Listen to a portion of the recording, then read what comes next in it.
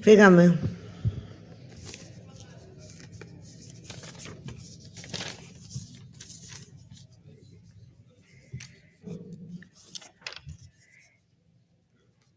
Good morning to everyone present here in person or virtually. I would like to express my gratitude and welcome you to the 24th International Health Services Management Conference. Moreover, it is my honor to welcome our distinguished and keynote and integrated invited speakers from all over Europe. Unfortunately, our Mr. Plevris, who really looked forward to be here with us, unexpectedly has to be at the Parliament. But he sent us a welcome message, which is in Greek, so I want to ask for you to be patient for a few minutes to read it in Greek language. Με ιδιαίτερη χαρά χαιρετίζω το 24ο Διεθνές Συνέδριο Management Υπηρεσιών Υγείας. Σοβαρές, ανελημμένες υποχρεώσεις δυστυχώς δεν μου επιτρέπουν να έχω την ευχαρίστηση να παραστώ. Το συνέδριο, υπηρετώντας το σκοπό του για την προαγωγή και εφαρμογή των καλών πρακτικών στις υπηρεσίες υγείας, έχει καθιερωθεί ως βήμα παρουσίασης υψηλού κύρους, ενημέρωσης και επιμόρφωσης. Επιπροσθέτως, αποτελεί αφορμή για ανταλλαγή απόψεων και για την επίτευξη νέων συνεργασιών εντός και εκτός χωρικών συνόρων με σημείο αναφοράς τη διεπιστημονικότητα ως μέσο εξέλιξης των συστημάτων υγείας. Η προετοιμασία για την αντιμετώπιση της επόμενης κρίσης είναι σε απόλυτη προτεραιότητα από το Υπουργείο Υγείας, παρά τα αλλεπάλληλα επιδημικά κύματα της COVID-19 και την πίεση που ασκήθηκε, το Εθνικό Σύστημα Υγείας έδειξε μεγάλη ανθεκτικότητα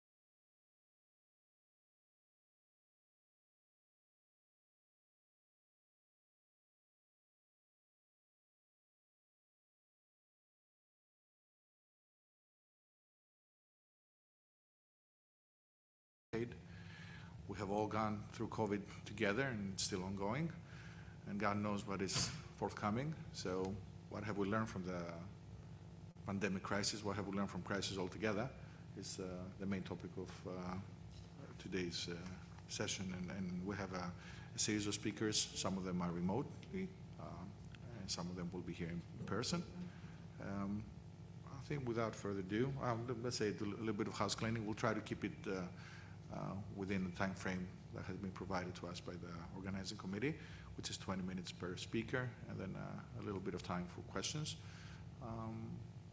For the people that are in the room, I think it's straightforward how you will ask your questions. The ones that are in virtually attendance, they can write them and they will be forwarded to us. So I think that we need to give the floor to Mr. Wolfgang Philipp, who is the acting director of Ημέρα, the European Commission tool, if you will, on how to prepare the Union for a forthcoming pandemic.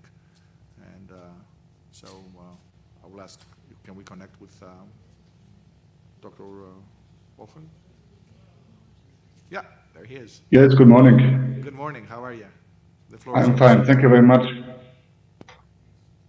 And thank you very much for the invitation. Can you see the slides? No, right? Yes, now we can. Okay, super, perfect. So first of all, thank you very much for the invitation. I will try to stay in the 20 minutes that you provided me kindly. And I'm very happy to be here. I'm the deputy head of Ημέρα at the moment. And we are working on something tangible that has been coming out basically of this pandemic. And that is a certain level of underpreparedness on many fronts, at least to deal with a pandemic of that size.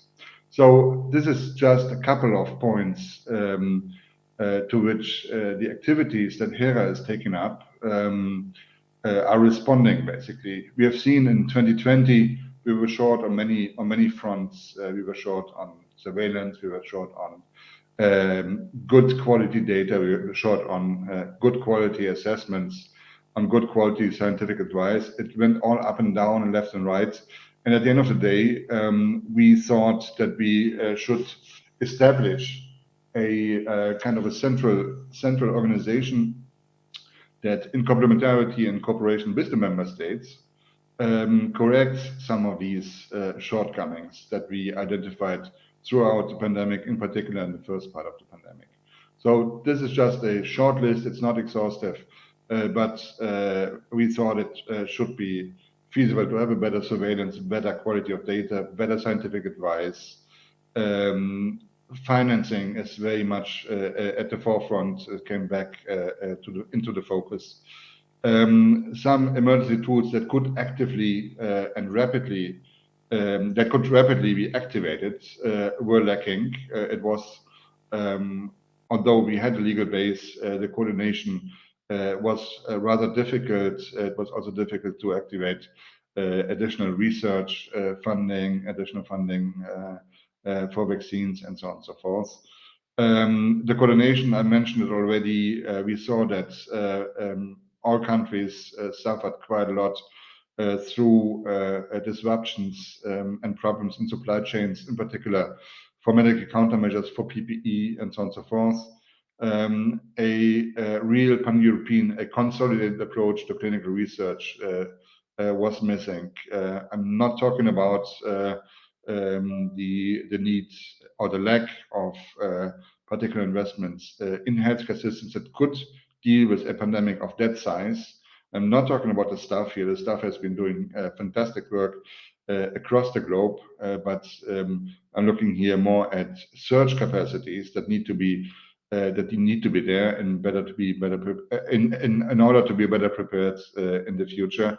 And then a big problem, in particular, when it comes to vaccination or the whole vaccination campaigns across the countries. In many European countries, we saw a lot of disinformation and misinformation. So this is just a couple of points.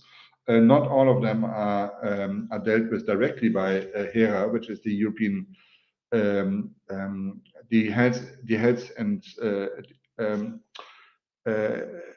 the Health Emergency Preparedness and Response Authority, excuse me, of the Commission.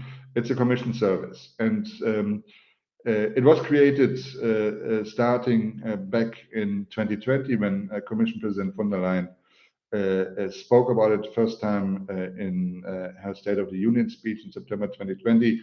And then afterwards, we developed quite a package of proposals to get or to correct already during the pandemic what was not running perfectly well. So one was we came up with a proposal for a regulation on serious cross-border health threats before, or at the moment we still have a decision on this, which is very much focusing on ways of coordinated response between member states. We extended the mandate of the European Medicines Agency. We came up with a proposal to extend the mandate and to strengthen the operations of the European Center for Disease Prevention and Control. And as a very tangible new piece in that setup, we created HERA. And the idea here is really to have a end-to-end solution to make sure that medical countermeasures are available or are accessible when the next health crisis hits. I said already, it is an end-to-end solution as we defined it. It starts really with data information gathering, intelligence functions on the epidemiological side, but also on the supply chain side. We will combine this. We strive towards having a consolidated research agenda and possibilities to run and activate quickly clinical trials in case of need. If threats are recognized or identified, they will be assessed. That will be done obviously with partners around the globe. They will be assessed, and then we look into the availability of medical countermeasures in case that the assessment says we need to do something about it. If nothing is available, we would look into triggering specific research to deal with that particular threat. It could be biological, chemical, environmental, radionuclear threats. So we would really look into triggering research and development of specific medical countermeasures, support the production, and then eventually procure or reserve such medical countermeasures to be able to be responsive and faster responsive. But it's not just ending there. HERA also is working on stockpiling, on strategic stockpiles for specific medical countermeasures, and also on distribution and deployment chains. That is a very important part, because at the end of the day, you have a health emergency somewhere, and medical countermeasures should reach that spot or that region at a given time point as quickly as possible. I already mentioned the different elements of the proposal for the European Health Union. You see here again how all of this is kind of interconnected. So it is not that we are creating here an additional entity on top of everything else. No, it is about cooperation and also synergies between the different policy fields, but also between the different entities that exist, like the EMA and the ECDC. It all will be expanded and added up by a new pharmaceutical strategy, which is currently under development, and should be coming out this year, next year, to be seen. There's often a question: ECDC or EMA, they're doing the same thing. No, that's not true. HERA is an end-to-end solution. EMA and ECDC have very specific mandates. EMA to make sure that we have safe and efficacious medical countermeasures on the market. I mean, not just for health emergencies, but in general, the ECDC, you're all familiar with their mandates. We will nevertheless make sure that activities going on with the colleagues and with these entities are contributing and are useful, can be used by HERA. So not everything which is done in the two other agencies, and we are not an agency, we are a commission service, a direct commission service. Everything that is done there, and what's interesting for our, for example, intelligence function, will be used and will be integrated through connection with respective systems. So our job is really to make sure that medical countermeasures are available at an appropriate scale and can be delivered where they're needed. This is done, that's just a little bit about the governance to explain how HERA is set up. As I said, it's the Director General of the Commission, but nevertheless, we have a kind of a hybrid setup here. As you see, we are not working in isolation. We need to work, obviously, with the member states in the first instance to make sure that there's many like-minded operations and developments going on in several member states, that we work in full complementarity. We don't want to create unnecessary redundancies. That's not the job of HERA, but it's really to make sure that we have a good understanding of what is happening left and right in terms of pandemic preparedness and response capacities for the future in the different countries to align different activities. We are working with industry, with civil society as well, and then obviously with some global actors, because at the end of the day, another lesson learned is that the cooperation at global level is super fragmented still and needs more synergies. It is very simple. You need to have entities which are strong, which are staffed, which are resourced to be able to respond at a global scale in the best possible time to public health emergencies. The other actors here are obviously very important as well for the operations of HERA. They consulted, these are different other commission services that have operations which are important for us, and our operations important for them. But we obviously have also very strong ties to other EU institutions, particularly to Parliament. So how do we do this? HERA has a budget of 6 billion euros. That is not a proper HERA budget. It's earmarked budget in different programs. One is the EU for Health program. You see the figures here. One is the research program, and one is the RESC-EU mechanism for stockpiling activities. So we work in two modes. One is the preparedness mode, that is the biggest part of it, and then the crisis mode, depending if there is no public health emergency formally declared, we work in a response mode, I would say. But there's a couple of new things here. I mentioned already this end-to-end solution. Here again, the different functions are described. And I mentioned not yet in particular the crisis mode. So in the future, if a public health emergency is declared at EU level, the crisis mode will kick in, and that will lead to a couple of triggers, like for example, the activation of emergency research and innovation plans.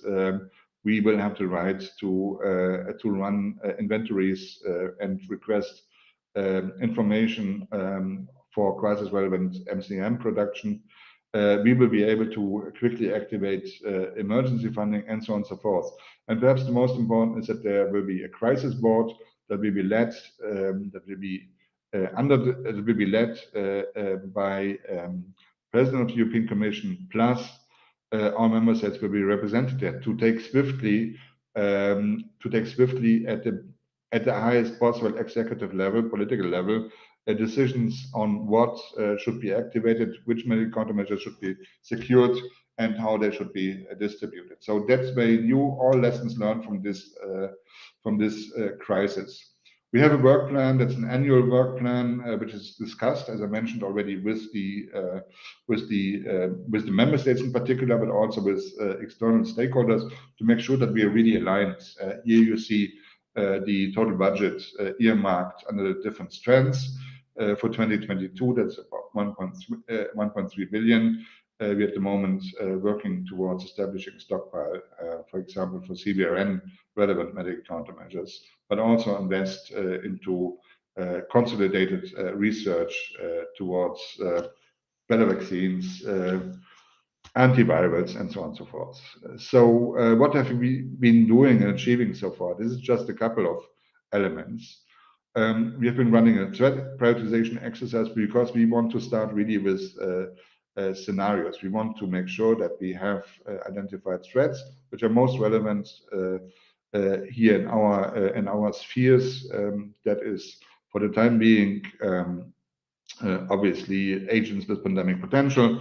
I think we are talking mostly about viruses here, CBRN threats, and then the old very prominent threat of antimicrobial resistance. So we are developing a list of critical medical countermeasures to deal with these threats.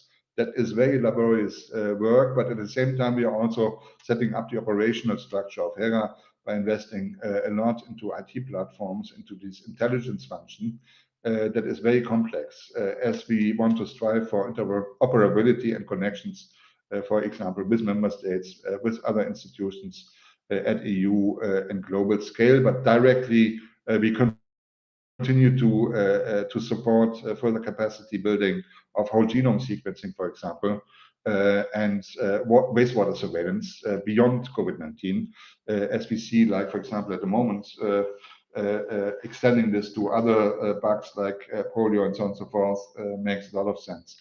But another important element is that we want to link our capacity to deal with threats identified through these intelligence functions, that we also have a possibility of a biological characterization of such threats. So we are setting up a huge HERA laboratory network that would help us then to quickly identify biological features of threats and also identify response possibilities to such threats, viruses or bacteria, whatever it's going to be.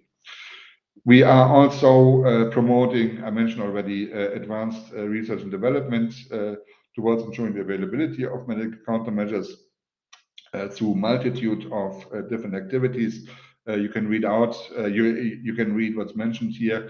Perhaps I should look at the EU FAB network, so that's to make sure that we have reserved production capacity to produce vaccines in case of a crisis.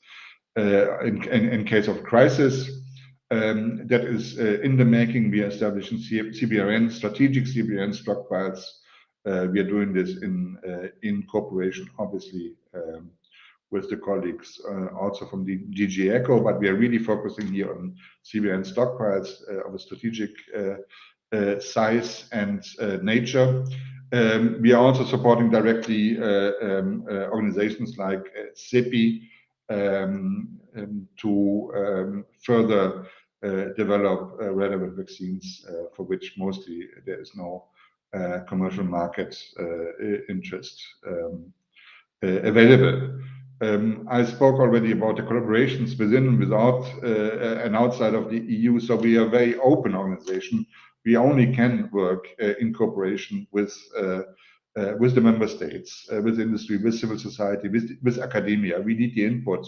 We also need to connect closely to third countries, so not just inside the EU, but also to third countries and relevant organizations like, for example, the WHO. We have very close collaboration with the Berlin hub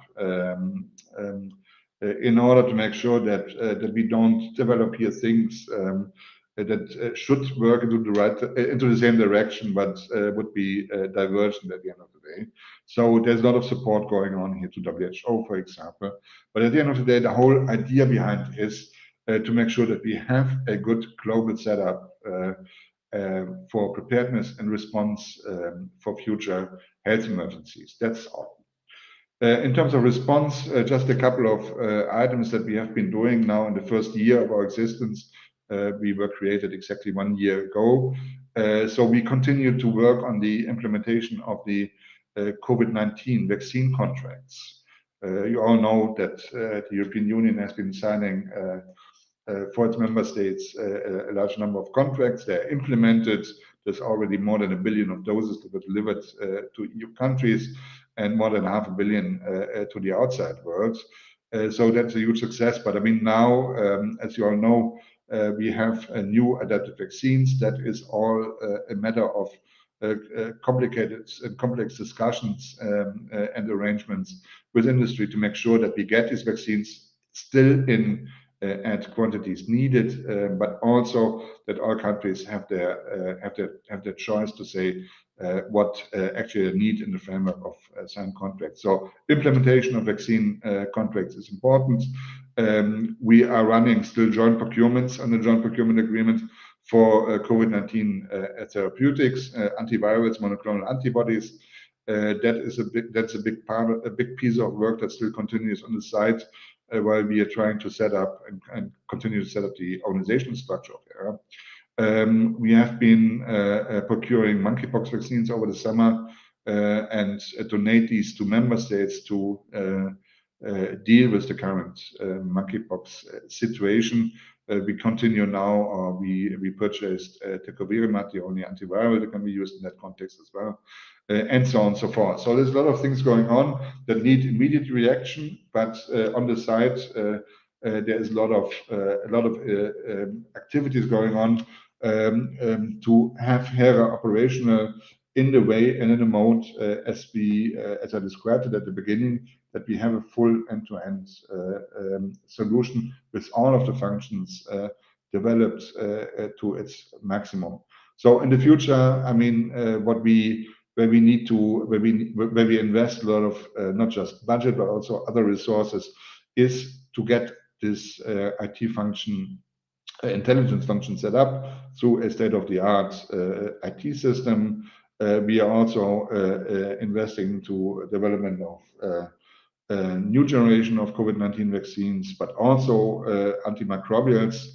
We have been commissioning a study, for example, for stockpiling also of antimicrobials with very interesting results that is coming out in the next couple of days. Here, there's a lot to expect when it comes to stockpiling. We're trying to work further on consolidated R&D agenda for pandemic preparedness, really focusing and trying to make sure that research funding is available in critical areas, not just those which are mentioned here. We also try to establish alternative ways of funding HERA operations to all kind of means, including public-private partnerships. That needs to be seen and how far that really it takes off, but there's a huge potential here. So I think I will stop here and thank you for your patience. Okay, thank you very much for the great presentation. Is there any question from the audience? Okay, so it's important to say that we are clear around on the why and the what we are trying to accomplish, as well as how we are going to measure it. However, we should find a better way to embrace the change within our organizations. So it's really important to note that.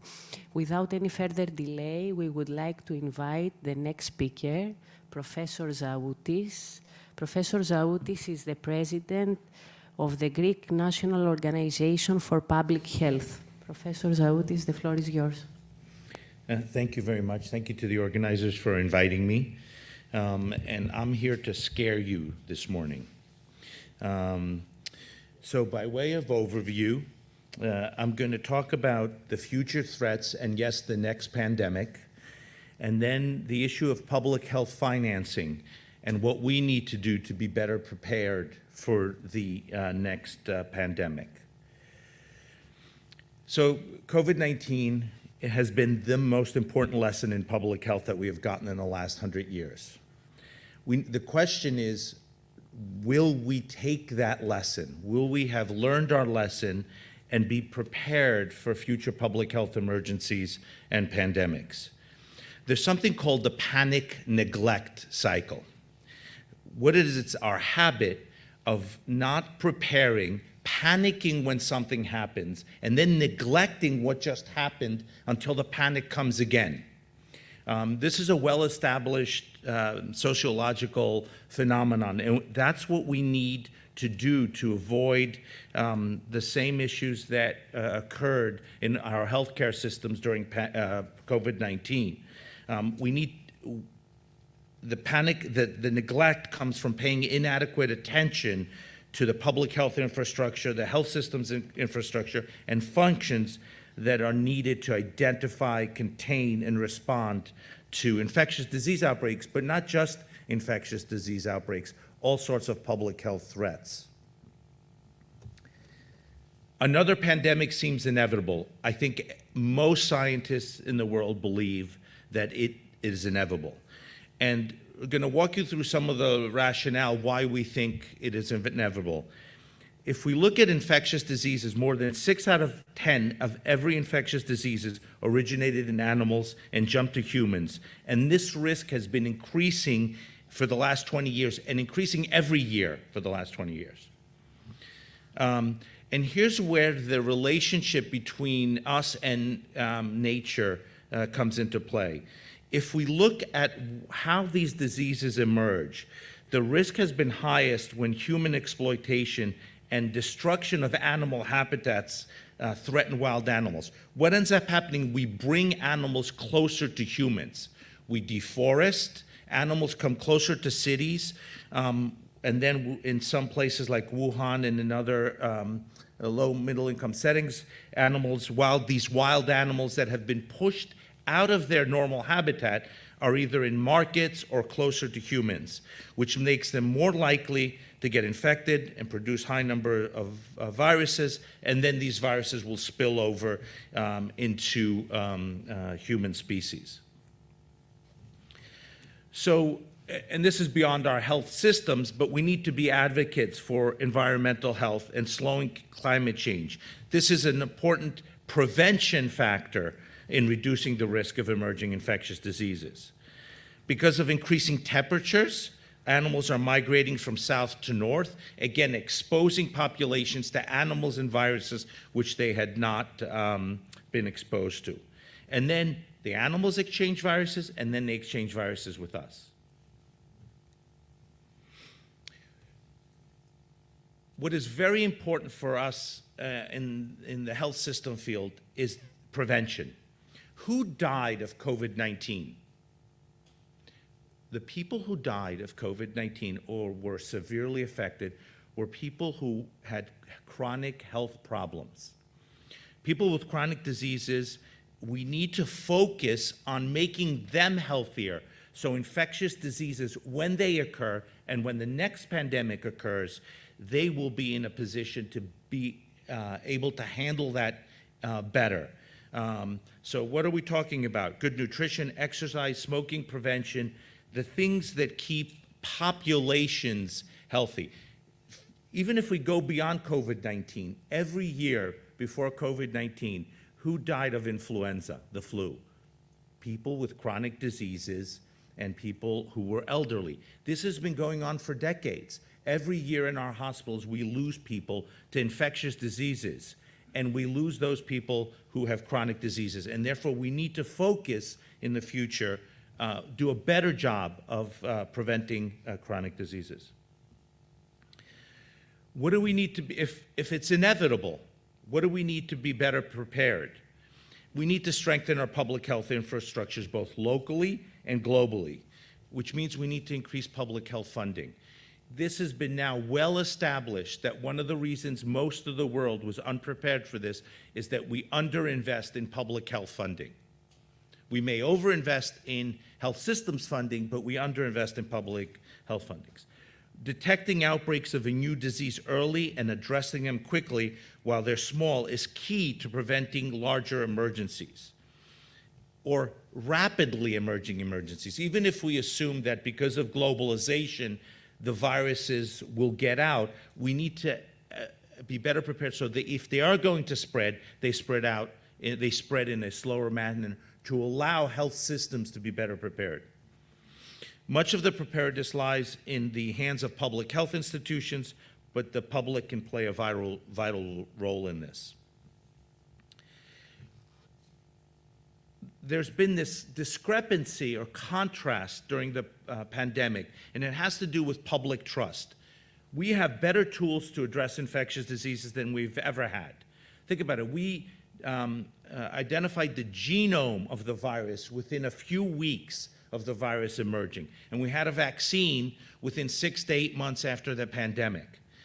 But in some ways, we were very vulnerable because of widespread lack of trust. The public, communities, governments, they did not trust each other during the pandemic.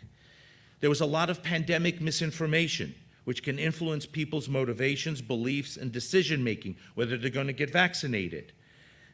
We, in the health system have to be more consistent in our communication with the public.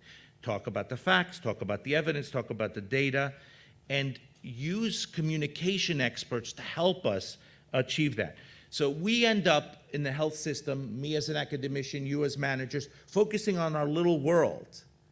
But your little world and my little world is affected by what the public thinks, how the public reacts to information. So increasing and improving public awareness is an important part of pandemic surveillance and preparedness. So we need to think about reforming public health and its financing. The core mission of government public health agencies are informed by their focus on wellness and prevention rather than illness, care, and treatment. I think you all know this, especially in our country here in Greece. We have a focus on tertiary care and hospital-based care. We need to shift that focus, as do public health institutions like mine, on wellness and prevention. The public health departments across the countries need to be strengthened. They have the science, they have the tools, epidemiology, health planning, to support action on many of these factors that will lead to the next pandemic. This is, the title is missing. Several actions that we are taking as AOD, as the National Public Health Institute here. We're creating a new organizational chart, a new organization essentially, that will be better able to respond to future public health emergencies and be an organization that mirrors public health organizations in Europe and the United States, increase our activities in those chronic diseases, the non-communicable diseases, and then just like my colleague Wolfgang said, we need to strengthen our data and our IT systems, and we're using the recovery funds to strengthen, integrate, and digitalize our data. And of course, strengthening all emergency preparedness and response. The G7 in May of this year met and passed a pact. They all signed a pact for pandemic readiness. What are the objectives? Is focused on building upon past and current initiatives to strengthen preparedness. However, there are challenges. Where is the money going to come from? So this, if we look at some of the challenges in the wake of the global economic shocks that have occurred, both from the pandemic and the recent situation in Ukraine, there's been a major rift in countries' abilities to fund health and public health. If we look at, in 41 countries, this is data from the World Bank. In 41 countries, government spending until 2027 is projected to remain lower than before COVID-19. So we have more needs and less funding, which will restrict our ability to invest in critical areas, including health and public health. In 69 countries, government spending is expected to exceed 2019 levels, but the increases will be weak, unable to get us where we need to go in terms of preparedness. And in only 67 countries, government spending is projected to increase steadily through 2027. In many countries, in addition to the issues just mentioned, there are rising interest payments on public debt that threaten their capacity to invest in health. Without immediate action, the lower and middle income countries will be left behind on the path to economic recovery. And you could say, well, we are not a low to middle income country, although we can argue about that, whether we are or not. It's a global world. It doesn't matter if we're prepared, if somebody else is not prepared, because infectious diseases know no borders anymore in a globalized world. So this has to be a global approach to strengthening public health. And if you're only as strong as your weakest link. And since we're now a global world, especially as it relates to infectious diseases, we need to find solutions. So what do we have? The pandemic showed us that we need more public health financing and health system financing. We have less money. The next pandemic is coming. So I think we need to really think about creative solutions around these issues.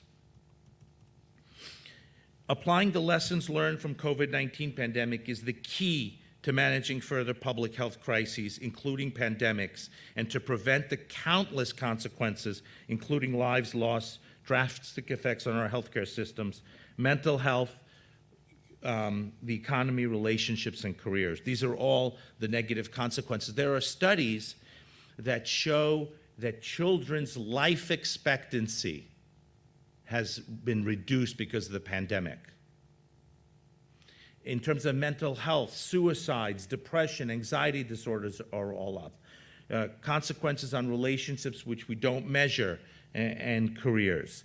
I think the ripples from this pandemic we will see them for years to come. And what we need to do is avoid this. We are all sleepwalking into the next pandemic already. Thank you very much. Thank you, Dr. Zotis. If there is one question, okay, we'll take the one question and then we'll move forward to the next speaker. So. Dr. Zotis, quick question. With my title. Κύριε Σεργιόπουλε, έχει εκεί μικρόφωνο για ερωτήσεις.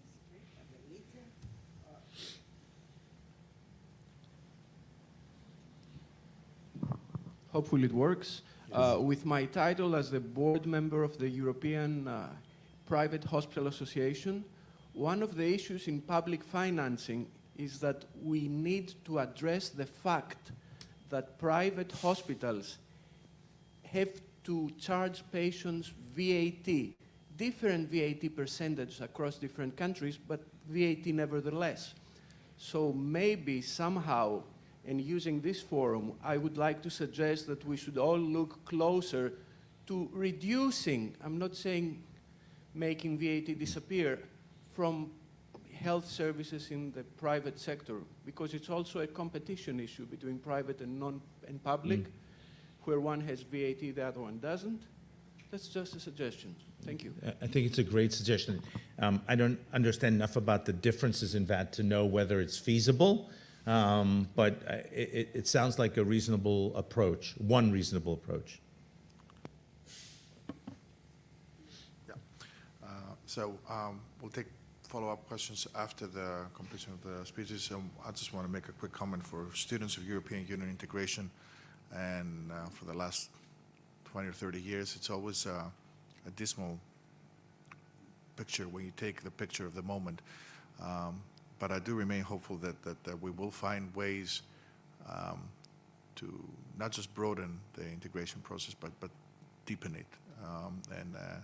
And I will also put on the table that a European bond has not been something that we have been able to do for healthcare.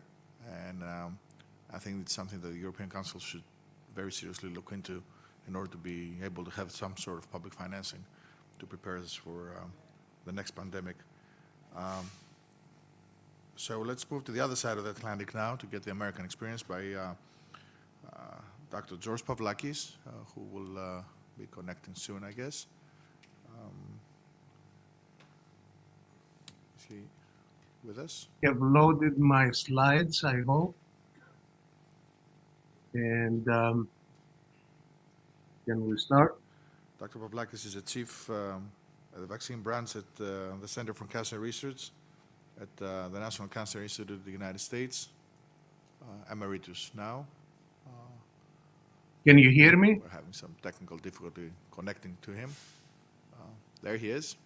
Dr. Pavlakis, the floor is yours. Hi, can you hear me now? Yes. Okay. Could you please load my slides? Good morning to everybody. And I will go straight into my talk.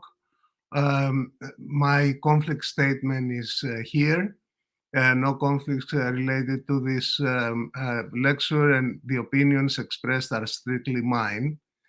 I would like to start by stating again something that you had many times, including today from Professor Zaut, is the climate change, the habitat restriction, the dense population structures, and rapid communications and travels worldwide contribute to the epidemics. And we believe that we have some solved problems, like the smallpox, which was the first historically documented epidemic almost 4,000 years ago, and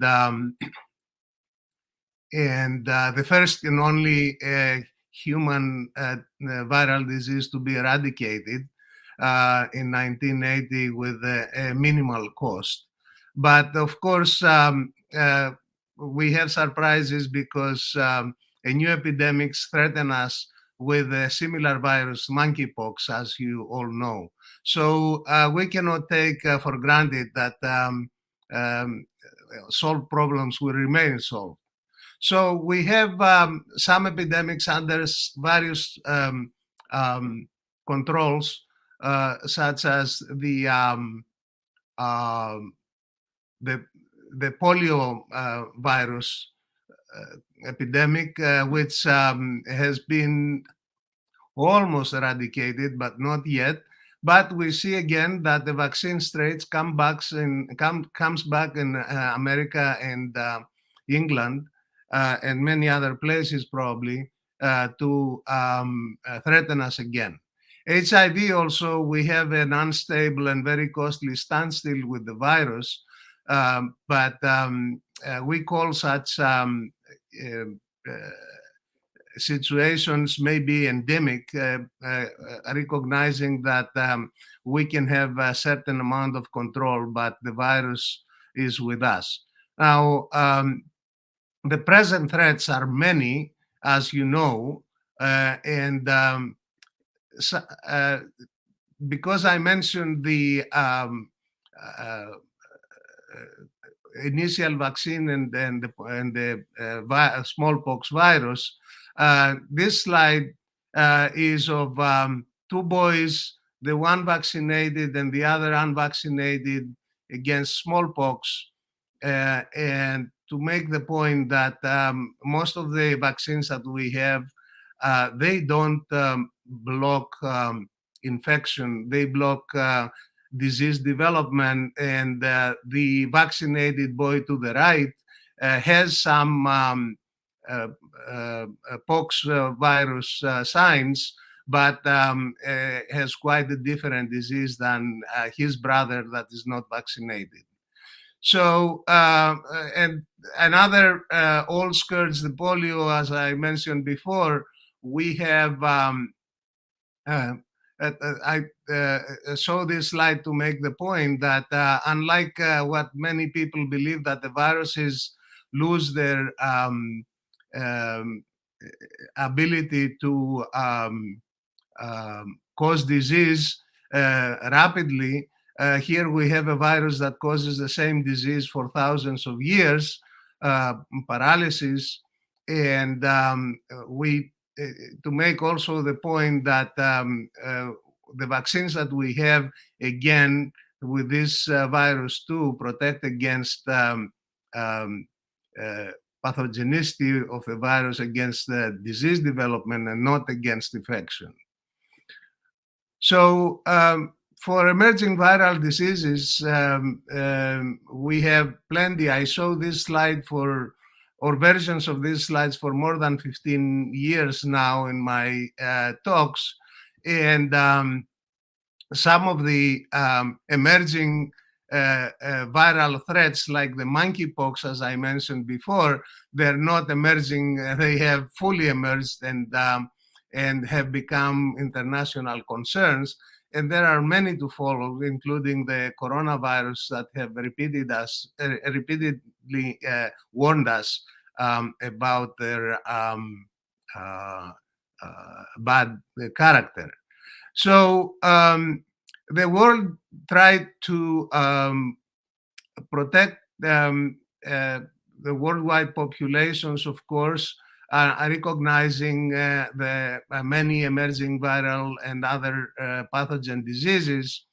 And this is a timeline of new viruses that they threaten or have already produced epidemics, like the Marburg and Ebola viruses that there's ongoing epidemics now, Nipah and Hendra virus, major threats, and the two coronaviruses, the SARS, the original SARS, and MERS, that really should have warned us about the ability of coronaviruses. So WHO, among many other agencies, took the initiative to try to prepare for future epidemics, trying to prepare for the new disease that hit us, disease X.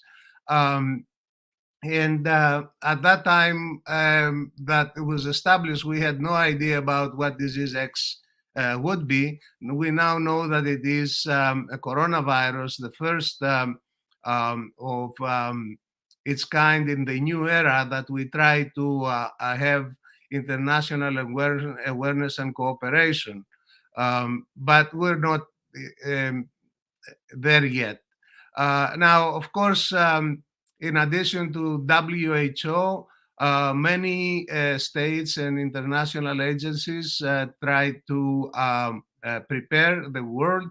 Mentioned the WHO, the United States, and the government is a major international player in this. For the last at least 20 years, invested heavily in plans to address emergencies, not only diseases, but also bioterrorist threats and other national disasters, and really promoted plan development and cooperation of agencies like FEMA, CDC, NIH, the FDA. And of course, very happily, we know now that the European Union tried to catch up and, among other things, created HERA, that you heard a very nice talk from Dr. Wolfgang before.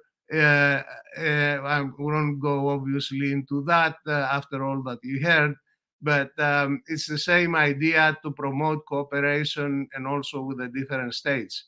And also many other international organizations got into the fight. I will mention Gavi and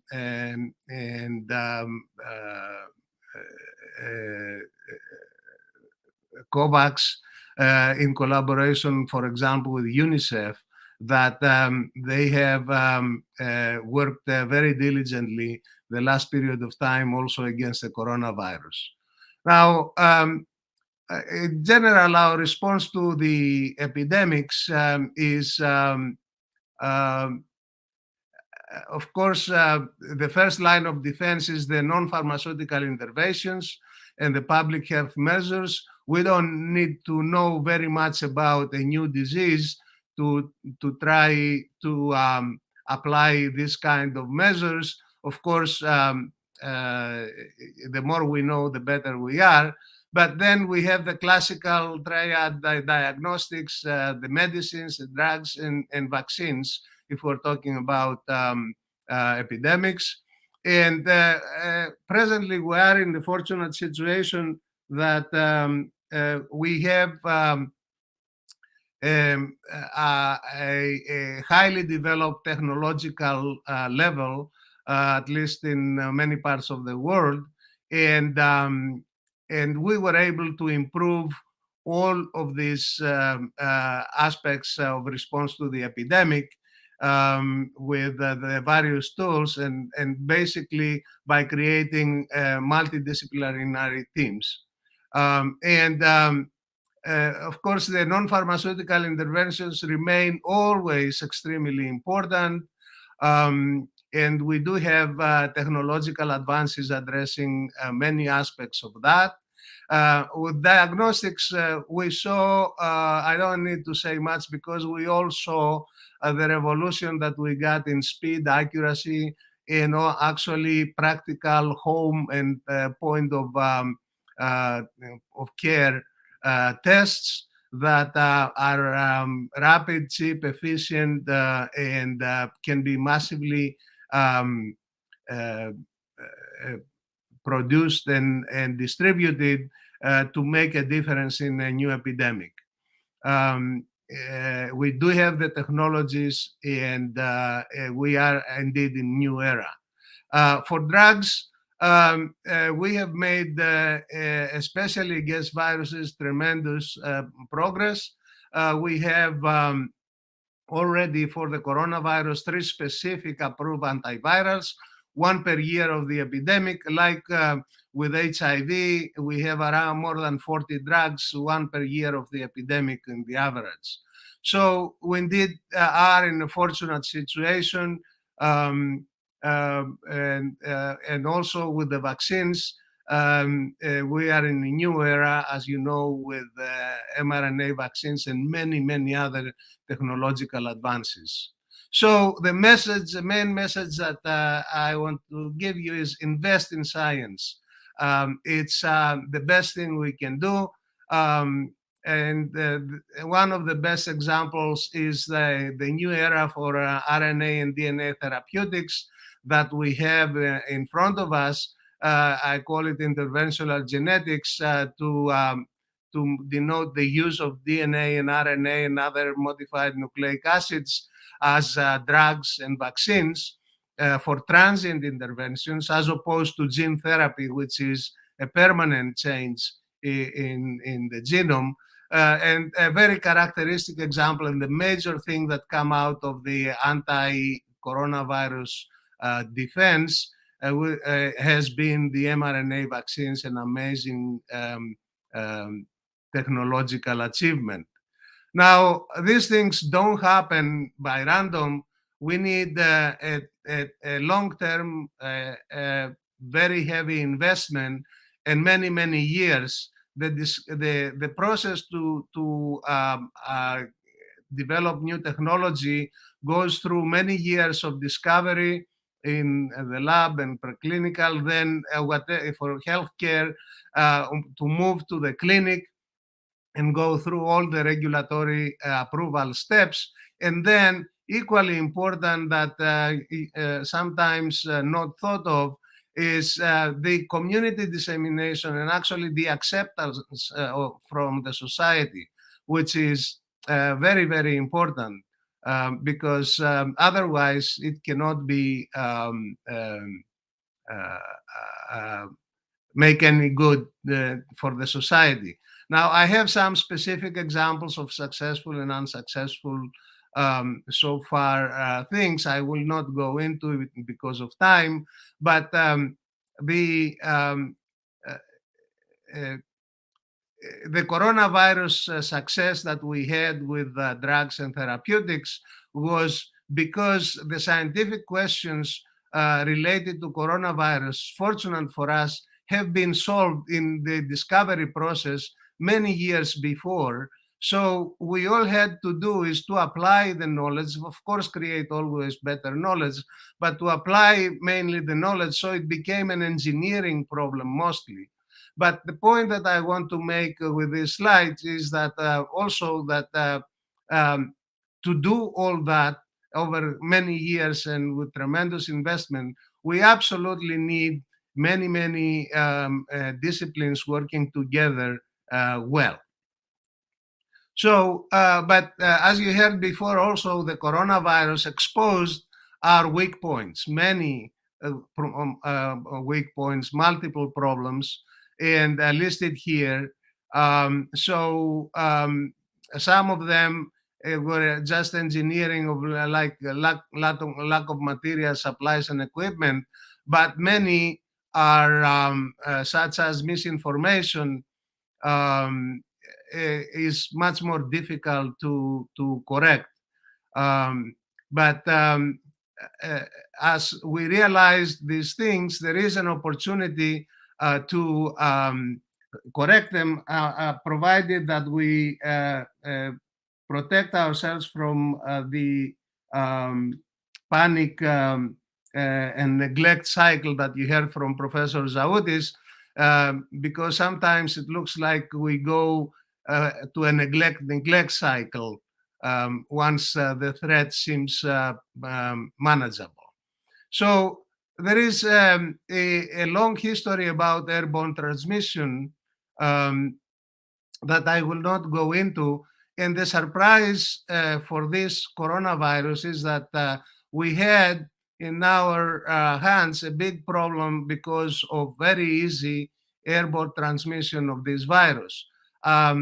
There's a long history about that and a lot of scientific debate, but there's no question that there is airborne transmission on many different pathogens, some of them also verified in nosocomial infections. So therefore, one of the major things that I want to leave you with is that we have internationally an intensification of specific threats of airborne diseases like the coronavirus that they cause they cause very weak immune response that wanes very rapidly, like flu, and causes, therefore, it causes repeated infections. So flu is an example. Fortunately, with measles, which is another airborne virus, we're in a better situation in terms of vaccines and immunity, but both of these diseases remain very scary in terms of producing new epidemics. And this type of transmission and virus is favored by our lifestyle with rapid travel, rapid interactions, entertaining in compact spaces and in great numbers that allow super spreader events. So many viruses and bacteria can do that under the circumstances, and the example is the coronavirus. And I remind you that Delta was the coronavirus strain that increased transmissibility worldwide and tries to become like the measles, which is still the protagonist in terms of easiness of transmission from person to person. And Omicron is still better in transmission. So we don't know where these cycles will stop, but we create more and more coronavirus. So this is very bad. And to just finish with the hospital role, of course, in many epidemics, hospitals are very critical, but they have to address the threat of airborne diseases like coronavirus because it's no use to make a hospital a center for virus transmission. And therefore, we have to seriously think about new technologies that will allow us to protect these hospitals. And fortunately, we have all kinds of new technologies, from engineering solutions to many, many more technologies like material science, better surfaces, better cleaning procedures, and also detection. The genetics test that we have, having identified the microbiome and virome that is threatening us, they can be a tremendous help. And I'm happy that many hospitals and agencies try to implement already these things.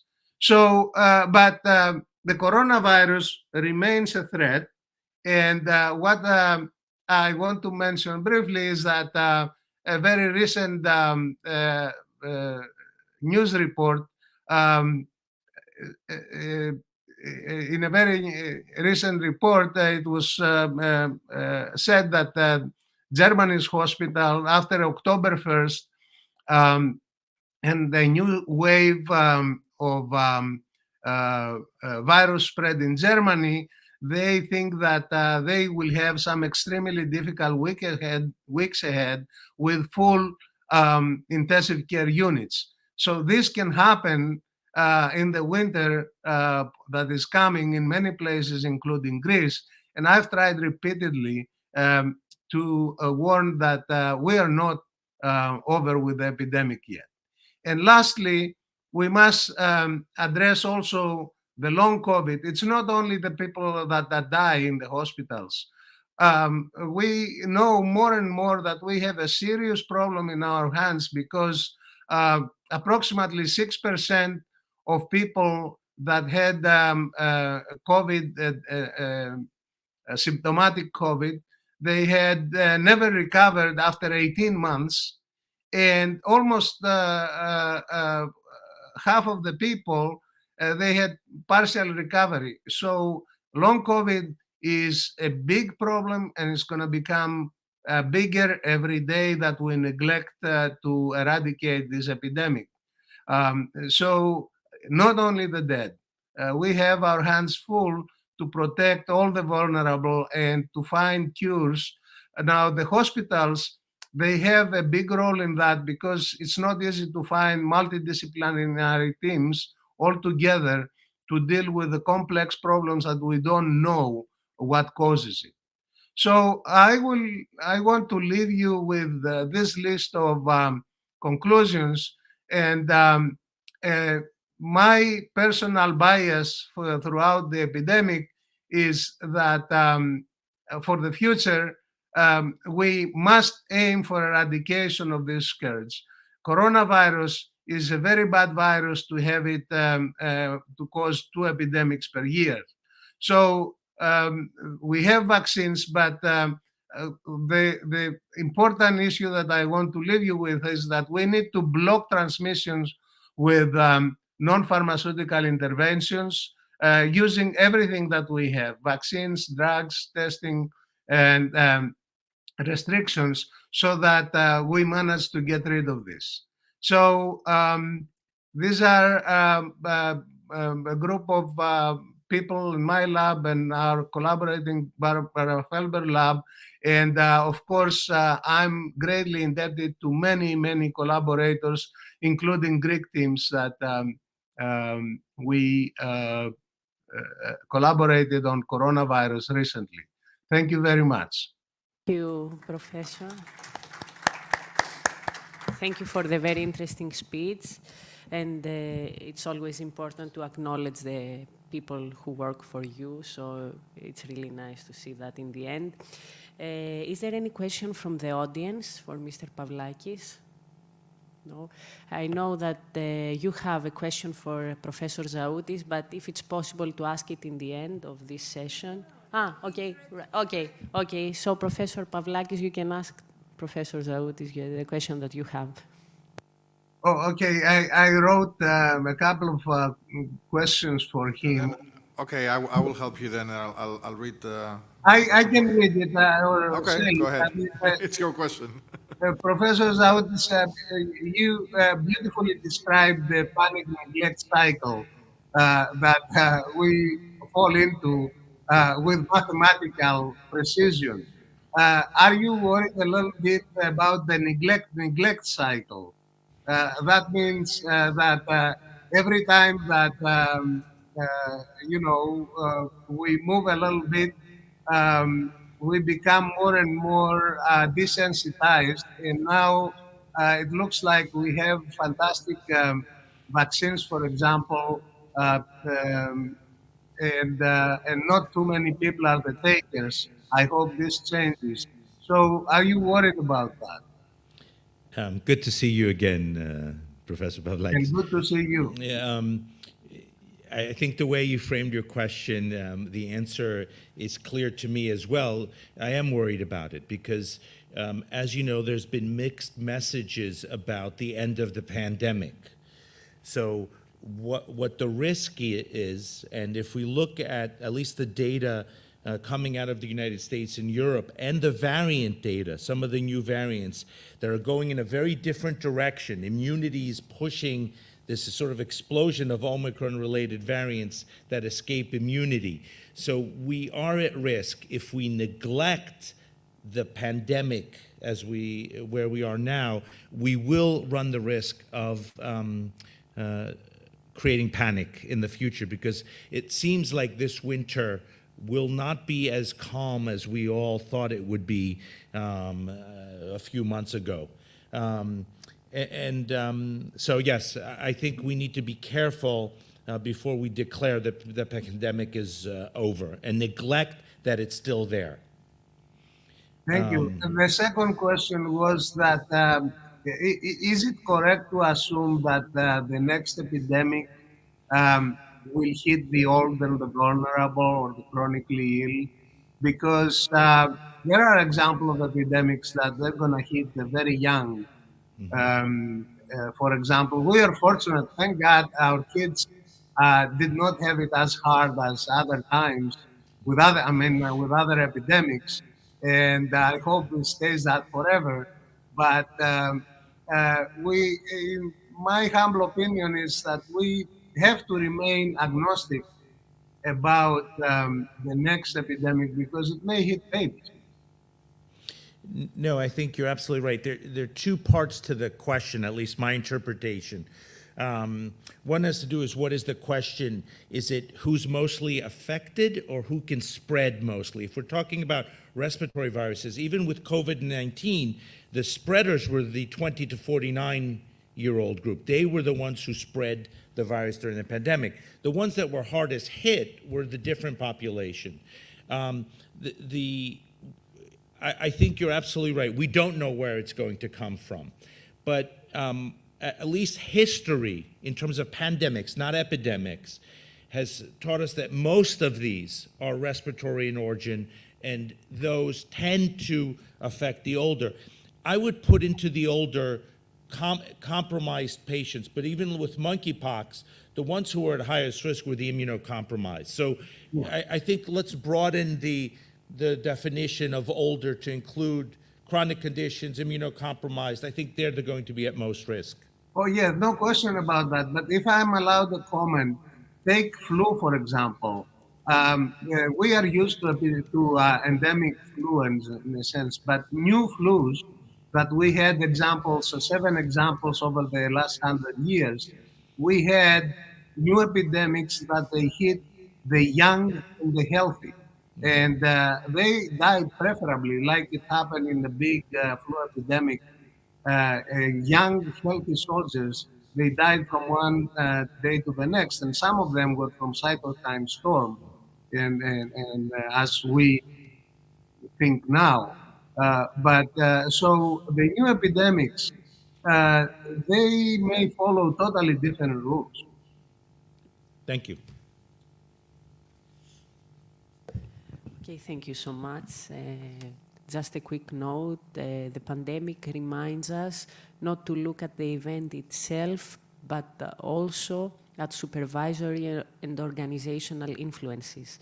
So I would like to invite the next speakers, Mr. Apostolidis, as well as Mr. Patsios. I don't know if you're going to present together.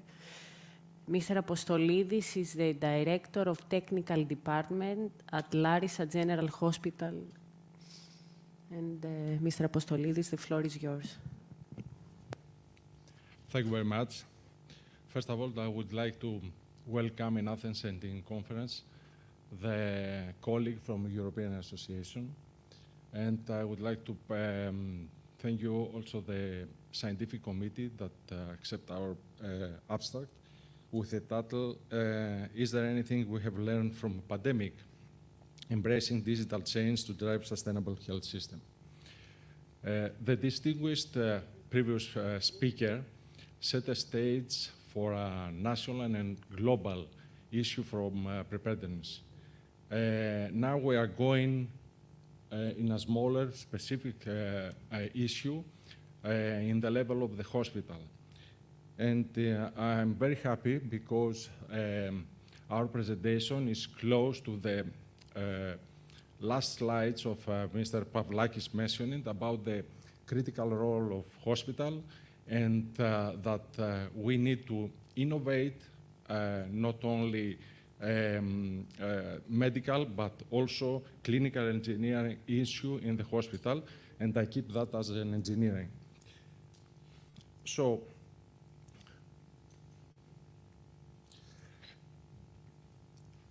sorry. Okay. The coronavirus pandemic is a transformative experience for the health system. It highlighted challenge, opportunity, but also redefined priorities. The need to digital transform service delivery and use innovative technology is stronger than ever. Our presentation will focus in the field of the secondary public health, especially, as I said before, to the attention for the public hospital. And our effort is to understand where we're going, where we should be going after coronavirus pandemic. A little bit of technology history. At the end of millennium, all the devices in the hospital, especially in Greek hospital, are district device. That means we create discrete data, so the people, as a nurse or doctor, have to collect all that data and to try to find the appropriate treatment. The next decade, we connect some of that data, especially in IC unit and the imaging department, but the technology force and leading to the networking, the cloud system, and also Internet of Things, knowledge machine, and artificial intelligence. All that technology pull a little bit earlier during the pandemic. So the pandemic helped us to accelerate all that things, moving towards to telemedicine. The technical capabilities are higher, improve remote monitoring, improve home treatment that is very, very serious, and especially during coronavirus where the people have to stay in their home, and improve also robotics. So the digitization phase in a hospital, we have to create digital data, first of all, so we have to persuade new medical equipment that create and working with a digital way, re-engineering and digitalization of the process, and digital information management.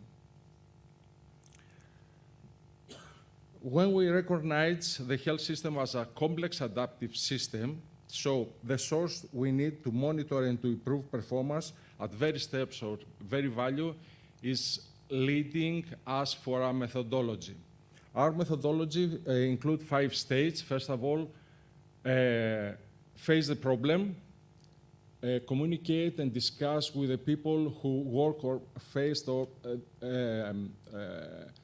attack the problem as a nurses or doctor, and after that we try to find a solution for other brand new hospital or for an innovative technology, setting goals and indicators, and also see where we're going to be in the future. So if our implementation could be a future succeed and spread it to all over the hospital or to the regional area.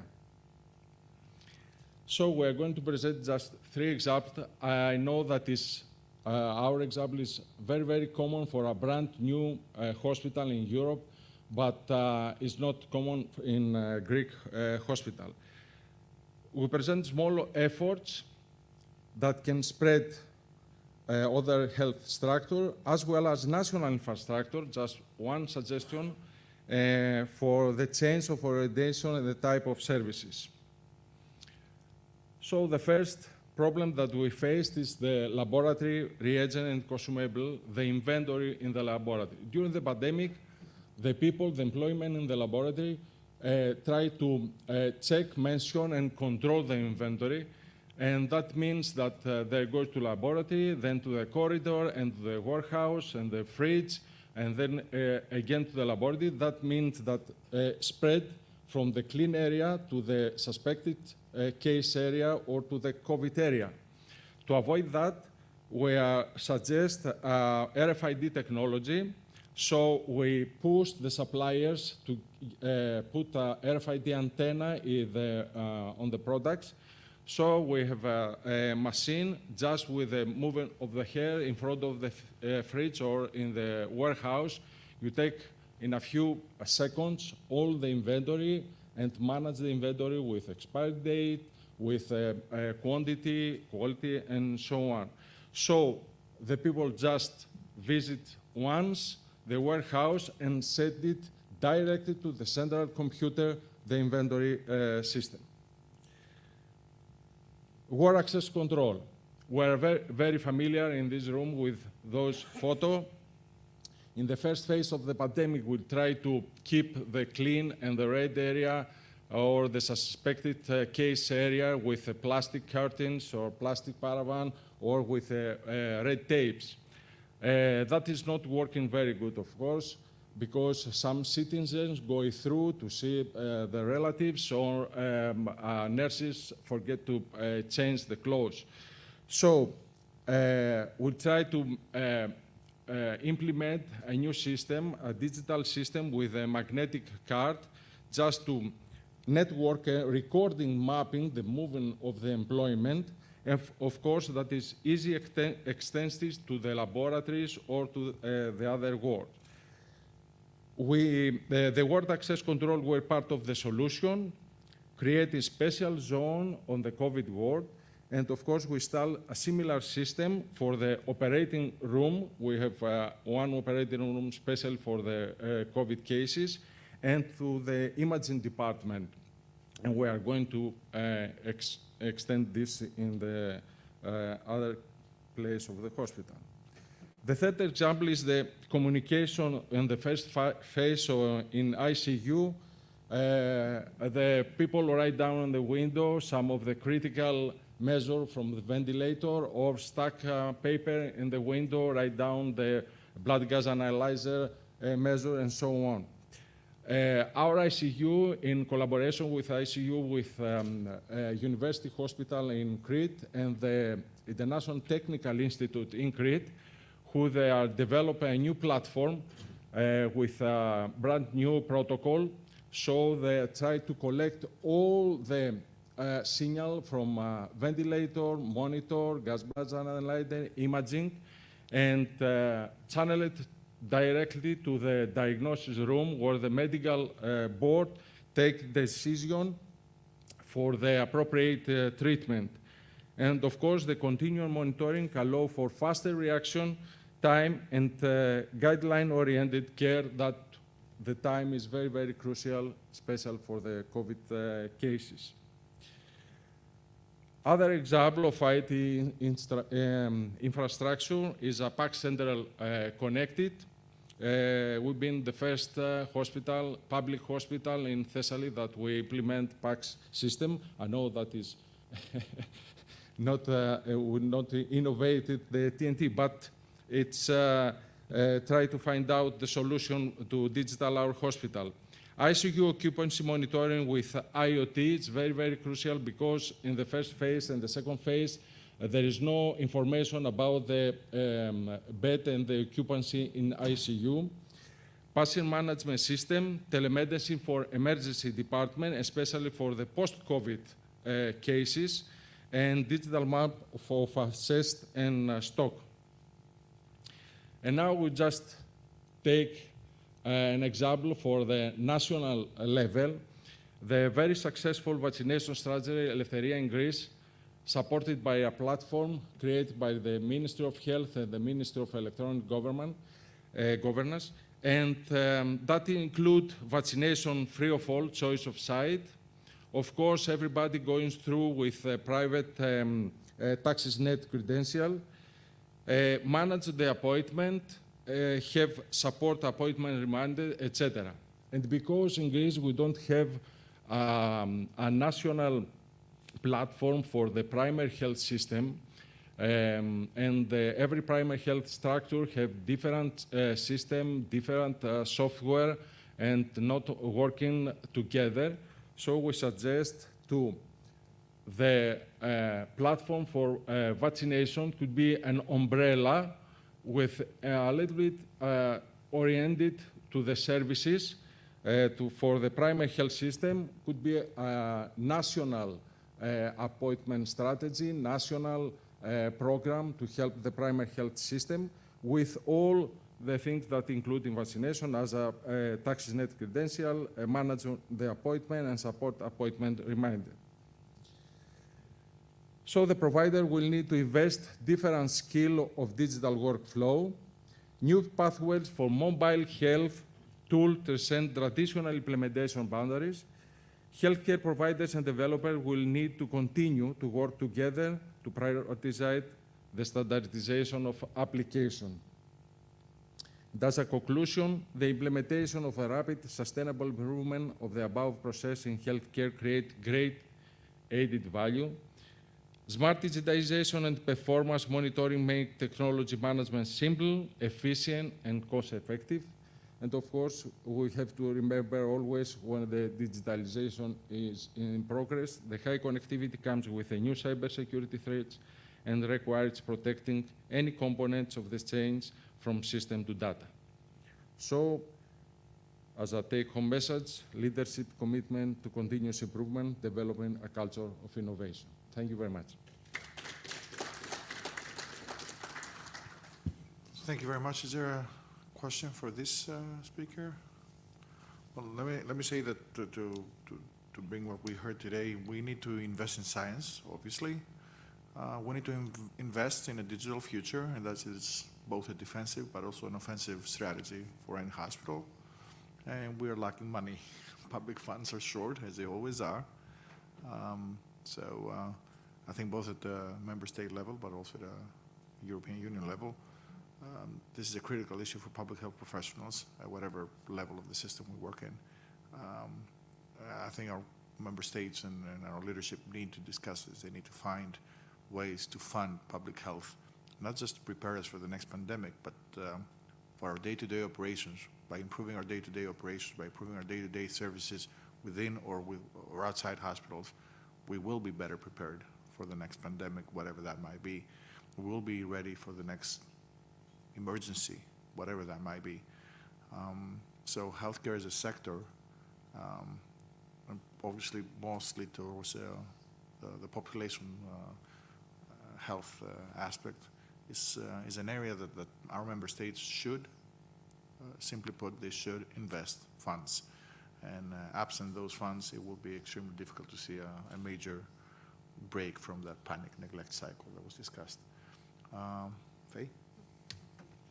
I think I am covered by what you said, so okay, let's move to the next session, I think. All right. So let's invite the next chairs. Dr. Galanis and Mr. Steriopoulos, please. Thank you all. Thank you all, yes.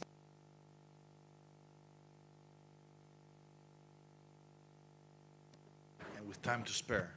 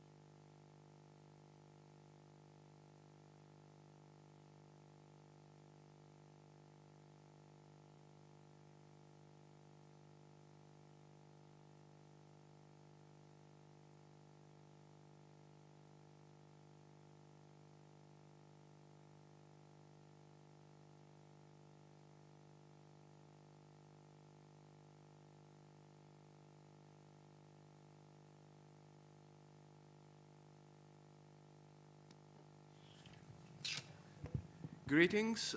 This is session number 2. My name is Kostas Stergiopoulos. I'm the Chief Operating Officer of Metropolitan Hospital and Digital Group member of the Hellenic Healthcare Group. And next to me is Dr. Petros Galanis, Assistant Professor, National and Kapodistrian University of Athens. Our subject today is acquiring sufficient and specialized staffing in healthcare facilities, something that is obviously very easy to do. Our first speaker today is Dr. Esther Kovacs, Associate Professor at the Semmelweis University, Health Services Management Training Center, Budapest, Hungary, and collaborating World Health Organization Center on Human Resources and Health Development. Dr. Kovacs, we're looking forward to your presentation. Thank you very much. It's a pleasure to be here with you today. I'm trying to see my slides. Yes, thank you very much. Share your screen. Yes. Okay. So welcome, dear colleagues, and it's a very big pleasure for me to be here today and talk a little bit about the health workforce issues. Within health workforce planning and human resources for health management, we always have the big aim to ensure the right number of people with the right skills at the right place at the right time, providing the right services to the right people. It's not an easy task. As you can see, we do have a lot of things to consider when we are planning our workforces.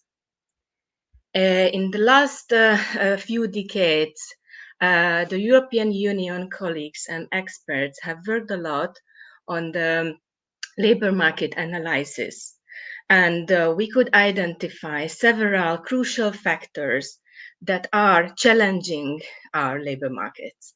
These challenges are quite common if we consider the external challenges of population aging, for example, and the workforce aging at the same time. We do see that several patterns in the movement of professionals, of patients are happening. These are happening everyday life. So these are challenges, posing challenges to the healthcare systems and the delivery of healthcare.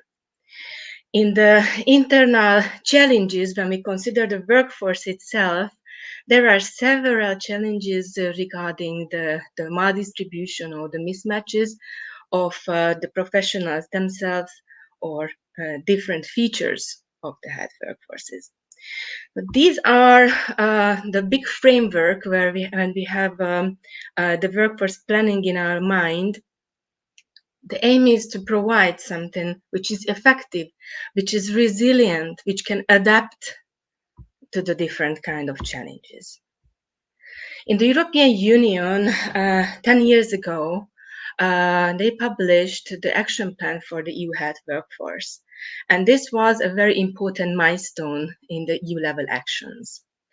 The European Commission supported a joint action on European health workforce planning and forecasting that resulted in a collection of planning methodologies. Another action after this period identified very many emerging topics that are in discussion of health workforces. The SEPEN project announced a new data repository that is collecting practices, planning practices of EU countries, and important repository for policy interventions as well. Currently, the Commission is also supporting different fields within health workforce development. Task shifting seems to be a key and crucial issue that can provide innovative solutions for health workforce challenges. Retention policies and mitigating medical deserts look into policy and policy agenda of different countries in Europe. And I have the pleasure also to announce that the new joint action on health workforce planning is continued, is going to start very soon, and 18 member states showed interest to participate in this action and improve their own systems. I mentioned already some challenges. If we look in depth into health workforces and human resources shortages, professionals are shrinking. The supply of professionals in different areas, for example, or different specialty groups can shrink. We experience uneven distribution or territorial problems as well in the coverage of health workforces. Sometimes we fear that we cannot attract enough people to certain areas, for example, remote areas, or as we call them lately, medical deserts. Sometimes we do feel that our recruitment practices need to be improved in order to replenish the missing workforces or the dropping out workforces. When we think on the mobility, it's obvious that health professionals move from one region to another region, or even change their country of origin in order to practice and deliver care in another country. That is highly appreciated in the European Commission, European Union internal market. Still, posing some challenges towards the health systems. How can we ensure the mismatches or the similar qualifications, the right skills and the right services to be provided to the citizens in every country? These are all very important points, and these influence the right numbers, the right places, the right time, and the right skills of professionals. So we can continue this list, and we can also consider the working conditions that is an essential point when we think about supporting working environments or the mental health and well-being of professionals.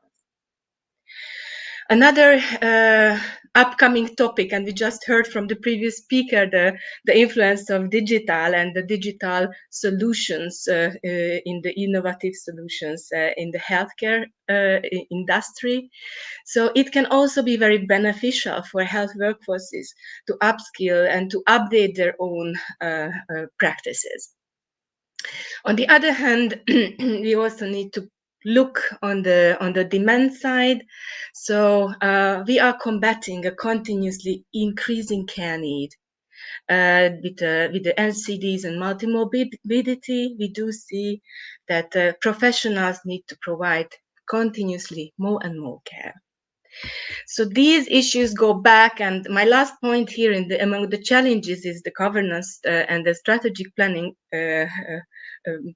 inadequacy, because this is very much a key action that we can do in order to overcome these challenges.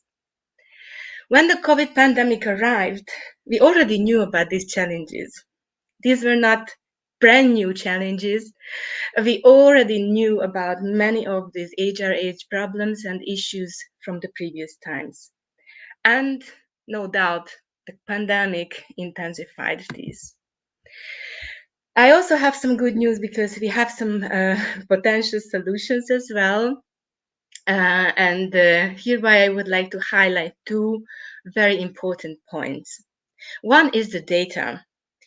We always highlight the importance of data, the data-driven policy making, because we need the evidence to be build a very good policy strategy for health workforce planning and development. We need to know, and during the COVID, we did experience that we need to know where are our health professionals, how many professionals can we count when we need to mobilize them very, very quickly and very urgently.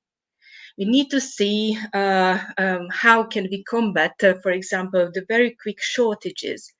As we all know that in the responses to the COVID pandemic, several countries recruited volunteers or students or recruited already retired professionals to come in and step into the front lines. There are some important and crucial data that we have to be aware of in order to plan the workforce and in order to provide the adequate staffing in the different facilities. Knowing the current scenarios and forecasting the future is a very exciting topic and a very exciting field. Obviously, we can see some very important studies and reports that are published from time to time. Here, I'm just showing you very briefly a brand new study from WHO that was published a few weeks ago that contains very new and important information on human resources for health in the WHO European region. These numbers are important to follow, even from a more macro level perspective and also within countries as well. Because these numbers can show us where we do have the issues, what are the big shortages that we need to concentrate on as soon as possible. So here you can see that countries have different composition of workforces, and the importance of continuous monitoring and forecasting it also shows us how important it is to know what is going to happen in the upcoming times. Also, if we concentrate on the different professions, it's very important to know which professions are missing. Are we missing nurses? Are we missing doctors? Where are the shortages, and how can we get prepared for the upcoming times? As I mentioned, we identified earlier a minimum data set for health workforce planning that contains some areas and data dimensions. Obviously, when we are planning, when we would like to provide the adequate staffing, we need to know what is the inflow, meaning how many people get graduated each year. How many people can we expect to enter the health labor market? On the other hand, the outflow is the other important information. What is the death rate, or what is the outflow because of migration, for example? These are the main and crucial information that countries should monitor in order to build up strategic health workforce planning. When I say forecasting, not only the data is important, we have some hypotheses and we build up scenarios. All the algorithms and parameters that are included in the forecasting model need to follow a plan, a clear plan for planning, a clear target set by the health policymakers and the decision makers. This is the way how we can estimate the future and how we can rely on data. That is crucial. On the other hand, let me highlight some very important policy interventions and strategies that should be taken into consideration. When we are planning the workforces and managing our human resources, we need to have a clear vision, a strategic plan regarding human resources for health. We have the common responsibility to make the sector attractive, to recruit the people and recruit the right people to the new jobs, for example, the new opportunities that are, for example, opened by the digital and the digital solutions.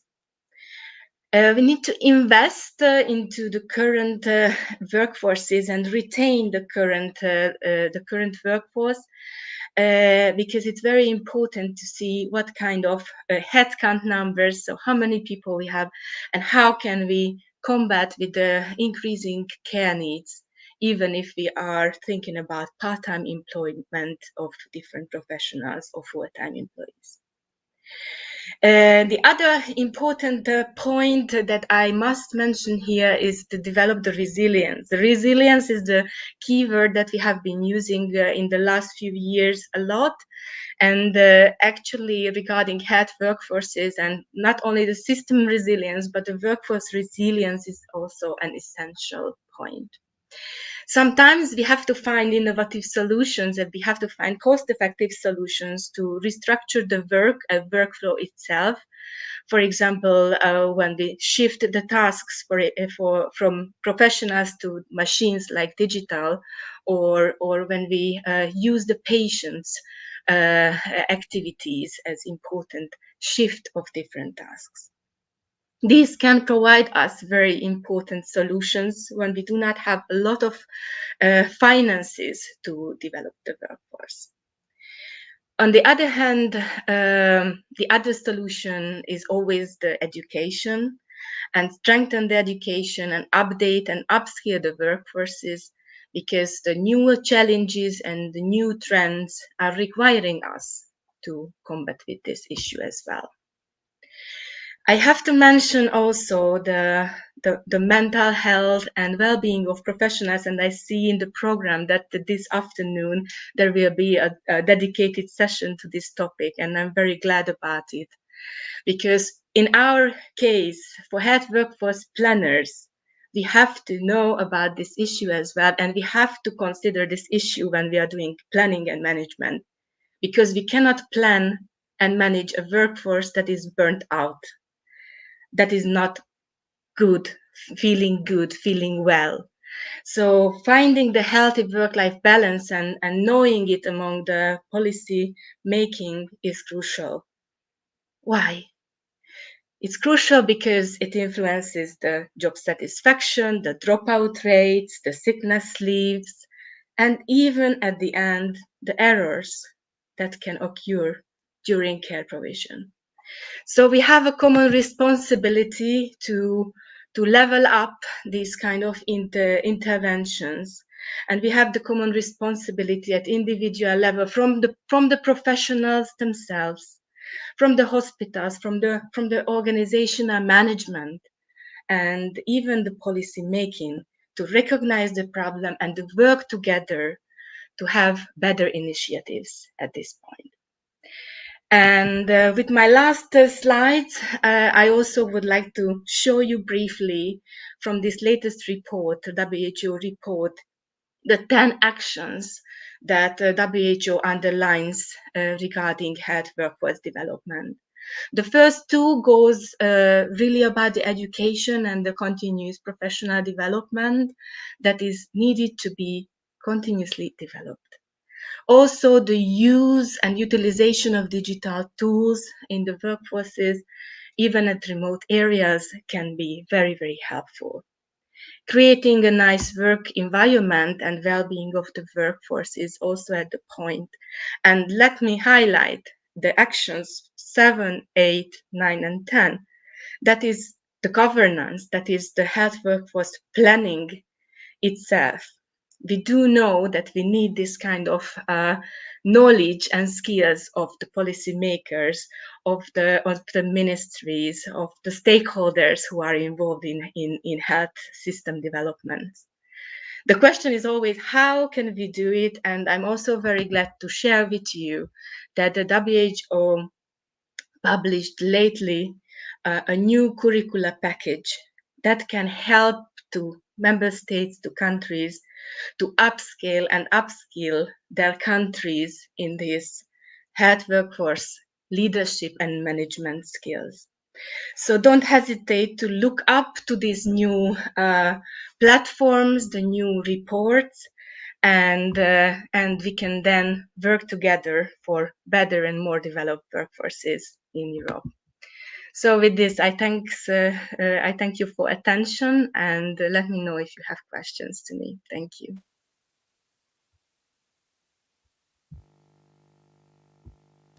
Thank you, Dr. Kovac, and thank you so much for underlying and emphasizing the ethical recruitment of foreign prospective workers in healthcare, which needs to be combined with the fact that we need to have a legal framework that facilitates the expediency in recruiting and hiring, because in many countries, as in Germany and in Greece, that is not that simple. Do you have any questions from? May I ask you something, Professor Kovacs? Congratulations for your presentation. You mentioned that burnout among healthcare workers is a crucial issue. Especially during the COVID pandemic, we see that 1 out of 3 nurses, especially, experience burnout. do we have any resources to help them to deal with this issue? Thank you very much for this question. And if we hear the word resources, we tend to focus on the money, on the budget that we have. But let me just underline the importance of the supportive leadership. The leadership is key.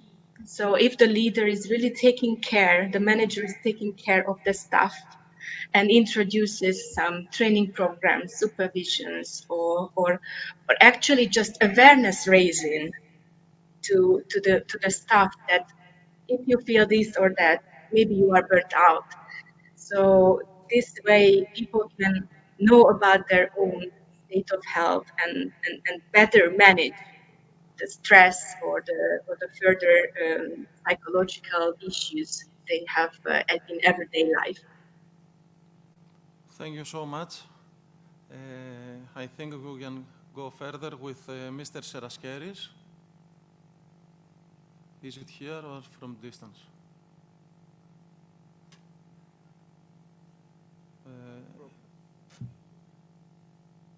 Mr. Seraskeris? Here.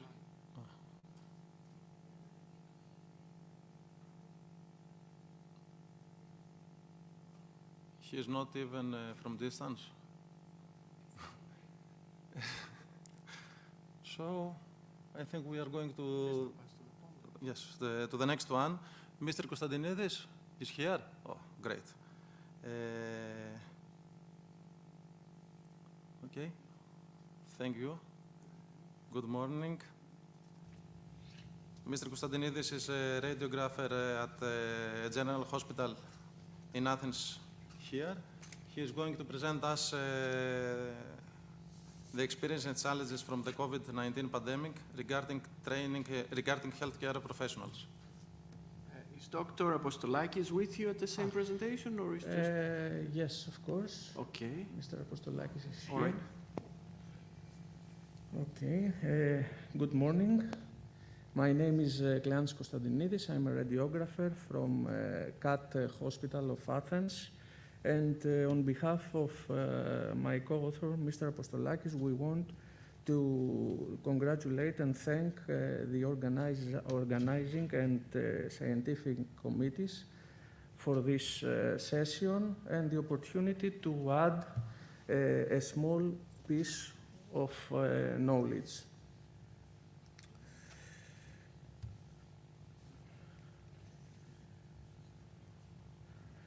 Starting this presentation, we wish to declare that we have no conflict of interest. And we all know what happened at the beginning of 2020. Humanity was faced with the outbreak of COVID-19 respiratory syndrome. And the World Health Organization declared the event as a pandemic on 11th of March of 2020. We know what followed: many human casualties due to the virus, repeated lockdowns, and many people in the hospitals needing urgent and intensive care. As a consequence of the pandemic, healthcare systems began to experience a strain, an unprecedented strain, as they had to treat more and more patients with COVID-19 infection. And as they were not prepared for this, shortages in equipment, infrastructure, and personal protective equipment soon became apparent. So in this work, we attempted to record the experiences and challenges which healthcare professionals have faced during the pandemic in their practice, education, and training. We have also recorded the barriers and facilitators during the pandemic, attempting to answer the question, what did we finally learn and what we must change. For that purpose, we conducted research in 3 electronic databases using keywords. A review of selected studies was performed according to the objectives of our research. Now, from the analysis of the findings, the following common themes emerged regarding reported concerns, experiences, and challenges from healthcare professionals and learning or training strategies adopted during the pandemic. Many concerns about healthcare professionals related to the pandemic are recorded. These concerns have to do with cases where there were no specific instructions or guidelines for the management of the infected patients. In these cases, healthcare professionals have had to modify the existing guidelines or even improvise to accomplish their mission, protecting the other patients themselves and their workplace from the potential spread of the virus. In addition, problems emerged due to the unavailability of personal protective equipment and the loss of clinical experience for graduate and new healthcare professionals. In some cases, the severity of the disease combined with the overwhelming amount of information caused insecurity and uncertainty to the professionals about their preparedness. In contrast to these concerns, the importance of interprofessional training as a response to the crisis is highlighted, as well as the role of the internet in disseminating and sharing good practices among healthcare professionals. The most significant challenges healthcare professionals had to shift to online learning for training sessions and seminars which were traditionally delivered in person. Challenges due to remote interaction with patients or colleagues, like the lack of physical examination, data protection, and privacy. In cases where the suspension of academic sessions and clinical placements of graduates occurred, this caused problems in the rapid integration of new healthcare professionals into the healthcare system and to their preparedness. Healthcare organizations have been called to play a crucial role in the training of healthcare professionals during the pandemic, but chronic organizational problems such as the understaffed departments, reduced opportunities for frontline healthcare professionals to be trained, and problems that arose during the pandemic, like severe staff shortages and burnout, posed significant obstacles to the training of professionals. Now, against these obstacles, we have the adoption of training approaches which either engage healthcare professionals in simulation scenarios, in their academic or clinical practice, or they use digital technologies for the delivery of training remotely. In-situ simulation and team-based learning may be useful to enhance learning on an organizational level during a health crisis. These educational activities could serve an important role in facilitating hospital preparation and training of a large number of professionals during a crisis like the pandemic.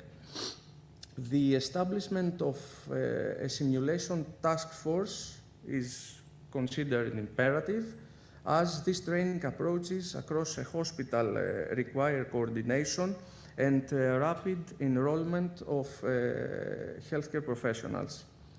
Digital technologies, telehealth, virtual tools, and the internet have been employed also to serve the needs of healthcare professionals for remote training, offering flexibility and accessibility. Now, a trend of scientific community to transfer its training activities to the internet is also noticed during the years of the pandemic, with scientific conferences, hybrid conferences, publications, and achievements, as well as opportunities of professional networking and remote collaboration communicated via the internet. Now, the opportunities of these facts. Digital technologies can facilitate remote interaction, either for the delivery of telemedicine or for training. The pandemic forced us to use these tools, and we should examine the evidence of these actions to determine what else needs to be done for the successful continuation of their use, like policies, implementation frameworks, and new competencies for healthcare professionals.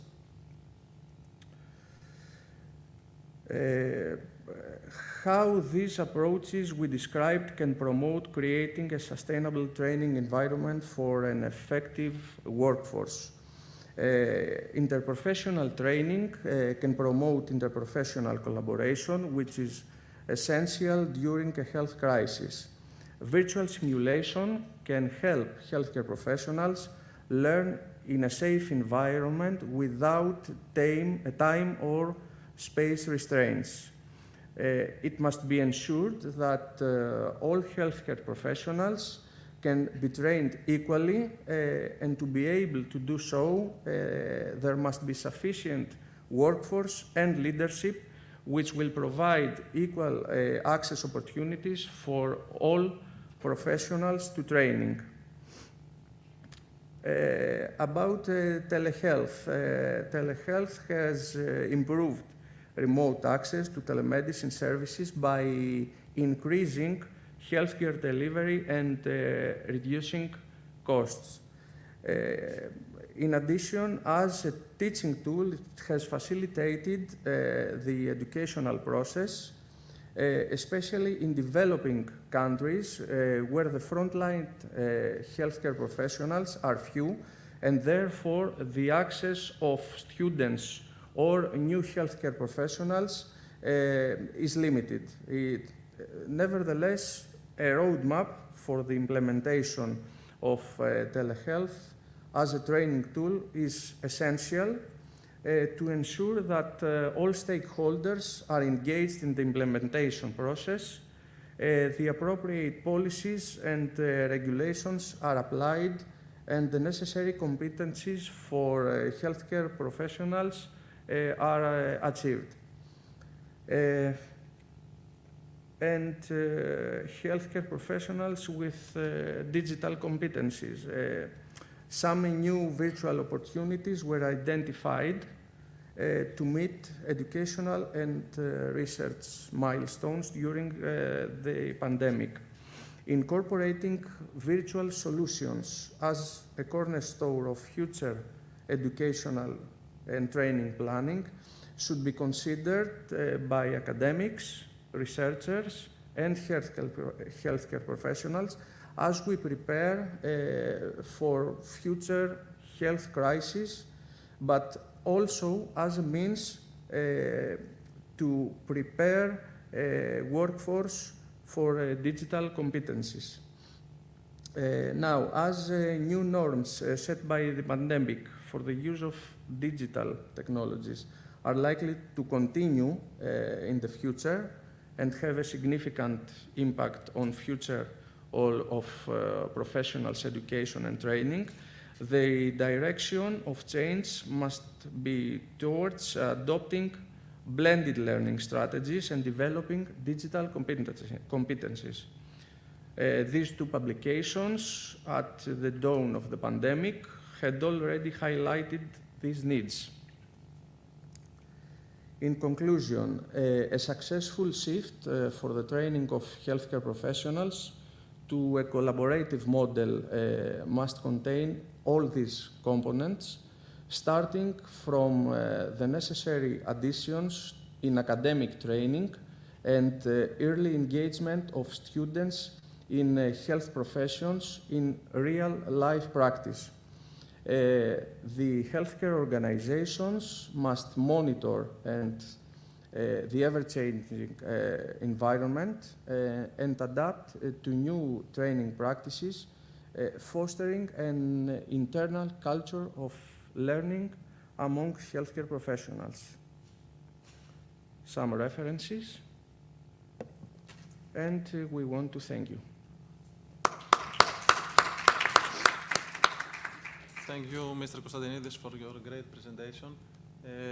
You cover all the challenges that healthcare professionals face off during the COVID pandemic. I think if you perform again this literature research now, you are going to find another issue, long-term COVID.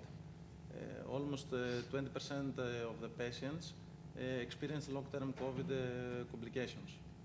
Yes, that's an issue. Sorry. That's an issue indeed. Okay. Are there any questions? Okay, thank you again very much. Thank you very much. I just want to add, connecting with Dr. Kovac's previous presentation, that Mr. Konstantinidis is one of the specialties in demand. So, you know, in the healthcare sector. And having said that, I would like to welcome Mr. Michael Seraskeris, Health Economics Masters, Managing Director of the Tolokarnania Group of Hospitals and Rehab Institutions. The title of his presentation, The Shortage of Healthcare Professionals Worldwide, a Modern Human Resource Management Challenge. Mr. Seraskeris, the floor is yours. Thank you. I would like to propose how to use modern human resources management in order to improve and to retain, of course, personnel. During the last 40 years, a significant global shortage in the number of health professionals of all specialties, physicians, general practitioners, nurses, laboratory technicians, recorded in absolute and relative figures. Given the growing demand for consumption of health services, this shortage has a serious impact on the very functioning of health systems worldwide. The reasons of the shortage should be attributed primarily to the disproportionately increasing demand for health services, which is generally generated by major factors such as population aging, diseases related to our modern life patterns, increase of scientific specialization, assignment of large percentage of health professionals to geriatrics, physical medicine, rehabilitations, and chronic diseases. In all European countries, scarcity of health personnel in absolute figures could not be met by non-European residents due to linguistic constraints, as for example in England, every non-European individual has to take such a hard examination in order to certify English language command that even native British could hardly pass. The phenomenon has already reached alarming dimensions. Researchers predict that, as in the United States and the United Kingdom, that really seem to suffer, the rest of the developed countries will follow the same path, concluding to shut down of health units. It is really a severe staffing crisis, not just one of many other problems. Lack of younger Europeans employees in the US or UK is estimated at least 20%.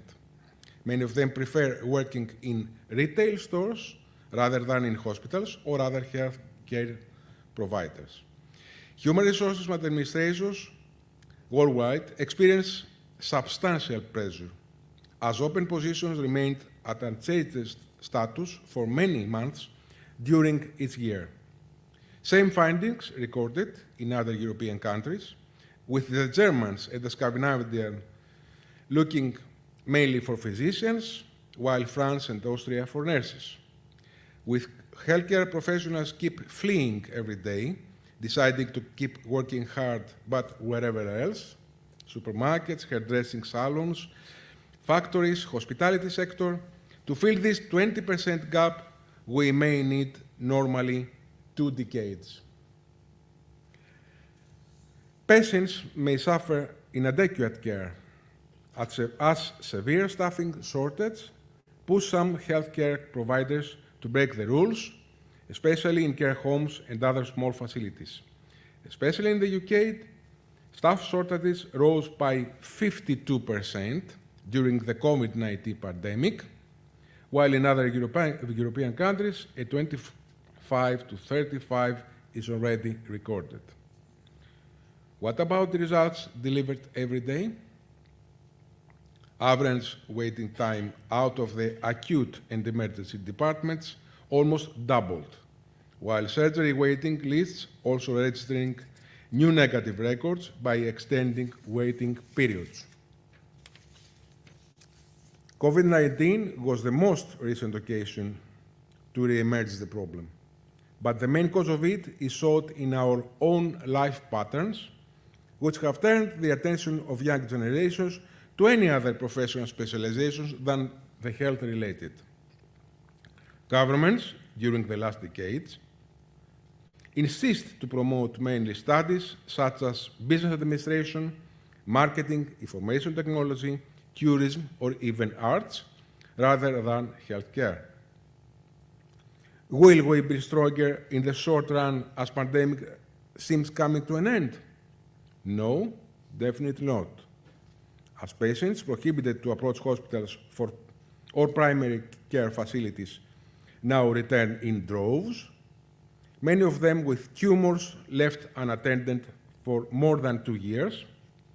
And this means, of course, that we are probably at a worse condition than when pandemic started. Health occupations seem to offer more disadvantages than incentives.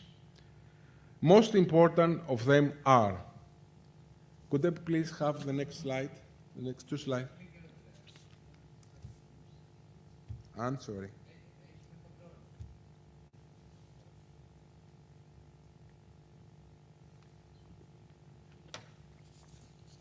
I would like to discuss about the disadvantages, the disincentives.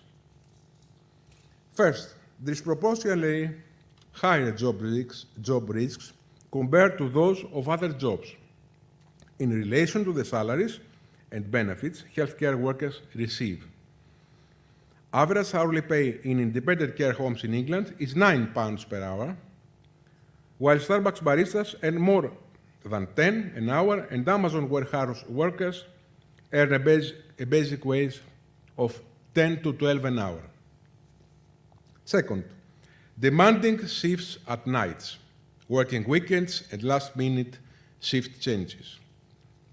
Third, especially during the COVID-19 period, permanent personnel in many countries did not take annual vacation or regular day offs for more than a year, while in some countries, a year and a half.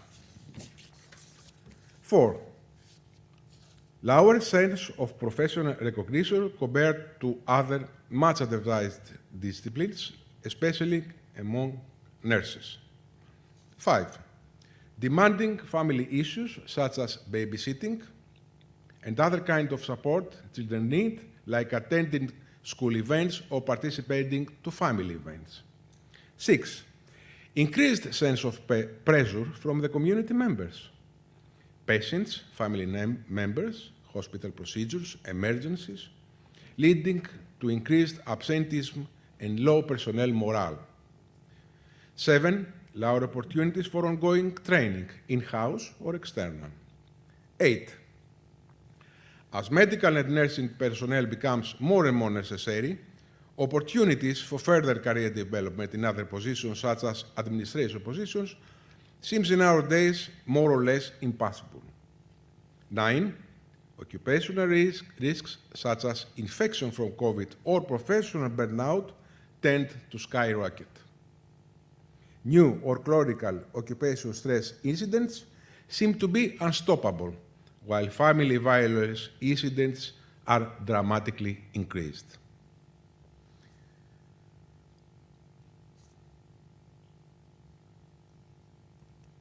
Burdened epidemiological patterns of chronic patients and increased despair among vulnerable population group members affect negatively morale of health professionals.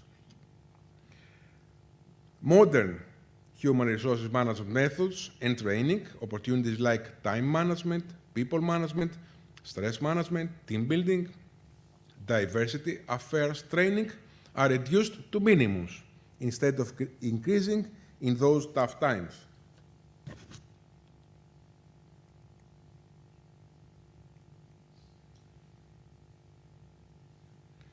I'm sorry, I skipped one.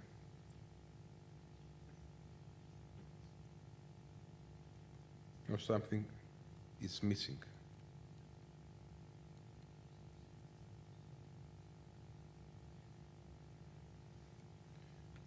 I'm sorry, I think a slide is missing. I see it over there, but I can see it to the right, the next slide, but it's not viewed here. Okay, thank you. I'm sorry, I'm a little bit new technology illiterate, but you made a significant change to me as I'm trying to learn fast. Cultural as well as linguistic constraints among employees of different origins generate communication problems among health professionals. On the other hand, the crisis is self-feeding, as given the lack of health professionals, existing workers are called to undertake more duties on behalf of their absent colleagues, resulting in the overload with more responsibilities and consequently increasing working hours. Due to the lack of new hired employees, hospital demographics are turning red as current employees growing up without timely replacement. European governments have to recognize the priority of the issue in order to deal with it on a long-term basis.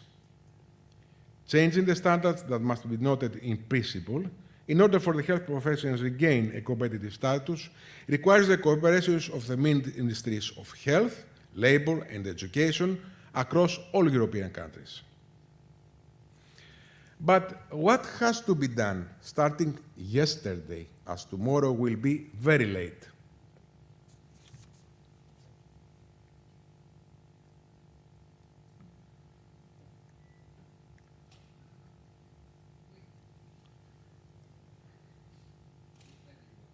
It runs.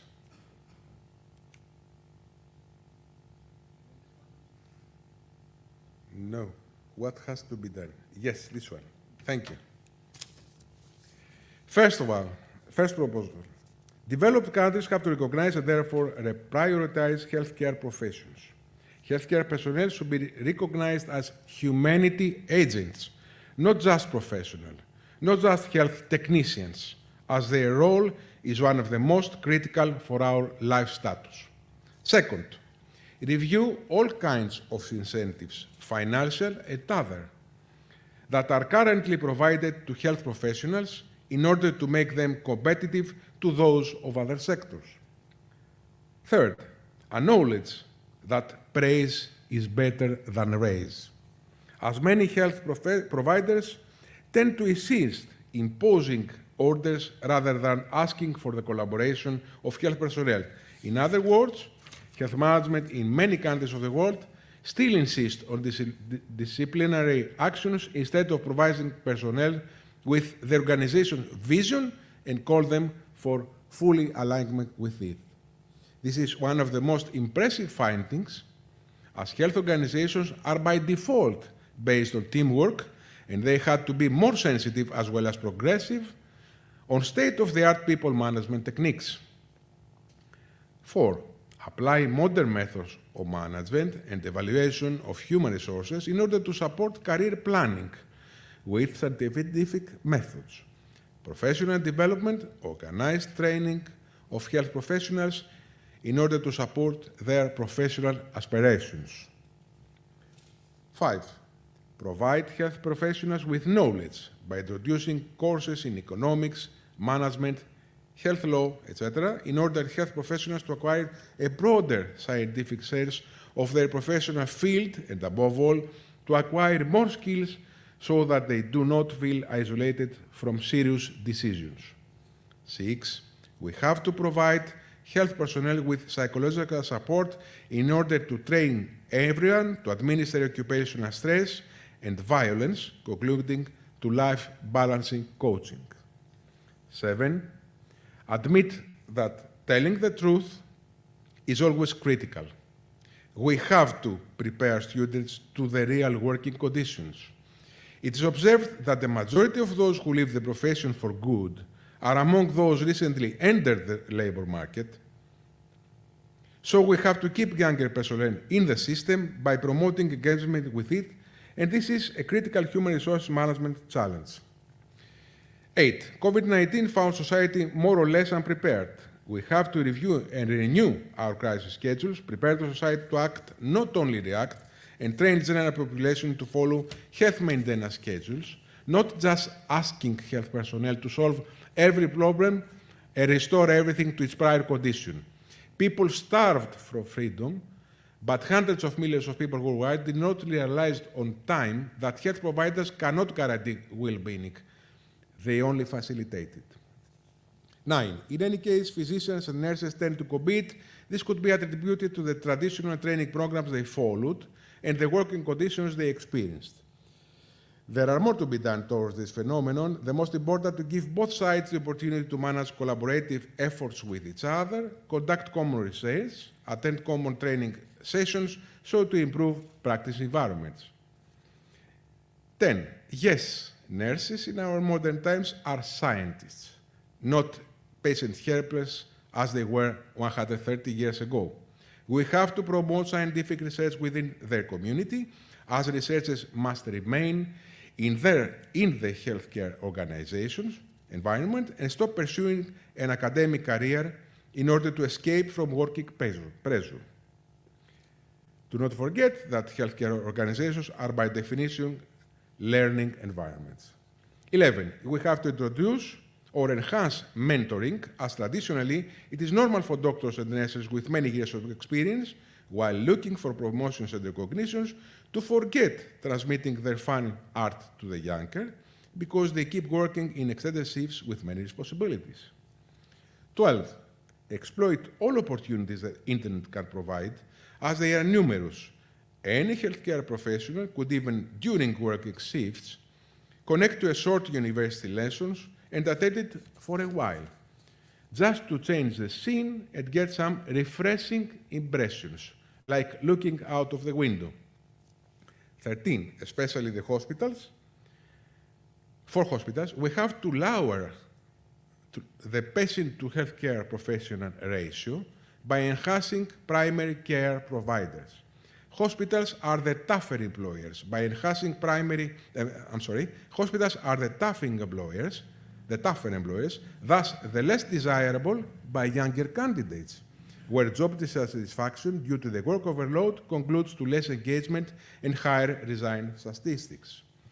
Last but not least, give power to the people. The more they know about their job environment, the more they feel safe, satisfied, and engaged. We have to provide them with power, authority, control of the economics, so to give them a clear path to their self-completion. Our times need more leaders and less managers, as well as more managers than administrators.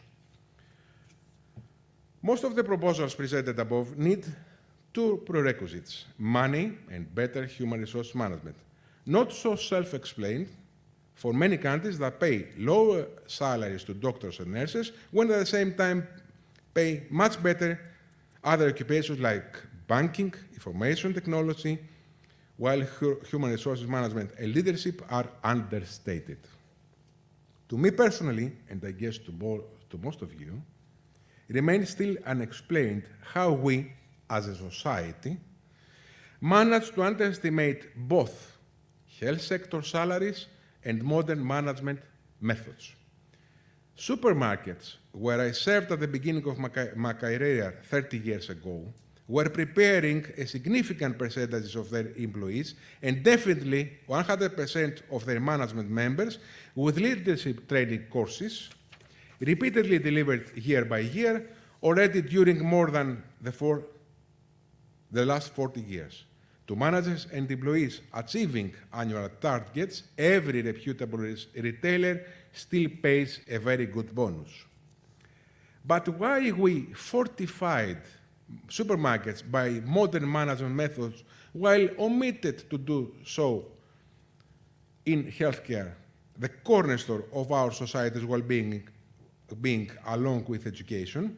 It seems that we underestimated critical risk factors as we were so absorbed by the challenge to make more money, take more education, find a better job, travel to interesting places. Bernard Kouchner, doctor and former health secretary of France, in a book he wrote before the year 2000, predicted that within the next 40 years, a major pandemic will threaten to destroy the fundamentals of our civilization. 30 years later, with this prediction almost confirmed, and the whole planet still suffering, let's bear in mind how lucky we were when from the first moment, millions of health workers stood for all of other billions of confused people. As the Chinese General Sun Tzu 1,500 years ago mentioned in the book The Art of War, as a leader, if you embrace your soldiers and treat them like if they were your beloved sons, they will be willing even to die for you. Human resource managers understand that the triumph of management is life, not death, of course, but all of us must conclude to the same result. As a society, we have to treat healthcare personnel as they are our beloved sons, our beloved daughters, not just employees get paid for what they do. This is the most dynamic challenge, as healthcare personnel is the only glue our society's broken health pattern needs in order to keep going to what we all care for. Tomorrow. Thank you. Thank you so much for your presentation. Any questions from the floor? I have a question for you. How can we combine what you just said with the great resignation on the other side of the Atlantic, where people left during COVID pandemic and they never returned to their work? That's just... How did I combined? I'm sorry, because it was a noise. In the Atlantic, in the Americas, during the pandemic, people were forced to be out of work, and then upon the end of the crisis, most of them never returned. They found other ways to survive. And that's also another interesting challenge that comes. I think it is a part of the Great Resignation, a phenomenon not only noticed to the health occupations, but all over, across all the other occupations like workers, drivers, hospitality personnel also. I think, and from the point of view of human resources, I am already 29 years human resource management, we have no explanation still. And I'm very sorry for this, because we see frightened people believing that staying at home is a better occupation. I don't know why, primarily among the younger, we see more than 30% of positions we have the phenomenon of positions looking for candidates in nowadays. And there are millions, tens of millions of positions. Of course, I made some explanations about the phenomenon because in the healthcare sector, it's a matter of stress, of professional burnout, and of the fear that I could be infected and left alone. And last but not least, how are you doing personnel-wise in Eltoloakarnania? Are you fully staffed? Are you suffering of personnel shortages? Of course we're suffering, as the whole health sector in Greece, because so many scientists left the country, many of them for good, and we have to review salary status and incentives. The Greek government passed a new legislation recently, the law so-called 4940, for the first time recognizes and establishes and introduces the incentives in the government sector, paying an annual bonus up to 15% of the individual's annual income. I think this is the starting point for changing the whole public sector, and especially hospitals, where incentives were starving for incentives. Thank you so much for your presentation, Mr. Saraskeris. And now we are going to the last presentation on this session. Ms. Harizani. She's an administrative director, and her title of presentation is The COVID Pandemic as an Opportunity for Hospitals' HR Departments.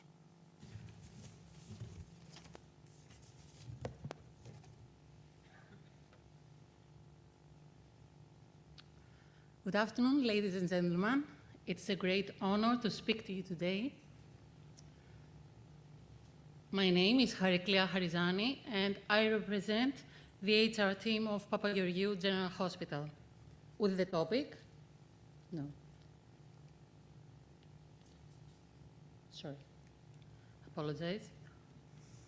With the topic, the COVID-19 pandemic as an opportunity for hospitals' HR departments. So, as you can see the map, Papageorgiou Hospital is located in the northern part of the mainland, in Thessaloniki, which is the second biggest city of Greece, with 1 million residents, which is almost 10% of our country's population. Before we start, let me tell you a few things about our hospital. It is a non-profit organization, a legal entity of private law. It is fully integrated in the Greek national healthcare system. It operates under the jurisdiction of the Ministry of Health, and it is governed by a 7-member board of directors.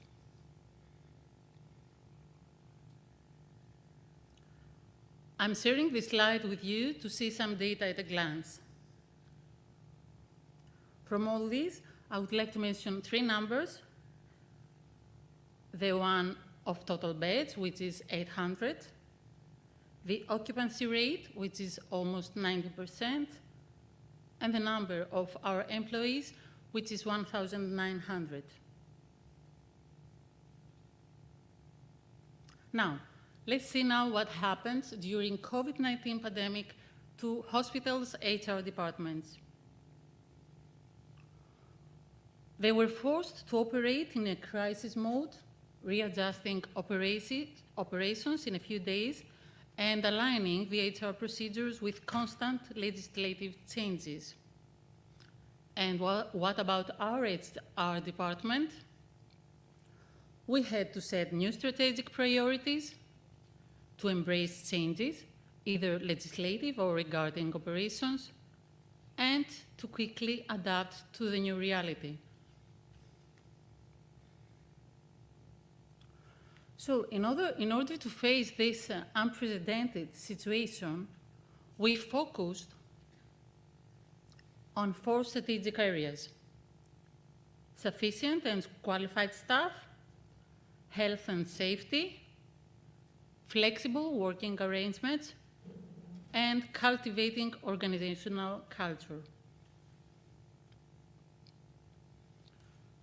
To secure sufficient and qualified staff, we implemented right away mandates issued by the Ministry of Health and by the 3rd Health Region, which is our supervisor, and our actions included facilitation of staff transfer from primary care structures to hospitals, recruitment of auxiliary staff,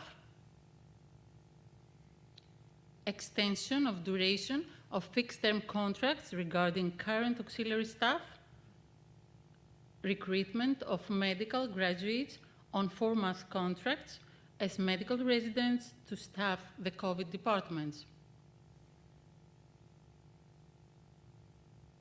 Commission by force of private doctors with the medical specialties of pulmonology, pathology, anesthesiology, and general medicine. Contracts with private doctors of the above specialties on a voluntary, full-time or part-time basis.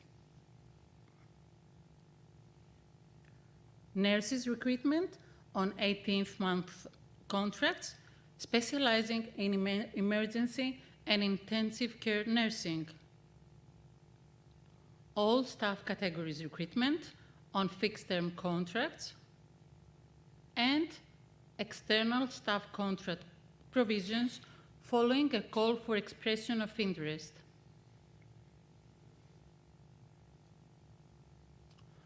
Our second strategic area was about health and safety, and our actions included compliance with national authorities' guidelines, hygiene measures, social distancing measures, occupational health services, workload, working hours and work organization, and mental health and psychological support.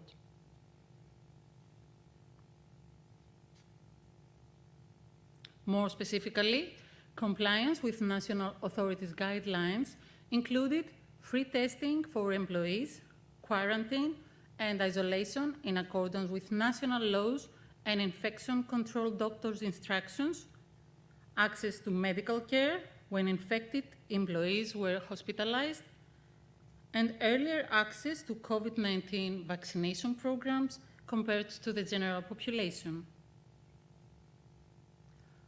The hospital also implemented hygiene and infection control standards across all departments, provided personal protection equipment to all staff based on the risk of infection and on the evaluation of job tasks, together with proper training.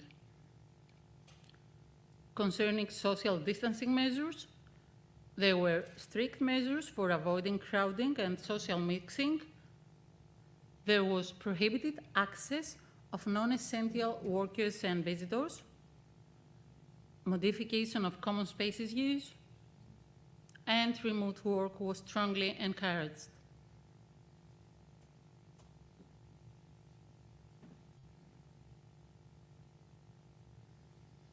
As far as occupational health services is concerned, occupational doctor served as an important advisor, providing recommendations and organizing immunization campaigns in collaboration with the hospital infection control team. Measures were also taken for the optimal organization of working hours, shifts and rest where possible, introducing flexible work arrangement, on-call schedules, and working from home to improve the health and well-being of employees. Concerning mental health and psychological support, there was free access to mental health and counseling services, facilitating access to psychological support. Series of workshops were held providing employees tips on how to cope with the pandemic and how to reduce one's own stress. And finally, we designed and implemented a workplace policy to prevent violence and harassment and promote fair treatment of all staff.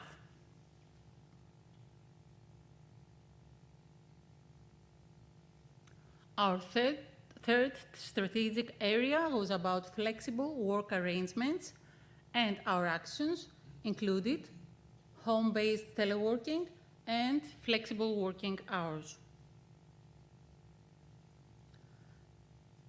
Physical presence in Papagеоргίου Hospital's administrative department was minimized by working on site, but on different shifts, and by introducing teleworking. Introducing teleworking for administrative employees had benefits for both hospital and staff. It offered a sense of security and employee job satisfaction. It reduced absenteeism, and it increased workplace efficiency. While the benefits for flexible working conditions for both hospital and staff was the minimization of physical interaction, the mitigation of the risk of virus spreading, and the work and family balance improvement.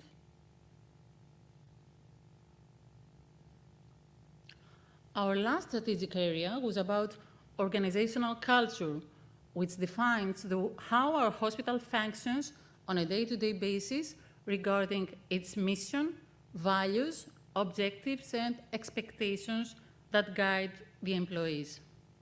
And our actions towards this strategic area included communication and transparency, training, empowerment, and engagement. So we try to build communication and transparency by providing data in a transparent and timely manner, fact that played an essential role in guiding rational and need-based decision-making. By updating employees about new COVID-related protocols, issuing almost every week relevant internal mandates. By directly communicating any changes to all employees, by organizing virtual team meetings using internet technology such as Zoom, and by sharing new cultural ideals through regular communication and annual report publication. We provided training by adopting online orientation procedures to new hirings and equipping the workforce with the right information on COVID-19 issues, by ensuring new employees gain an understanding of hospitals' culture using virtual tools such as corporate video and presentations, by developing a student ambassador program to act as a liaison, promote partnerships, build trust, mentor and support incoming students in learning and adopting the hospital's culture. By designing and offering training programs that promote crisis management skills, culture building, empathy, employee engagement, and enable healthcare professionals to deal with the crisis and think outside of the box. We fostered empowerment and engagement by organizing practices that nurtured the desired culture, such as establishing awards of the best employee of the COVID year and the best team of the COVID year, by assigning interdepartmental tasks and projects that encourage a sense of sharing responsibilities, facilitated exchange of experiences, tools and methodologies, and strengthened mutual support. By promoting collaborative problem solving, by delegating authority, and by fostering a sense of belonging in the hospital's history through quarterly publications and photographic display of interdepartmental teams and projects.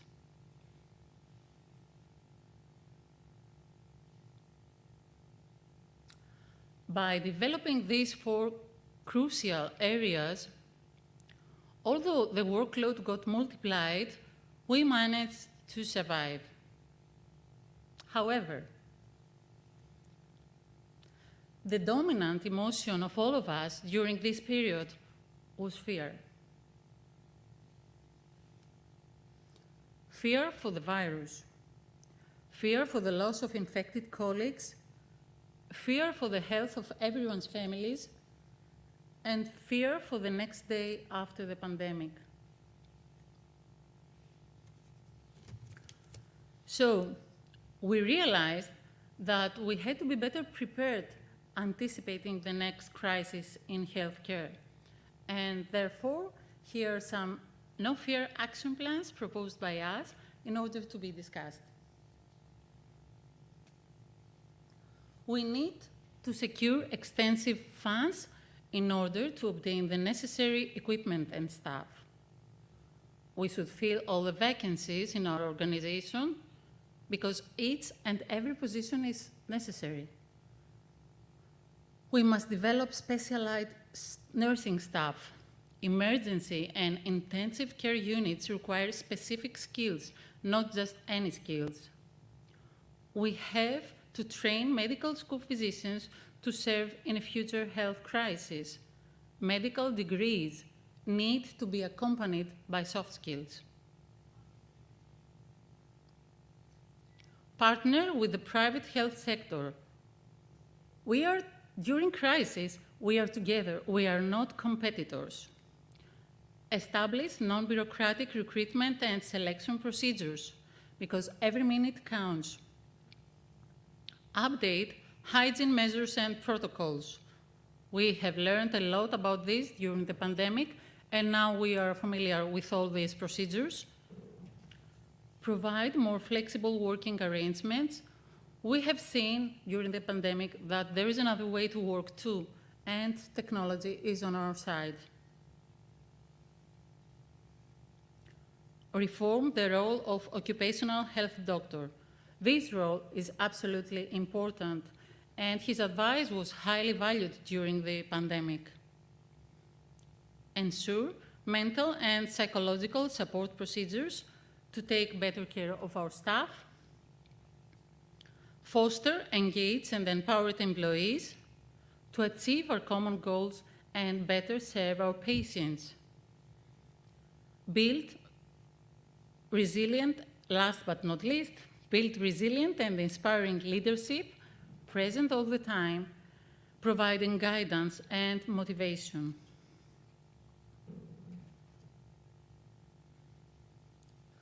We strongly believe that if all these action plans and best practices are further developed through collaborations of all European stakeholders, including ministries of health, health regions, medical associations, national authorities, universities, and hospitals, we will be ready to prevent, prepare for, and control health crises such as the COVID-19 pandemic, and rise up to the challenge with no fear. Thank you very much.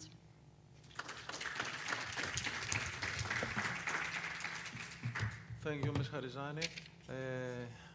Are there any questions? Or I have to do one? I am very impressed with 2 points that you mentioned. Okay. One of them was the idea of the student ambassador at the hospital. That's a great idea. And This is something that happens to all universities of European Union. So we thought that it was a very good idea. It's an excellent idea. And I would like to emphasize what you mentioned about educating new physicians to respond to emergencies and pandemics, something Medical. we don't have. Yes, correct. New physicians to educate?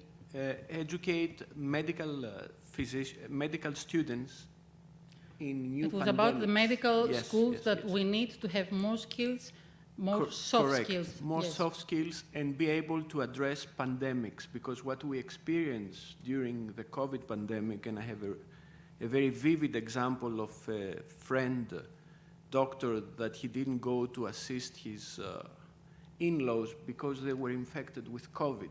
So we need to learn how to address, patients regardless of what the disease is. Yes, to be flexible and to act like this. And you mentioned about the mental health issues of healthcare workers. Especially during the pandemic, there are too many issues, like Yes. sleep disorders, fatigue, fear. Do you have any measures to help them regarding this? Yes, we had in our hospital, there was a committee that, not exactly a committee, there was 24 hours a day, a telephone number where every health professional could apply if there was a mental or health problem. So I guess this was the one. And the other one, the psychologist and the psychiatrist was every day on our site, and they were available every time we need them. Okay, thank you again. Okay. I think we're going to close this session and to call the chairs of the session 3, Mr. Fragoulis and Professor Simou. The chair is yours.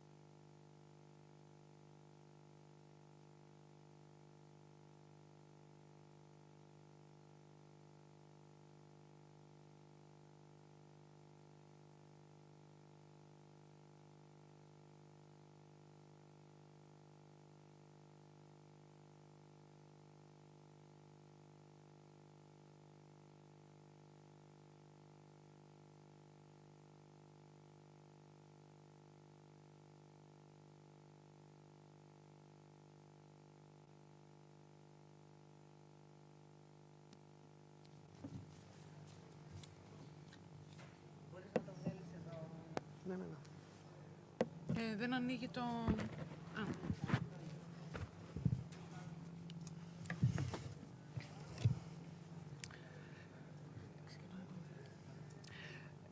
Good afternoon, ladies and gentlemen, and welcome to the third session.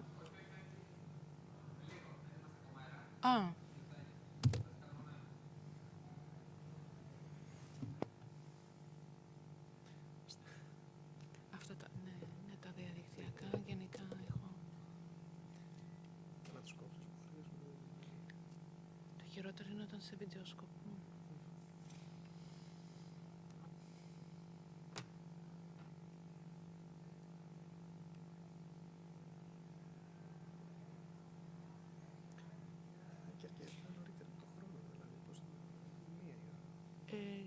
Τι ωραία.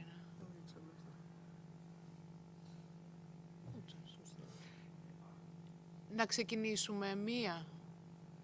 Επειδή είναι μία στο πρόγραμμα, να ξεκινήσουμε. Ωραία. Κάντε μας όμως...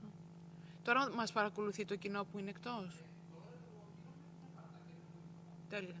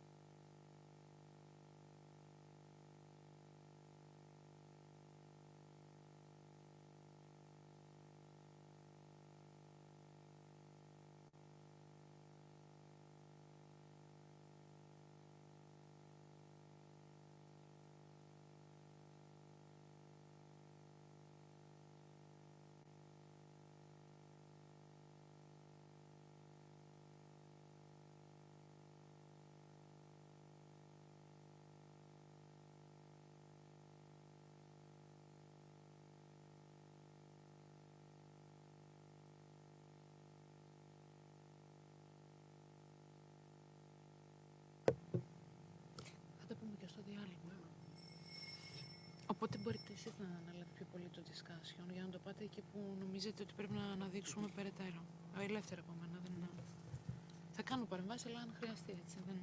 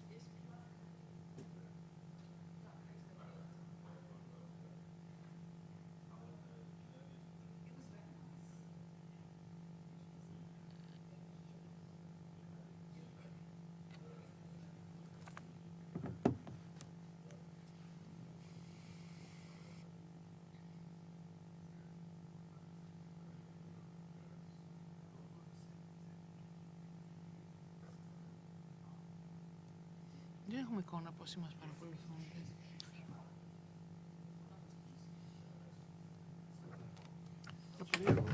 Κανείς Έλληνας.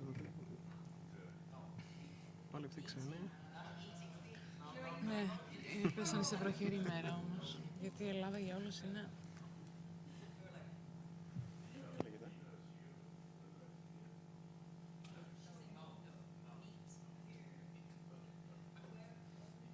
Σας ευχαριστώ πολύ και μιλάω σε ένα συνέδριο. Ευχαριστώ πολύ.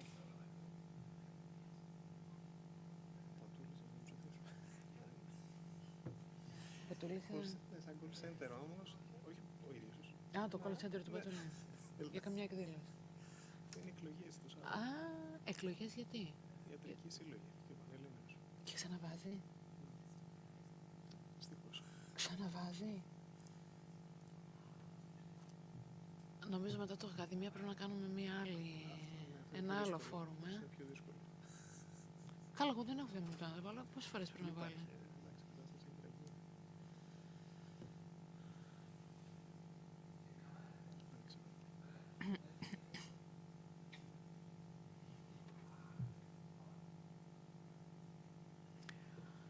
Καλησπέρα σε όλους. Good afternoon, ladies and gentlemen, and welcome to the third session of the 24th International Health Services Management Conference. It's good to see so many people to attend the conference, and I'm sure today will bring lots of benefit to all by spreading knowledge and also stimulating some new ideas.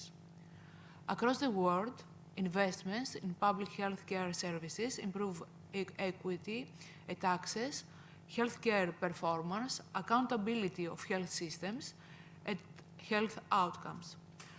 While some of these factors are directly related to the health system and access to health services, the evidence is clear that a broad range of factors beyond health services play a critical role in shaping health and well-being. Primary health care is also critical to make health systems more resilient to situations of crisis and more proactive in detecting early signs of epidemics. There is a widespread recognition that primary health care services is in the front door of the health system and provides the foundation for the strengthening of the essential public health functions to confront public health crises such as COVID-19 pandemic. So we are here today to discuss all these things. Dr. Fragoulis. Thank you.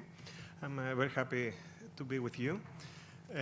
Strengthening the front line, it's very important for the Greek context when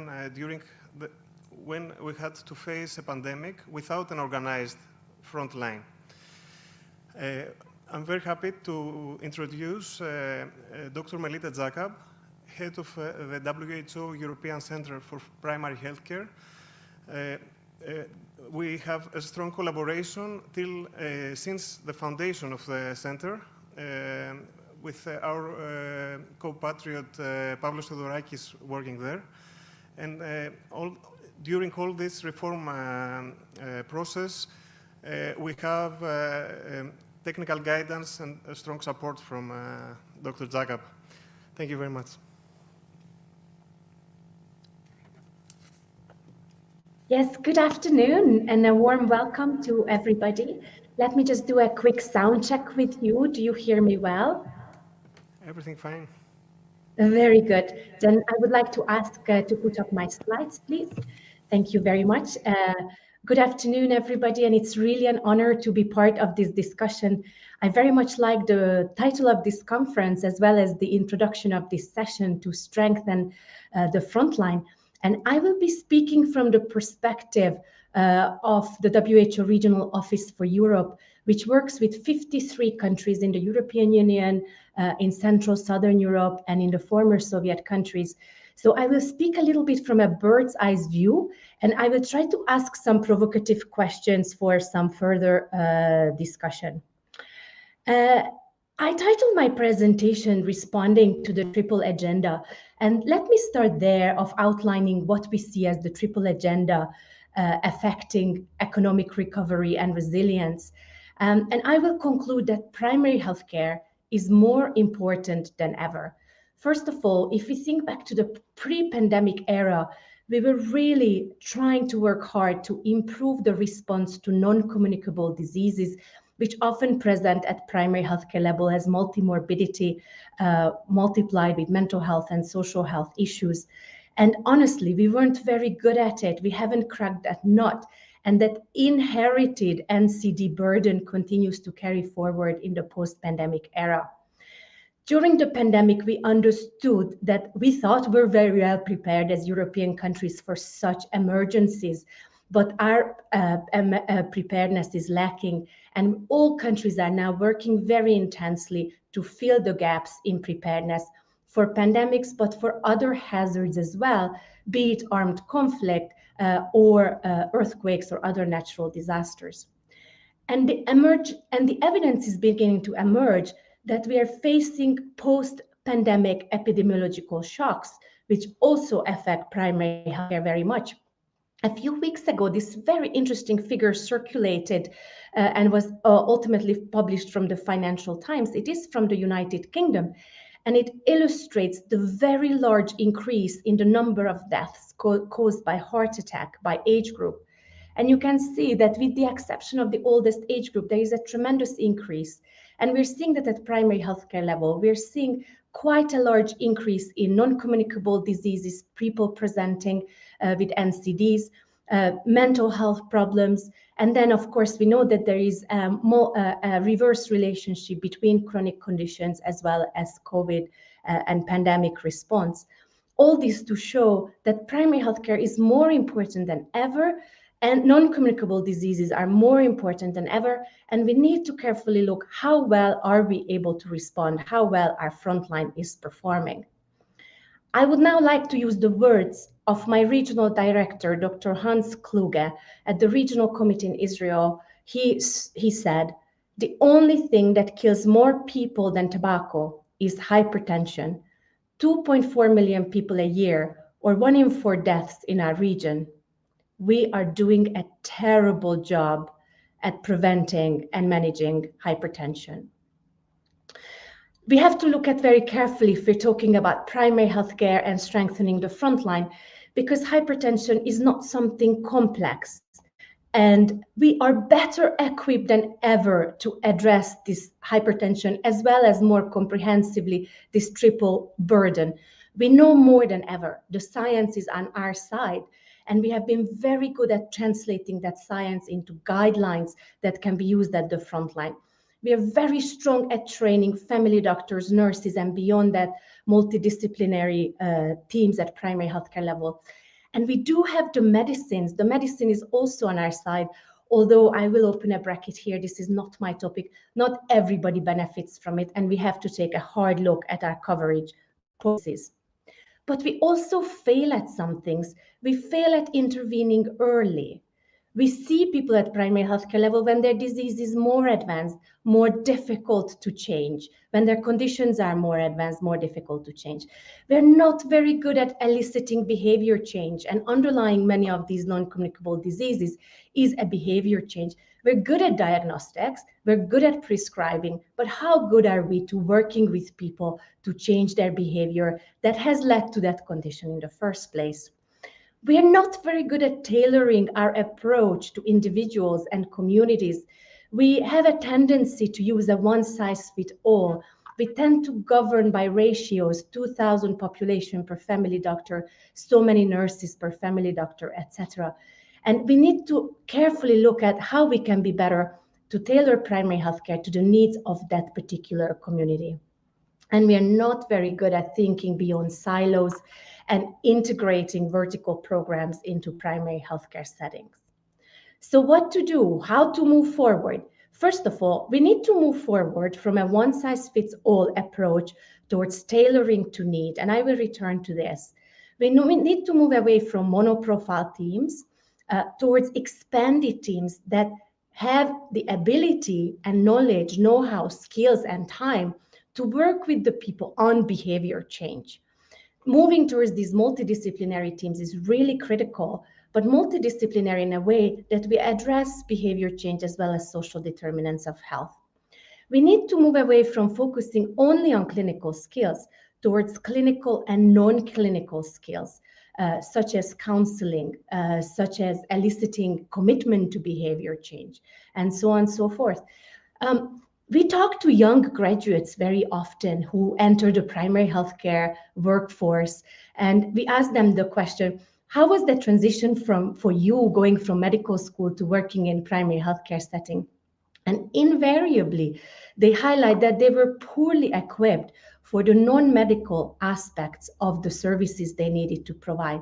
They highlight how they were trained by specialists in hospital setting or in specialty settings, but they were not trained or they didn't practice sufficiently at the community setting where people present with their problems that are embedded in their social and psychological circumstances. And often the response that's required is to work together with other organizations, with NGOs, to facilitate some of those more complex needs.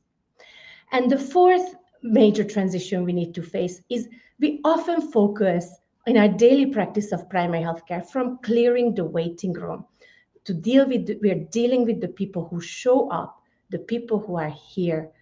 We need to move away from that towards outreach and being proactive, to be proactive with those people who didn't show up. Maybe they have been experiencing some metabolic signs of metabolic syndrome or hypertension, but they're not coming in. Maybe they have missed some of the screening tests for which they have been invited for. We need to know who they are, and we need to proactively reach out to them. So to strengthen the front line means moving forward with these transitions.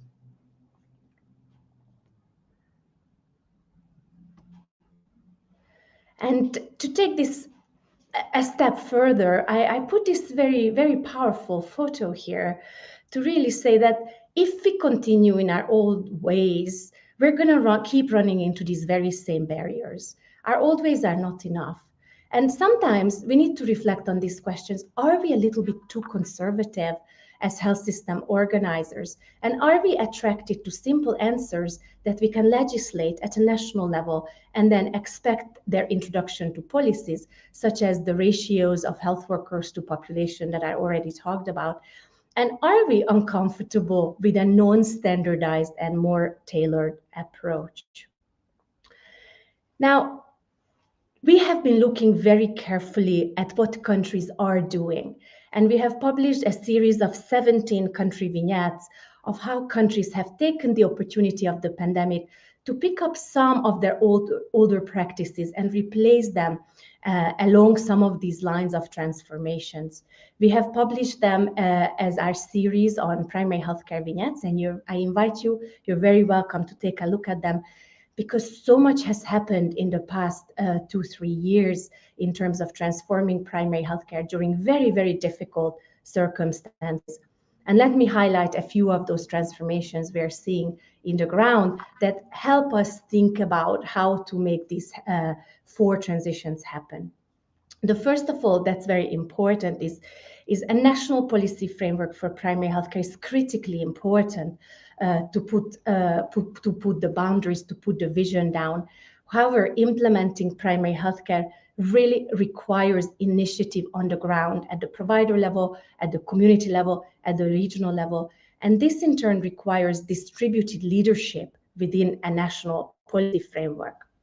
What that means is we have to make sure that we provide sufficient autonomy for our healthcare providers to tailor, to innovate, for example, to change the needs, to change the composition of their multidisciplinary team. Then we have to make sure that they're empowered to take those decisions. They have a way to monitor the impact of their decisions, create feedback loops for conversations, and that there are mechanisms at the community and regional level where other important actors, such as public health agencies, such as non-governmental organizations delivering complementary services, can participate to remove bottlenecks and address barriers. Primary healthcare is becoming increasingly complex, and we need to invest in management skills. Managing a small practice with one family doctor, one nurse is not very complicated, but managing a large practice of 70,000 people with a large multidisciplinary team is a very different endeavor. And we're very good at investing in management skills for hospitals and pharmaceutical production, but specifically management skills for primary healthcare is an area that all countries need to carefully look at and invest in. And finally, we talk a lot about the content of primary healthcare and the policies, but often these transitions I highlighted, they require an organizational change. For example, moving from a monoprofile to a multidisciplinary team, a small practice to a larger practice, individual provider to a network provider. These are transitions that we cannot regulate or describe on paper. The organizational culture needs to evolve and needs to change. And this needs resources and know-how that we're not always good at providing. The second instrument to make these transitions happen, and I refer to it a lot, is to invest in multidisciplinary teams. And I'm always asked when I go to countries, but how should these multidisciplinary teams be composed? And of course, there is no answer. Any country that has moved towards this approach, they choose different approaches to this. They have different compositions of multidisciplinarity. There are a few principles that are really worth considering. The first one is, even though we're moving to multidisciplinarity, there has to be a strong core. And this core is strong family medicine and nursing to lead the care. Now, when we think about what other professionals to add to primary healthcare teams, what's emerging in the post-pandemic period, that we need to add increasingly those professionals who help us address social determinants of health and help us go closer to root causes of illness, such as mental health specialists, social workers, counselors, other behavioral change therapists. One of the biggest changes we're seeing in the European region is adding these type of health professionals to primary healthcare teams. And here on this slide, I repeat again that the importance of organizational culture, because it is not just about recomposing the primary healthcare team, but really thinking about how these professionals will take decisions together, how they will move together, how they will jointly consult patients, and what are their different roles and responsibilities in communication. The third instrument to facilitate this transition is primary healthcare networks.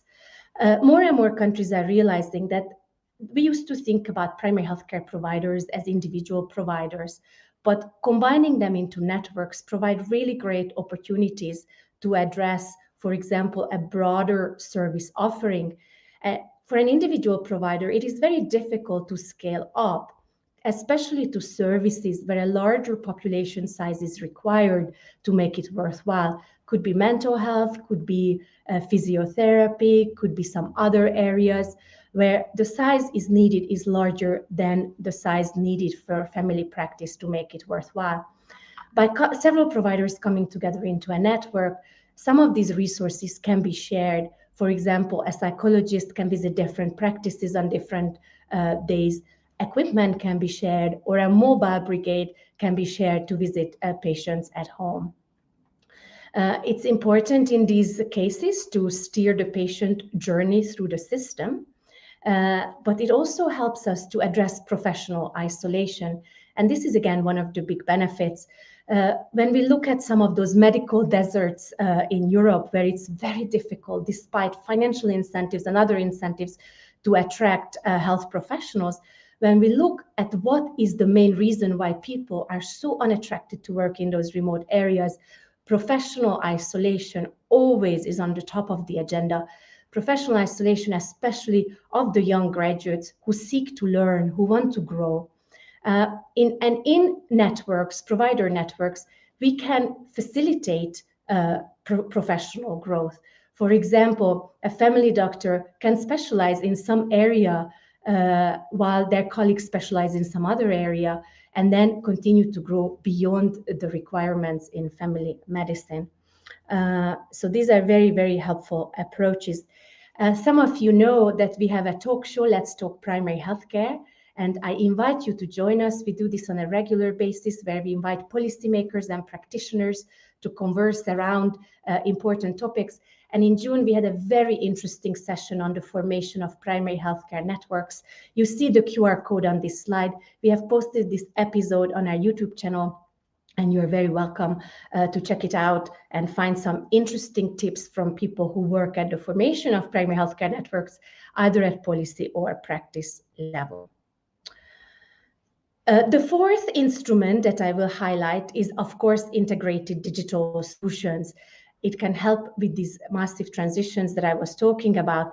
And this is such a vast topic that I don't even attempt to cover it. And I know in this conference there are lots of interesting presentations about it. But I would like to focus your attention on the importance of 4 particular digital instruments that are very useful in primary healthcare in a way that they actually strengthen the practice towards this multidisciplinariness. First of all, during the pandemic, we have learned about the importance of remote delivery of services. And we in WHO are now seeing a lot of good practices, and I know Greece has a lot of good practices in this area, but we're also seeing, and I'm afraid to say this, a lot of bad practices when it comes to the introduction of telemedicine and telehealth. We're seeing them being introduced as self-standing projects, not integrated with the already existing family medicine, primary healthcare, face-to-face delivery approach, and the continuum of care. So it's absolutely critical to build these approaches into a multi-platform delivery, so that I, as a patient, don't get to consult somebody else through a telemedicine solution, then I get to consult through the face-to-face mechanism. And then there is also the specialist getting involved in the delivery of the care. All these need to come together in what we call a multi-platform delivery. Face-to-face consultations combined with remote consultations combined with services. This is very, very important. The second aspect that I want to highlight, and it's very important, is interprofessional health records. If we want to move towards multidisciplinary teams, we need to make sure that the health records serve the interest of all the practitioners, the family doctor, the nurse, the mental health worker, the social worker, and they together are combined. There is more to do here, and I'm not even touching the integration with the rest of the system, public-private boundaries, the hospital integration, and the specialists and the diagnostics. The third aspect that we learned in the pandemic is there need to be digital tools at practice level to identify the high risk and vulnerable people. We're very good at national and regional levels to say so many percentage of our people, let's say, are high risk from a socioeconomic perspective, even from a disease perspective, we can often tell. But at primary healthcare practice level, do we know who are the 5-10% most vulnerable people? And defining vulnerability, not as a single disease vulnerability, but in a multi-morbid context, and also adding the socioeconomic dimensions and the mental health dimensions. Countries that are able to do this, who are the front runners in population health management and risk stratification of primary healthcare population, countries that were able to do this were very effective during the pandemic to work with the high risk and support them comprehensively, not just with health services, but also with social services. They were able to reach out to them even if they didn't reach the practice. And this is absolutely critical for non-communicable diseases and for that to change that hypertension outcome we were talking about and to change some of our cancer outcomes. Knowing who are the high risk in the community, working more intensively, more proactively with them, improves their outlook, helps change their behavior, reduces the use of specialist visit, reduces hospitalizations, and ultimately reduces mortality. And the fourth important digital tool that is important to prioritize is people-facing self-management tools. We could talk much more about this, and I'm very interested in your experience as well, but for the sake of time, I'm going to now move to the last instrument, and that is about investing in well-being, investing in health, investing in primary healthcare. WHO has carried out an analysis of how much countries are spending on primary healthcare, and we can see quite a large variation. It's very difficult to define this, how much countries are spending, because every country is defining the boundaries of primary healthcare differently. But within that, we actually see quite a bit of underinvestment in primary healthcare. Beyond investment, we also need to do a little bit more to rethink how funding is flowing in the health system and what kind of services it incentivizes. Beyond underinvestment in primary healthcare, in many countries we're seeing that primary healthcare, the incentives are not there to do more. The incentives are not there to do outreach. The incentives are not there to do health promotion, prevention, work with the complicated patients. These incentives are there at specialist and hospital level because they're paid on the basis of some kind of high-powered incentive, such as fee-for-service, such as case-based payment for hospitalization. And even if those are kept, they're really having a big impact, and their incentive is to see anybody who shows up, improve productivity. But these financial incentives are quite weak at primary healthcare level. And so they're not supporting the objectives we want to achieve, which is to keep as many people at primary healthcare level as humanly possible, keep expanding the task profile, address non-communicable diseases, even with increasing complexity at primary healthcare level, and only go to specialist and hospital level if it's absolutely necessary. So I stop here. Those were my main messages. 4 very important transformations and 5 instruments to make that happen. Thank you.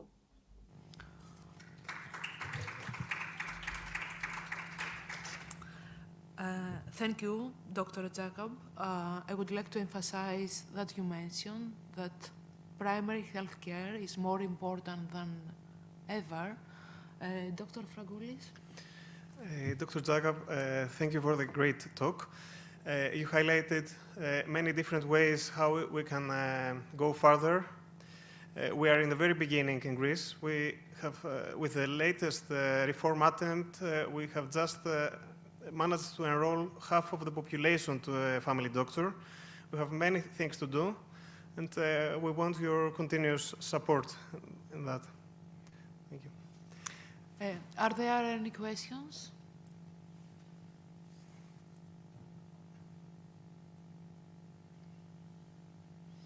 So thank you so much for your great presentation.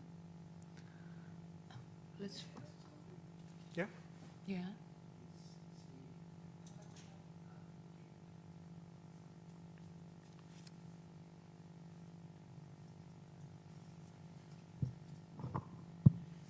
Hello, Dr. Jacob. My name is Aristomenes Sigelakis, and I'm President-elect of the Council of European Chief Dental Officers. So I would like to ask you, what about the position of oral health into the primary health system and in the frame of the historic resolution of the WHO regarding universal oral health coverage? Maybe you do not know that, but in Greece, oral health is totally neglected by the state. The public oral health expenditure is 0%. And In the primary health centers, although most of them had a dental department, now it is locked and people do not have access to dental services. So what do you think, under the light of the new scientific data that under stress, the very important role of oral health to the overall health and quality of life, as well as to the health system economics? Thank you. Well, thank you very much for bringing that important issue to the discussion and to the table. I know that in the program later on there will be a full presentation on that. And you in your question already gave some of my answer, which is there is increasing evidence that oral health is important for a range of other health outcomes and well-being outcomes. So of course, this is critically important. We are seeing in many countries that many cost-effective services for oral health, but for other conditions as well, are undercovered.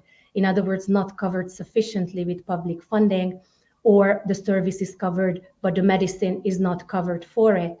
So what we always recommend for countries is to have a solid process for priority setting of what's covered with public funds, that maps to the scientific evidence of what's cost effective and brings together cost effectiveness arguments with the ethical vulnerable. These discussions are often happening on an ad hoc basis within budgetary discussions, where historical pattern is dominant in allocating resources. So I think an important role for associations or advocates is to make the business case for changing those funds, will be oral health, be inclusion of medicines for chronic conditions into the publicly funded benefit package. Making the business case and making the investment case in part is technical, but it's also a political skill. And it's very important to do that and bring these arguments to the table.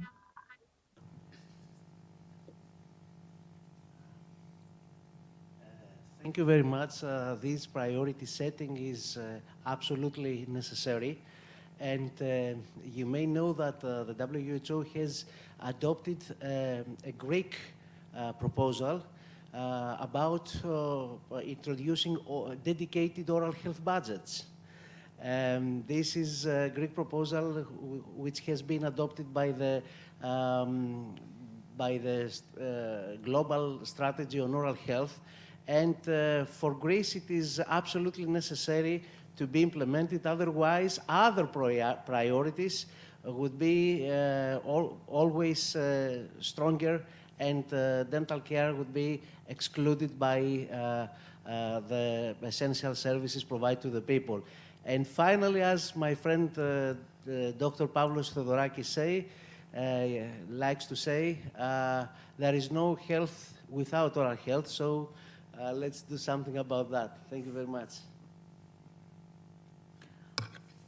Thank you, Dr. Sigelakis. So we can move on. It's a pleasure and an honor to have with us Professor of General Practice at Primary Health Care at the School of Medicine, University of Crete, Christos Ioannis.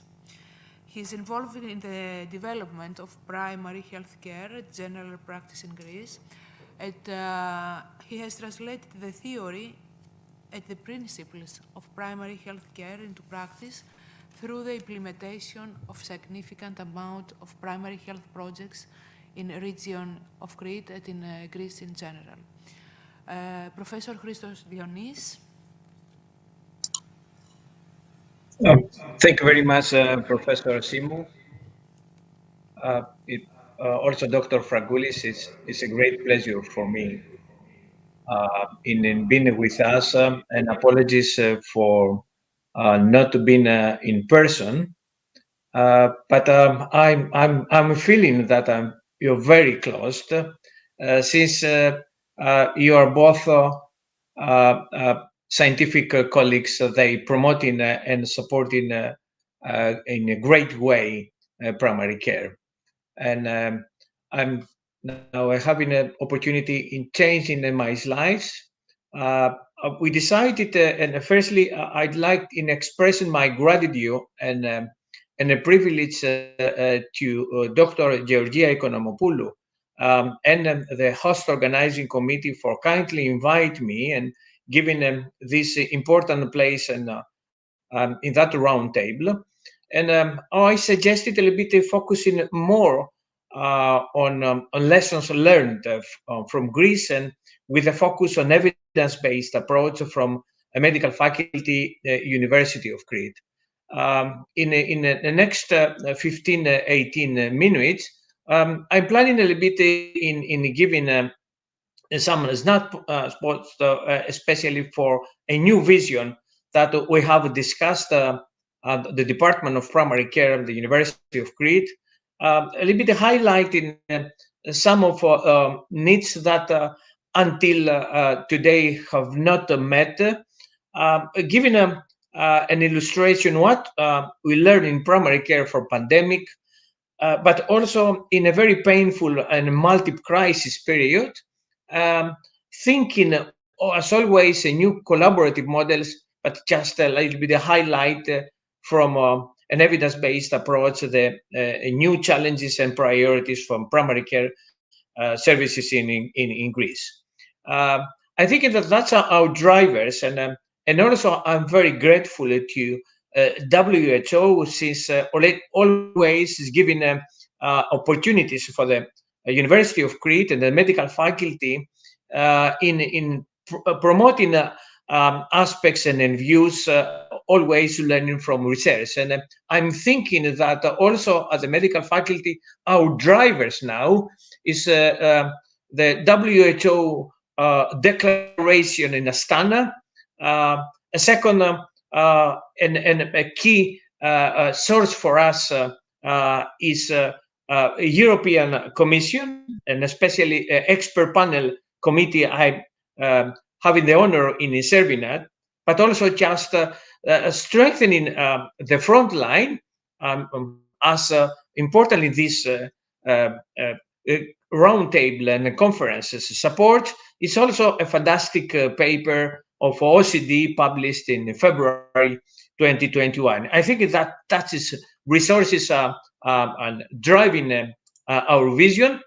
And I'm trying in that, without having aim in discussing this slide, giving some highlights of needs that have not met, especially in primary care in Greece. That was from editorial in the Greek journal, where I attempted before pandemic in saying that there are specific population groups that are not entirely, only exceptionally, taking care from the existing primary care services in Greece. And just I'm mentioning people with illegal drug users. I'm talking about patients with severe mental illnesses, including bipolar depression and schizophrenia, including the people with severe physical chronic conditions that having the opportunity in visiting hospitals from a couple of conditions, including the cancer, heart infarction, etc.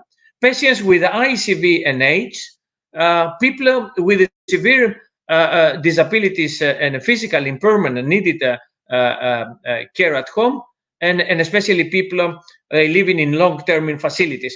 I'm thinking that's summarizing a couple of groups that independently, if primary care practitioners are having the capacity, unfortunately, that's due to many reasons. Those type of people has not received continuous-based and comprehensive and well-coordinated as WHO already supporting. The next slide is giving some evidence, local evidence, and I'm very happy since my presentation, you follow the presentation of Dr. from WHO, that already was focusing on the excellent work of WHO on transformation of a primary care services during pandemic, and giving concrete example from different settings. And this slide is talking about some experience already gained from Crete, but also just raising the issue to paying more attention to home care with a focus on multimorbid and afraid people. That is an issue that needed to deserve a proper attention. We're talking about also other activities and publication. We have already uploaded based on European project they implemented during pandemic. I'm not giving more time on that. I'm thinking that's already discussed. This is a key source of information that European committee, the expert panel committee of European Commission is giving. Since at the beginning of pandemic, our attention was just focusing on not only on medically vulnerable with the people with the underlying conditions, but also with a focus on social marginalized and also mentally and psychological vulnerable people, but also to the poor. Poverty, as all aware, it is an important determinant of morbidity and mortality, and WHO standard declaration has already stressed it and asking governments in reducing the health inequalities. I'm just not discussing this fantastic paper, Dr. Fragoulis. We needed to discuss this evidence from OECD because it's giving concrete also direction to what extent governments and policymakers what actions needed to be undertaken in strengthening the front line. I think that is a very important paper. I'm giving something that we needed to discuss, especially in the important primary care reform that is under implementation now in Greece. We already discussed in that Lancet paper a group of academicians and researchers. We discussed the most important in a policy maker that needed to reduce the burden from a pandemic, and just saying that primary care practitioners needed in enhancing their voice, approaching the so-called perceived risk, utilizing motivation as a key tool, and of course take into account another important concept that the WHO has raised since years, health literacy. The key message of this paper in the Lancet was that without utilizing proper skills, recognize the risk perception by the people, without using motivational interview and other motivational tools, and giving more attention to health literacy is quite difficult in implementing successfully a policy towards the elimination of the burden from the pandemic. I think that this important that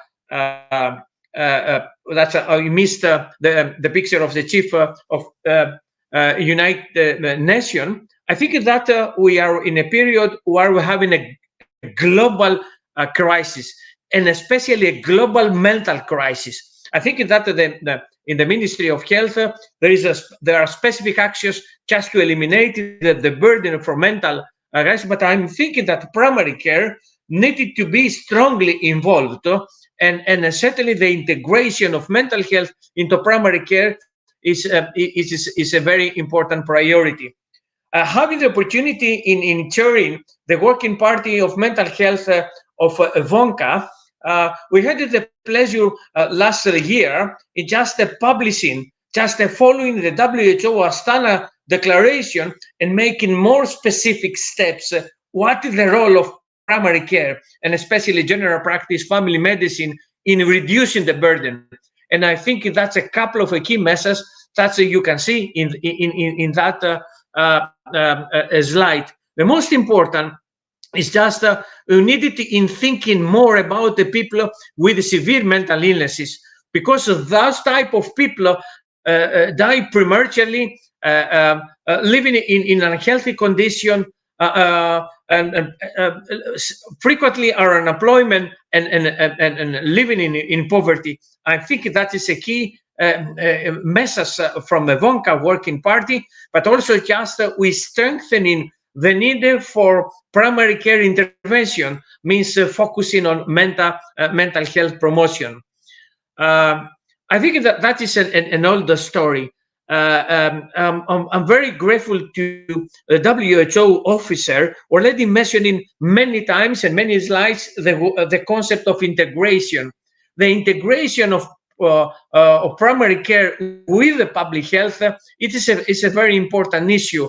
We had the pleasure since years in 2015, just with this prophetic article in strengthening and saying, if the primary care and the national health system in Greece does not focus on the management of health, chronic health conditions, that's unfortunately will be a disaster. And that's a paper is focusing. And one of the photos here is from the WHO journal just before the Astana Declaration, where strategically we suggested some steps how primary care could be well integrated with public health.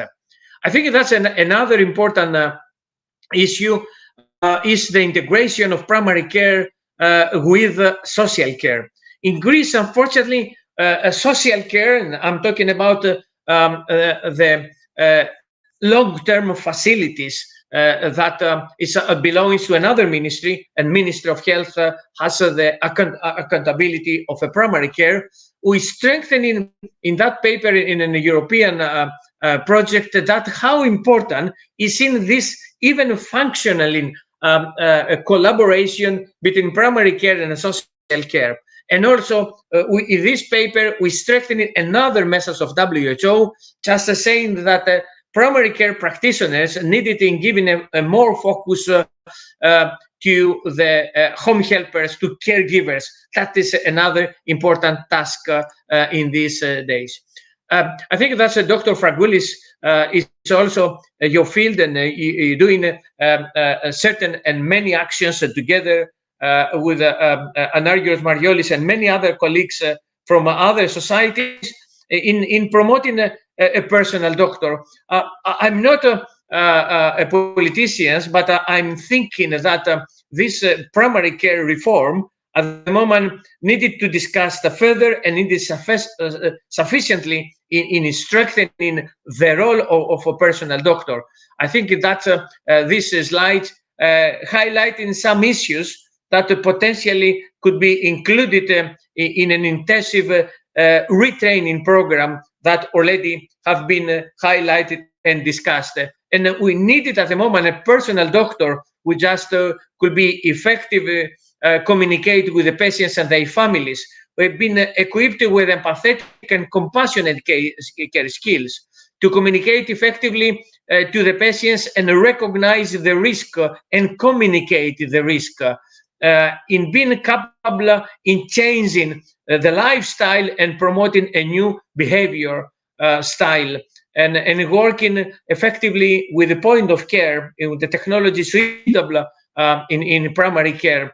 In managing effectively the most common problems, chronic conditions, working in teams together with the other primary care disciplines, which is so very important, but also important to engage community stakeholders and also be capable in making appropriately contributed to evaluation of primary care services. I think that's, and now coming at the end of my presentation, there are many challenges at the moment from the Greek primary care services. I think in that already mentioning the important step for retraining, and certainly I'm very happy since listening at the moment a lot of announcements that potentially such a strategy to be incorporated in the new current policy. We needed more discussion about the technology that will be suitable and appropriate for primary care. We needed to discuss rehabilitation services, palliative care, and the end of life. And that's seen how strongly primary care services to be involved.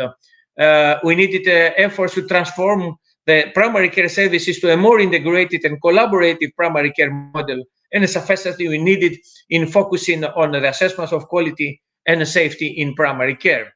Quite quickly, I think that few slides for our effort in Crete, our effort last it was in behavioral care. We're working in translated the experience from a European project in guidelines and training material. You can see that how many of the subjects have been already tools developed by the research team at the medical faculty of the University of Crete. We're having a lot of tutorials, but also YouTube and scenario with pragmatic physicians, but also with the patients or people that imitate the patients.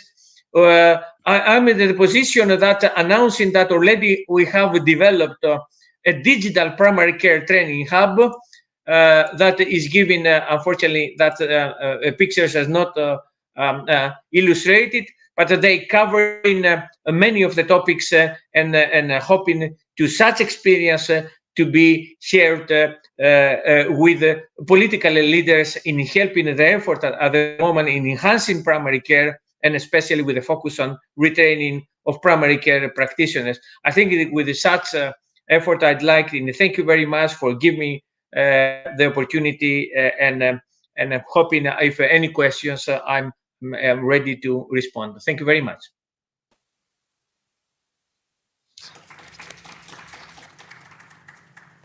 For your great talk. You always focus the attention in topics that we are not discussing in the public dialogue, and more we are focusing on the height of our remuneration, the terms of our contract, things like that. We have to see the vulnerable, all these things you have stressed. Any questions from the floor?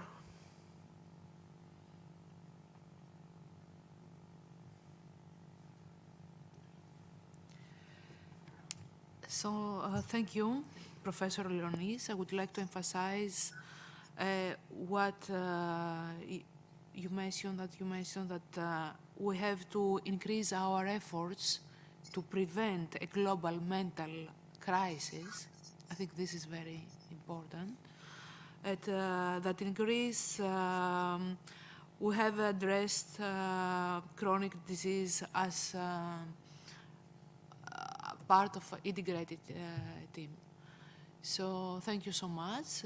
I think we can go on with the next presentation. Dr. Maria Gamvrouli. Thank you. Primary care systems responses during COVID-19 pandemic worldwide, a systematic review.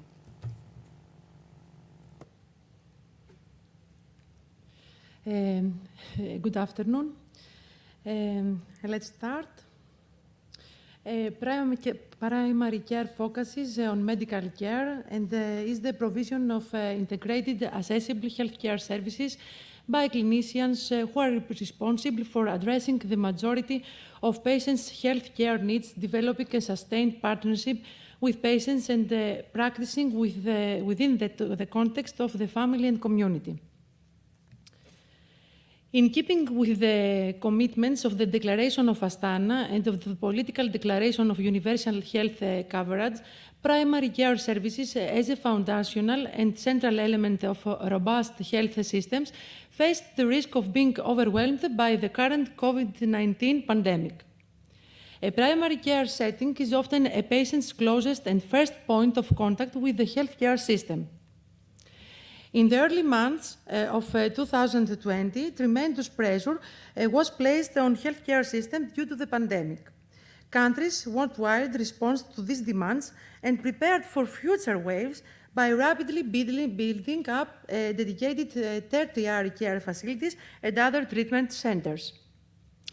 The health systems of some countries were not able to expand hospital capacity and the health workforce capacity as quickly as they would like.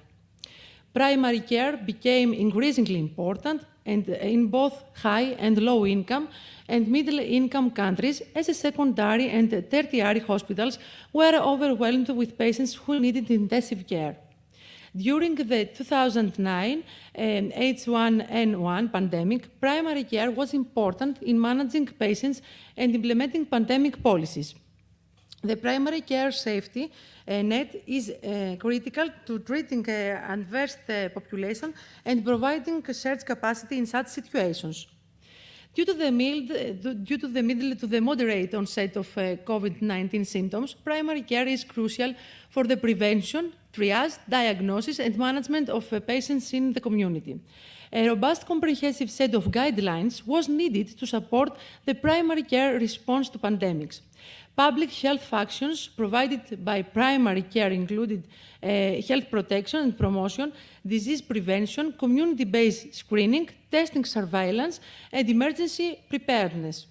Given that the main benefit of guidelines is to improve the quality of care received by patients, there is a need for rapid research and synthesis to inform and the creation of guidelines that support primary care providers in the delivery of quality care during the pandemic. The aim of this systematic review was to investigate the available national primary care guidelines for COVID-19.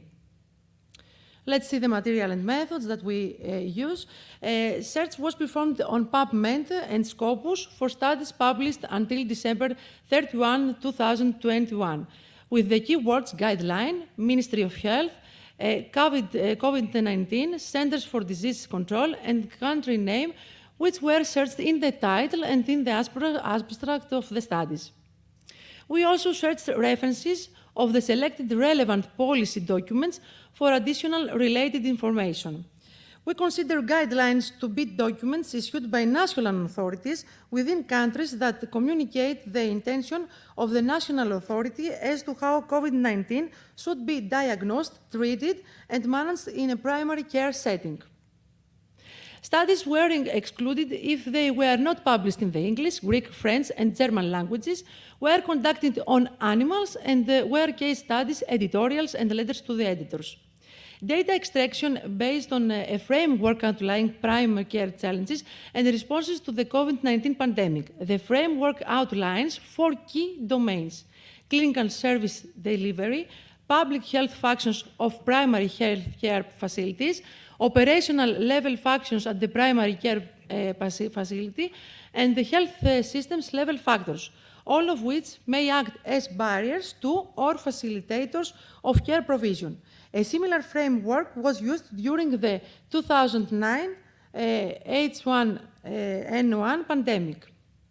Here we can see on this slide the table of the framework of primary care challenges and how this responds to COVID-19 pandemic. Here we can see the flow diagram, where in this systematic review we have in the final 24 documents to examine. And let's see the results.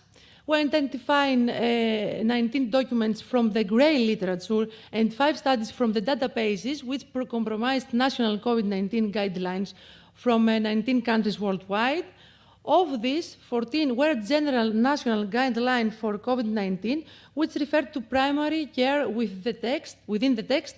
6 were specific to primary care, and 4 had primary care as a specific subsection.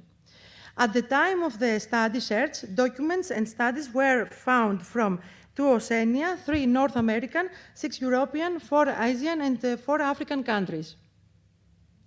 The guidelines were commonly reported on COVID-19 service delivery and primarily made specific recommendations to ensure the continuity of essential primary care services through telehealth or other methods of virtual care.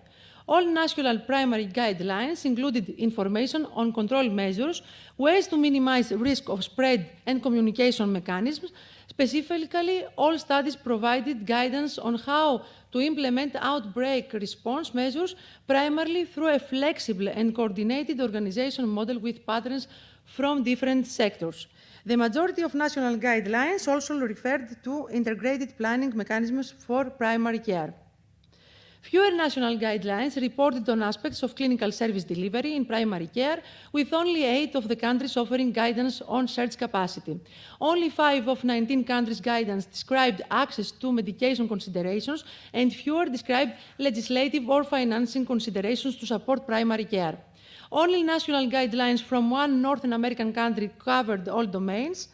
Lack of guidance to support supply chain management and resilience practices in primary care and the lack of personal protective equipment posed a serious threat to providing quality care during a pandemic. The role of primary care is central to providing quality care for common infections and now also for COVID-19. Guidelines based on the most recent evidence play a crucial role in ensuring high-quality care, especially during pandemics, which strain healthcare systems worldwide.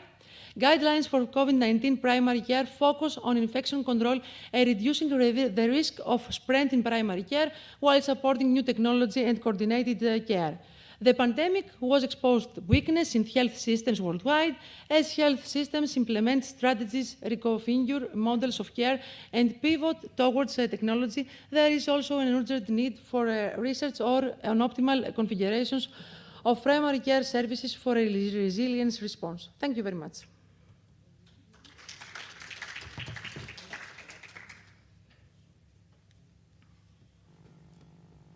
Thank you very much. Any questions from the audience?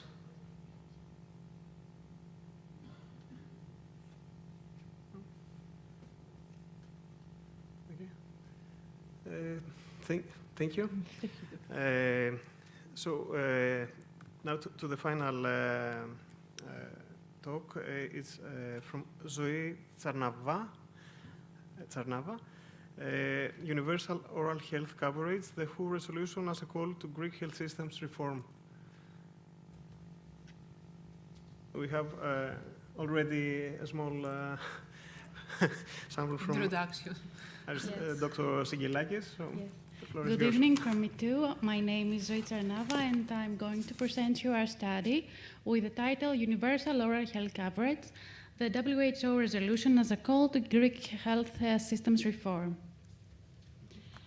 We declare that there is no actual or potential conflict of interest for this study.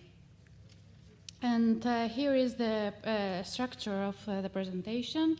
So it consists of introduction, aim, methodology, results, and conclusions. For the introduction, oral diseases are the most common non-communicable diseases. They cause pain, discomfort, deformation, and they can lead to death. They affect today more than 3.5 billion people worldwide. It's 1 billion more than in 1990.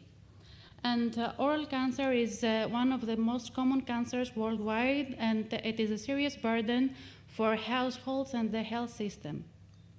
It was found that in the year 2015, oral diseases costed globally $544 billion, and social and economic situation affects the appearance and the severity of oral diseases.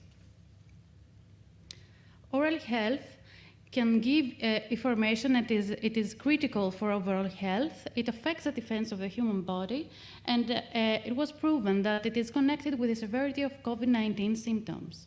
Oral diseases have strong links with general diseases and share common risk factors with non-communicable diseases. So, targeting common risk factors, we can promote oral health. Although oral health is significant for general health, it seems that it is neglected by the state in Greece.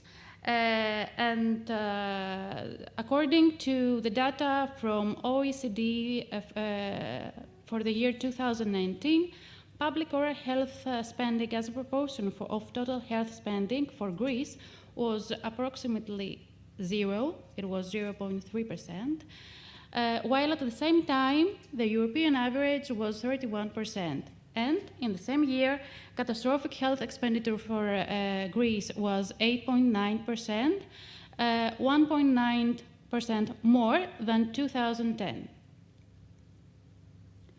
As for unmet dental care needs, they reflect existing inequalities in access to health and oral health, and it was found that the determinants of the use of dental care services in Greece are the age, sex, income, educational level, place of stay, private assurance, personal perspective of one's oral health situation. Also, it is significant that in 2020, the percentage of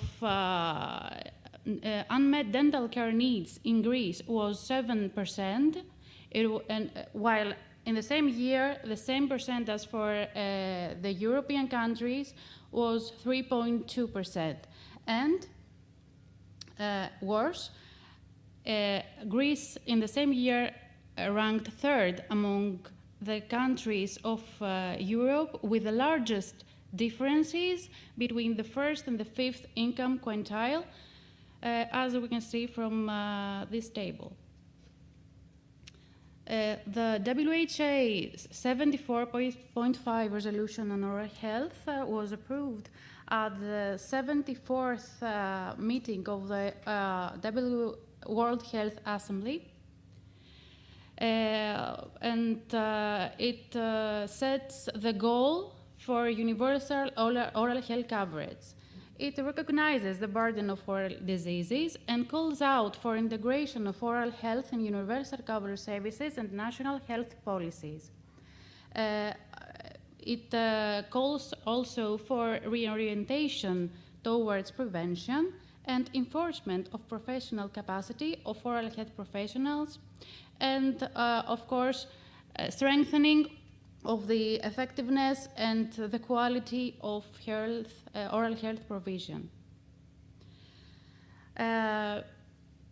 Here is the timeline that was set by the WHO resolution. So after the resolution, in 2022, a global strategy was approved. And according to this timeline, in 2023, there will be an action plan from WHO for public oral health with measurable targets that will be achieved until 2030. Also, in 2024, WHO will recommend best by evidence-based oral health interventions. And the aim of the study was to investigate the current situation of oral health in Greece and determine the conditions for a successful implementation of WHO resolution for oral health in Greece. Qualitative research was developed by conducting semi-structured, in-depth interviews with the use of an 11-item questionnaire. For the stages of the research, first of all, the questionnaire was created after the literature review. First, a test review was conducted in order to check the effectiveness of the questionnaire, to correct any ambiguities, to set the questions into the right order, and to approximately find the duration of the interview. Then, the selection of the participants took place with proposing sampling.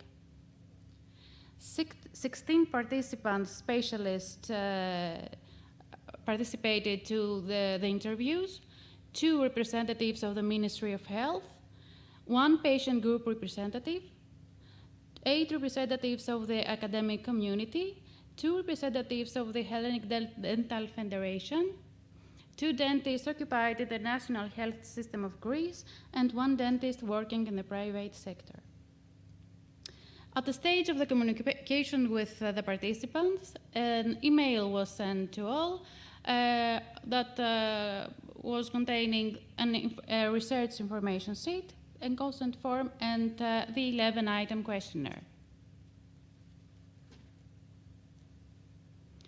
The interviews were conducted from March to September 2022.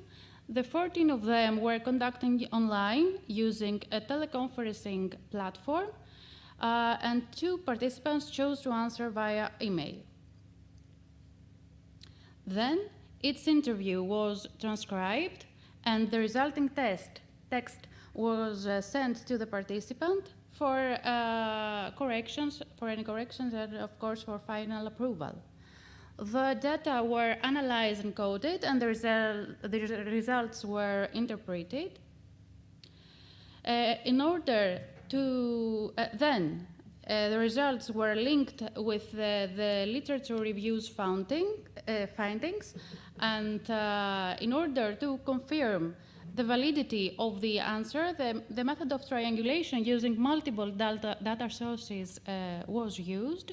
This is a method that helps confirm data that are coming from multiple sources that come from different aspects. And finally, the documented responses were grouped into 2 thematic sections. The first is current situation regarding oral health and dental care in Greece, and the second is interventions proposed. Let's begin with the first section, current situation regarding oral health and dental care in Greece. As it derived from the study, oral health in Greece is low prioritized. There is no oral health policy. Oral health is publicly underfunded, and apparently it has worsened due to financial crisis and COVID-19. Also, national health systems, health centers are understaffed, and prevention and promotion actions are not fully implemented. Furthermore, common risk factors approach is not implemented, social determinants of health are not effectively targeted. COVID-19 has affected oral health and dentistry as a profession. People do not claim the right to oral health, and there is no systematic recording of oral health and dental care data. Moving to the second thematic section about the interventions that were proposed. Adoption of a minimum share of public expenditure that will be exclusively dedicated to oral health. Development of public and private sector cooperation, but under strict rules in order to maintain the character of oral health as a public good, and systematic recording and processing of oral health data were proposed by all the participants. Oral health literacy improvement also was highlighted, along with interdisciplinary cooperation, inclusion of oral health into chronic disease investigation protocols, the development of an observatory for oral health inequalities and policies, the enforcement of NHS health centers, integration of oral health in primary health care, and of course strengthening reinforcement of primary health care, and actions to raise public awareness. Other proposals include recording of oral cancer in the National Cancer Registry, dental services voucher subsidy, training of health professionals, strengthening some vulnerable target groups based on parameterization, application of individual digital health record, implementation of the existing institutional framework that it seems it was highlighted that is, although it exists, it's not implemented, it's not fully implemented. Cost participation based on income criteria, establishment of a national oral health committee, increased taxation of unhealthy food, reimbursed preventive dental care by age group, and zero participation of the insured people for some basic dental services. In any case, all interventions should be included in a national oral health policy, or even better, in a national health policy that will be actively including oral health. Moving to the conclusions, this is the first research in the literature studying the terms and conditions of the implementation of WHO 74.5 resolution in a country. Although qualitative research methods have the disadvantage of limited validity compared to quantitative studies, these studies' findings are in accordance with literature reviews findings, but there is a need for further research and future comparison with other studies that will be possibly conducted as policy concerning the WHO 74.5 resolution are currently being planned. Proposals highlighted by the majority of the participants was the adoption of a minimum guaranteed percentage of public health expenditure that will be exclusively dedicated to oral health. This was a proposal of Hellenic Republic and was adopted by WHO and approved in the recent global strategy, and of course, as a country, we're obligated to adopt.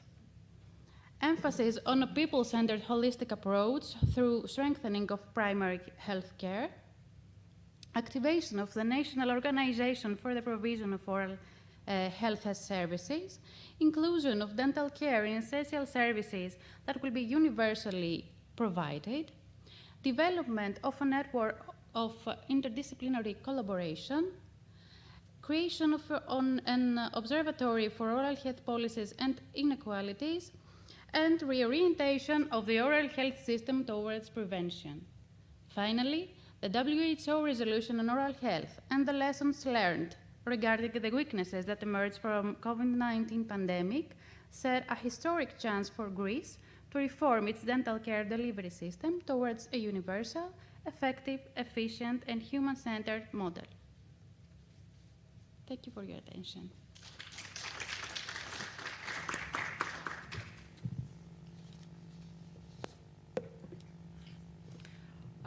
Thank you, Mrs. Zoe Jarrava, for this systematic review. Do we have any question from the audience?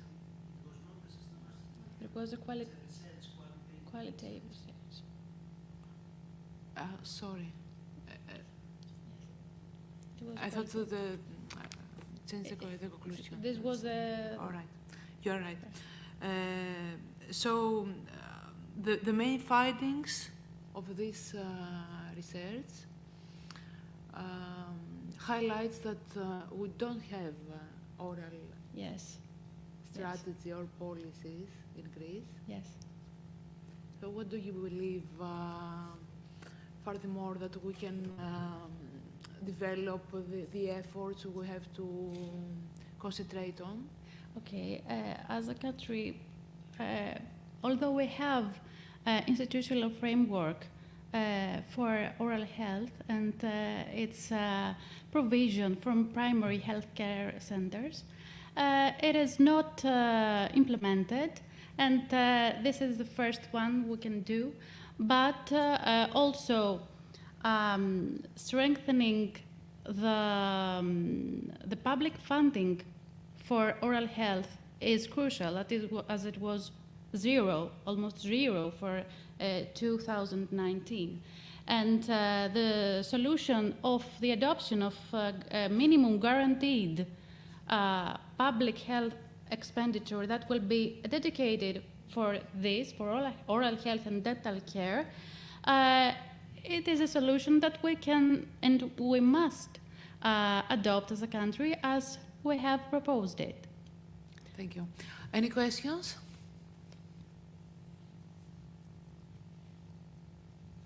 Thank you.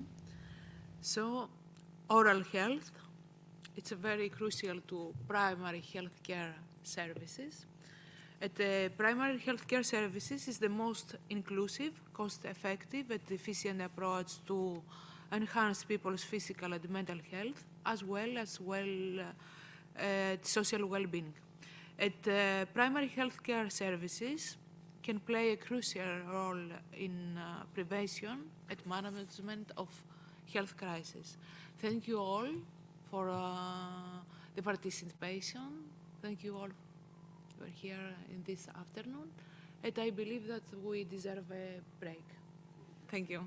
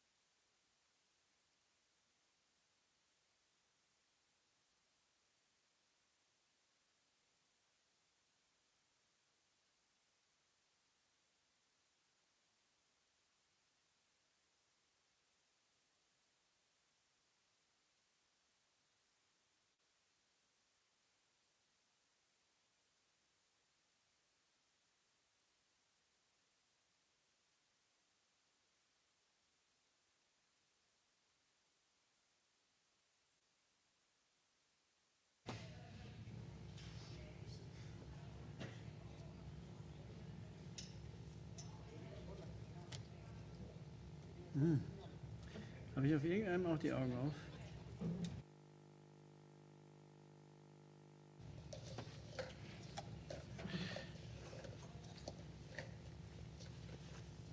Ach so.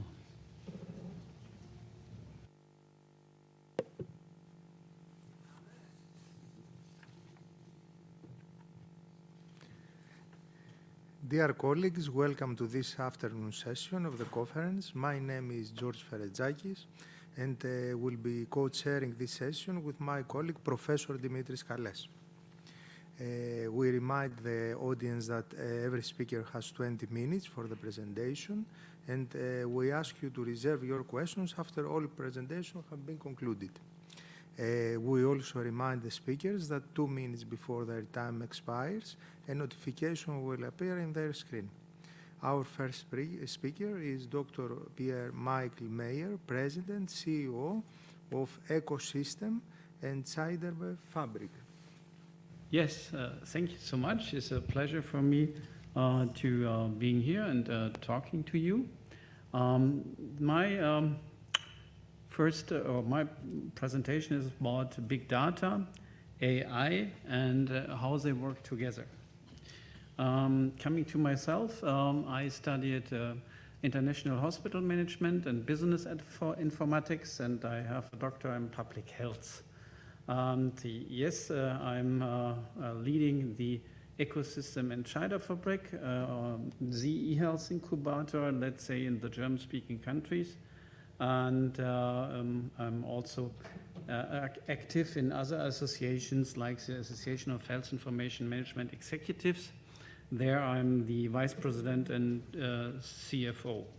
And for the European Association of Hospital Managers, I'm in the IHE Europe Steering Committee. And this is also something what is very useful for our association here in Brussels and now here in Greek. And yes, I'm also an assistant professor.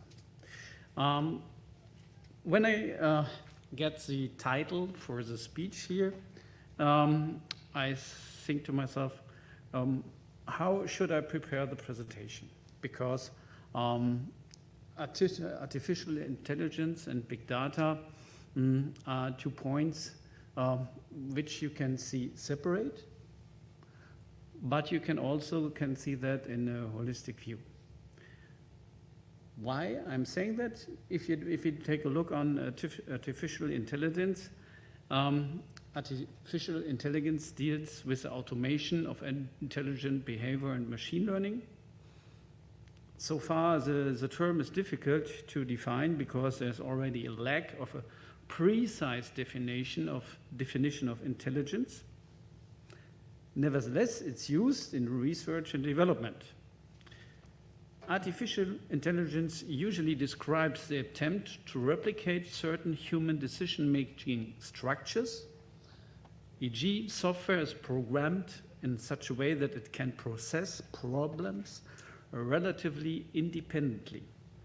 Often, however, this also refers to imitated intelligence with simple to complex algorithm simulating intelligent behavior, and thus achieving simple or strong decision support. This is important.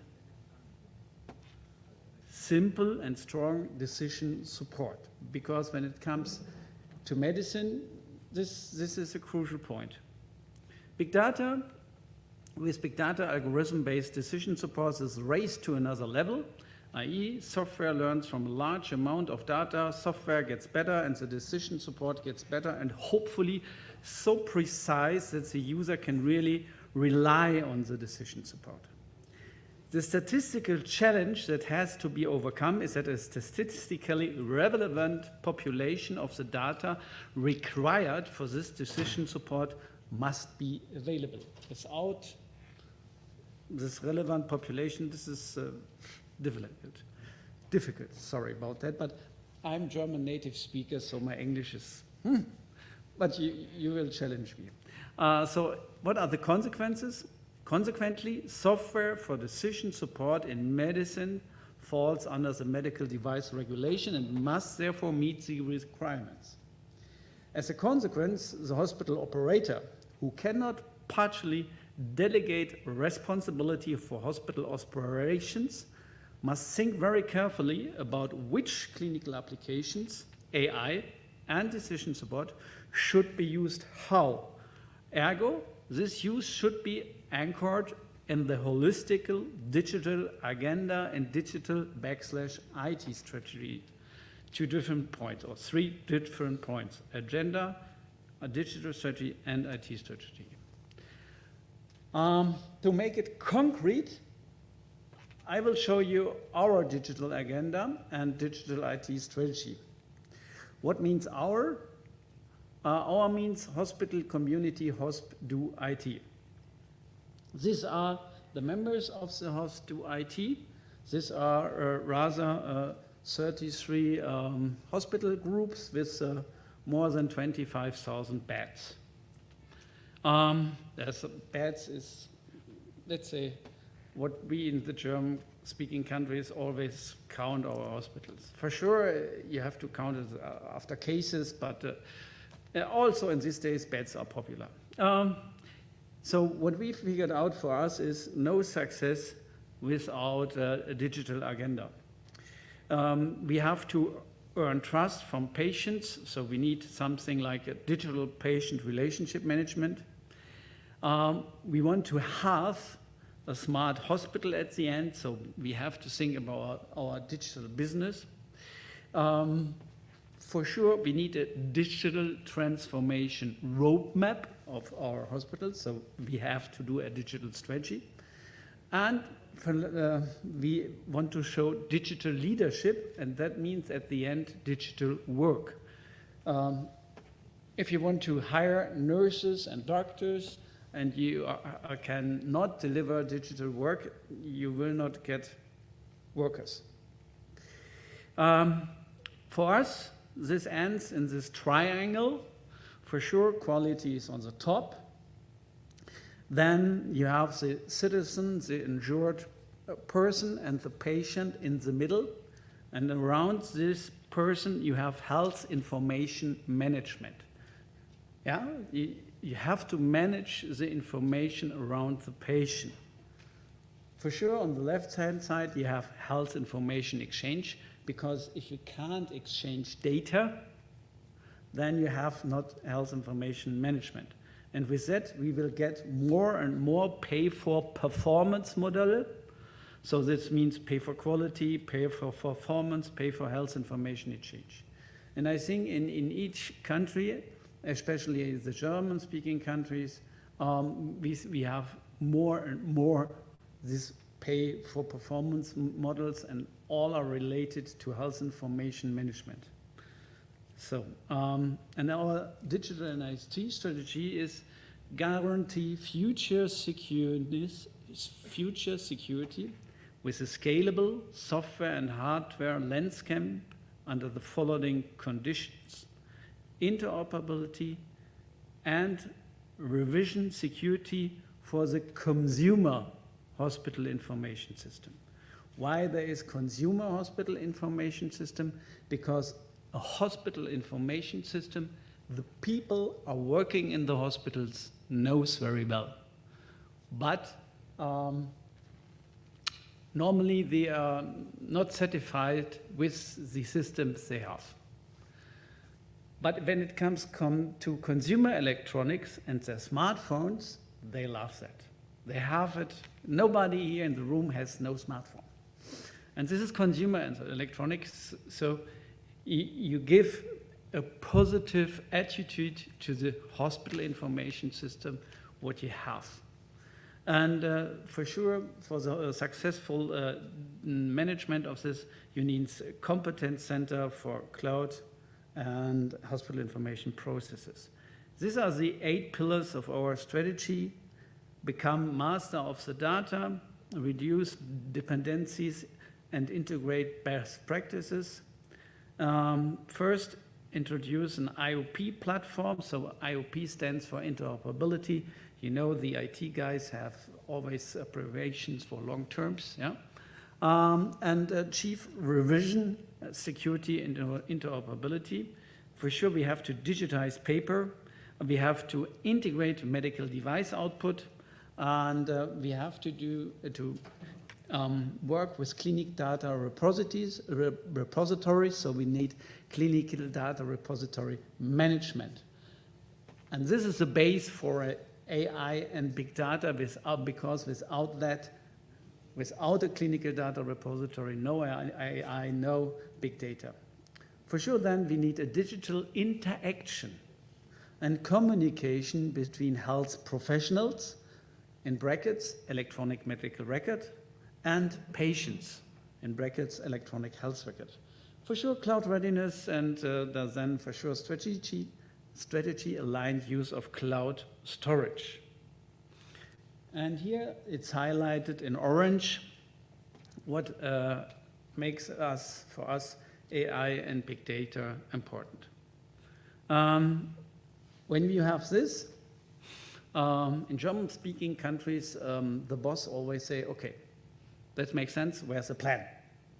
So this is why we have such an IT strategy reporting, what's working in years and in quarters, and to show progress within your project with numbers and different colors to make it easy for the executive officer to see which budget is achieved, aligned, and yes, this are projects which are for the hospitals, or is this are projects which are cross hospitals, so to make it very easy.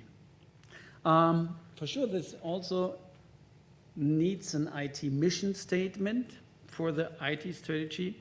For example, our vision is the best possible patient prevention, treatment, and experience through digitization. Our mission is we enable useful information processing, shape digitization, automate and standardize, and invite decision support, AI. Yeah? A code of values are, we are the helpful, the solution-orientated, the prudent, the continuous learner, and the professional. And we think with this, we get trust of our employees and our patients. And therefore, everybody can be sure if we use AI, it's safe. And for this, for sure, we built up a competence center to guarantee this. Our member service are then onboarding, so we bring all this in our members. We have operational excellence. This is all the reporting stuff I presented you. And then we have the decision support on our side to our members. Yeah. So we have a platform where we deliver forms, best practices, standards, and for sure we have a management information system with all the benchmarking data in that one executive officer can ask the other executive officer, why are you so good in that and we are not so good, and then they can talk about the numbers and we can help to interpret the numbers. For sure we have continuous improvement, so we have different working groups to become better. Typical working group are information security management, interoperability, key performance indicators, corporate governance and procurement, IT staff, competence centers. And for sure, we also do special responsibility, information security officers, data privacy officers, and planners and controllers of integrated care projects. And we increase the attractiveness of our members with plug-and graduate and trainee programs, digital manager and experts. And now the artificial intelligence committee we have, because we don't work without an order. We want expectations, we want orders, and then we will solve this, the problem. With respect to the quadruple aim of AI, risk models have to be adapted: predictive analytics, machine learning, artificial intelligence, and cognitive computing, to improve the effectiveness and outcomes of care to deliver, and to improve the speed of delivery of bench to bedside innovation to deliver better care. Wow, cool statements. Cooler car. Yeah. Getting the right team together for AI so that the users feel comfortable driving the car. This is an important thing, yeah? I hope you like the picture. Mercedes is not so bad, so. And this helps the implementation to be successful at the end. This are here, for example, composition of a good AI clinical implementation team. You need an executive sponsor, could be diet physician and manager. For sure, you need a clinical informatist. So who or someone, in German we will say Digitalisierungsbeauftragter. So for every other people, someone who really do clinician work and understands the processes and is guiding the IT folks to really deliver best practices. For sure, then you need analysts and data scientists. This is what I said. And front end and future user. So at the end, AI is super, but how you present the results, the decision support, is also very important to highlight things because the people have a lot of work to do. These are oversight and risk assessment, success factor and characteristics. We have accuracy, reliability, and safety. We have fairness and non-discrimination. And for sure, we have privacy and security. These are all the things you have to have in mind, yeah? To make double sure that at the end, the AI piece, the decision support piece you want to bring in place is working for the employees and the patients. This means at the end, appropriateness, transparency, very important to get trust, yeah?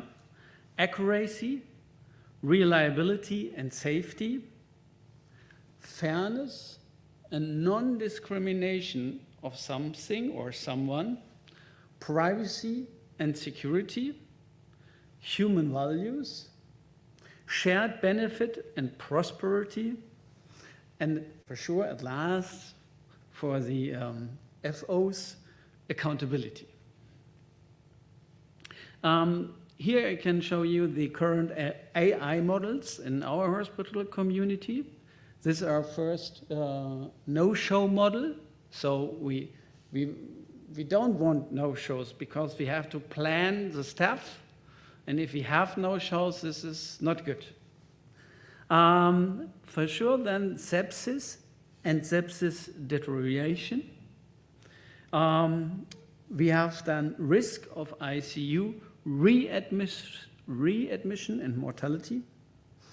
And we have plan for patient flow, likelihood to occupy a bed, and we have not operationalized. So what's about remaining loss at the end, yeah? Coming to my last, so after model validation, operational adaptation required for models, for sure, yes. Coming to the summary, so my last slides, dear chairs, so I should be in time. The summary, for me, artificial intelligence helps in emergency care, support in all cases where the clinics do not have the necessary expert. In acute care, use in cases of critical clinical processes and suspected rare diseases. And standard care, achievement of better level of care on site. So this is my summary on that, and I hope you enjoy my speech, and thank you so much for your attention. I'm here to answer your questions. Thank you so much. Thank you very much. The questions will be at the end of the session. Okay. Then I have to be polite and say, sorry, but I have to leave because my wife and my kids are on Creta and they have the will that I come back today. Thank you. Okay. Thank you very much.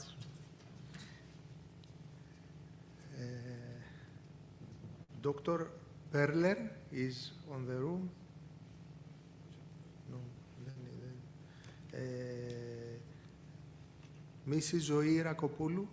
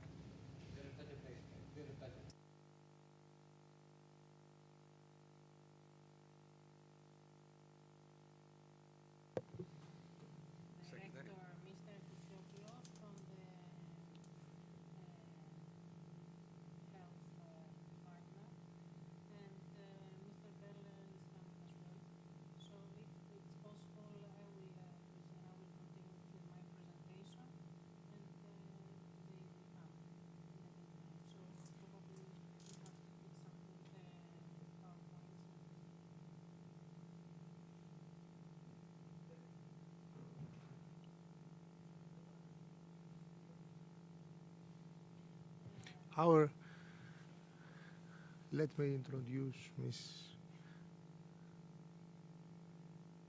Okay.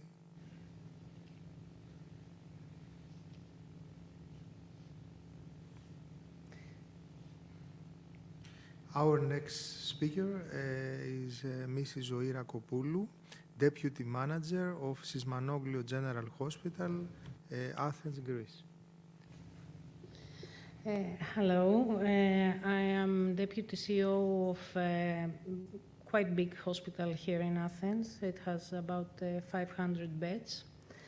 And my speech today has to do with applying artificial intelligence techniques on hospital big data. Let me tell you a few things about big data. The healthcare sector generates large sets of complex data, big data, from various sources such as laboratory tests, X-ray machines, electrocardiograph machines, electron medical records, wearables, sensors, medical devices, and more. The big data and analytical solutions have turned healthcare providers into digitalized laboratory slides, electronic health records, and high-resolution radiology images. With the increasing digitalization and the adoption of the information systems in the healthcare industry, big data is generated at various stages of the care delivery process. As a result, healthcare is one of the major sectors generating big data in the market. In the coming years, the volume of big data in healthcare is expecting to increase.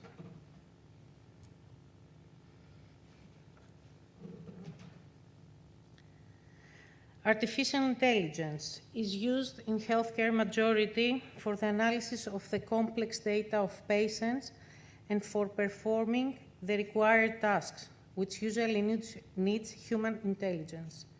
Using AI, diagnosis and medical treatment can be made quickly in less time, with less human intervention and more precision.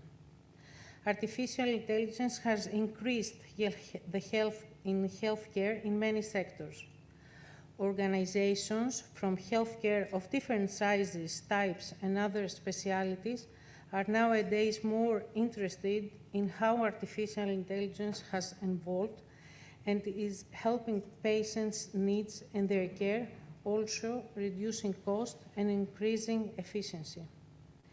Data in healthcare, like information about a patient, research findings, and diagnosis information, is being generated in massive volume each day. With the help of analytical tools, organizations could collaborate and achieve insight needed to treat patients efficiently and effectively. Sysmanoglou Hospital has a team of scientists in collaboration with universities and studies many topics from the big data generated by the hospital, like using machine learning technologies to aid empirical antibiotic therapy decisions in the intensive care unit of the General Hospital. They use an applicability of machine learning algorithms in predicting the surgical outcome for patients with being prostate enlargement, using machine learning techniques to predict antimicrobial resistance in stone disease patients, analyzing acute care surgery patients' flow in the emergency department during COVID-19 pandemic, admission and discharge following ambulance transport to the emergency department. There are more that we are doing with the big data of our hospital. Today, I will present you such a study which talks about using machine learning for predicting the hospitalization of emergency department patients. The most significant challenges that most emergency departments have to face daily are the sudden surges in patients' volume and limited medical resources capacity. The current COVID-19 pandemic exacerbates the problem, making the delivery of essential services ineffective. Fast recognition of emergency problems requiring direct admission to the hospital is of utmost importance to have an efficient triage workflow. Need more quicker and better decisions. In the emergency department setting, the medical and nursing staff must act quickly by reading clinical information to arrange patients and foresee results.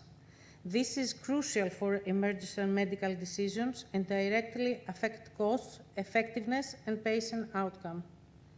Machine learning approaches might help medical staff settle on quicker and more sustainable decisions, decline excessive testing, and reduce emergency department overcrowding.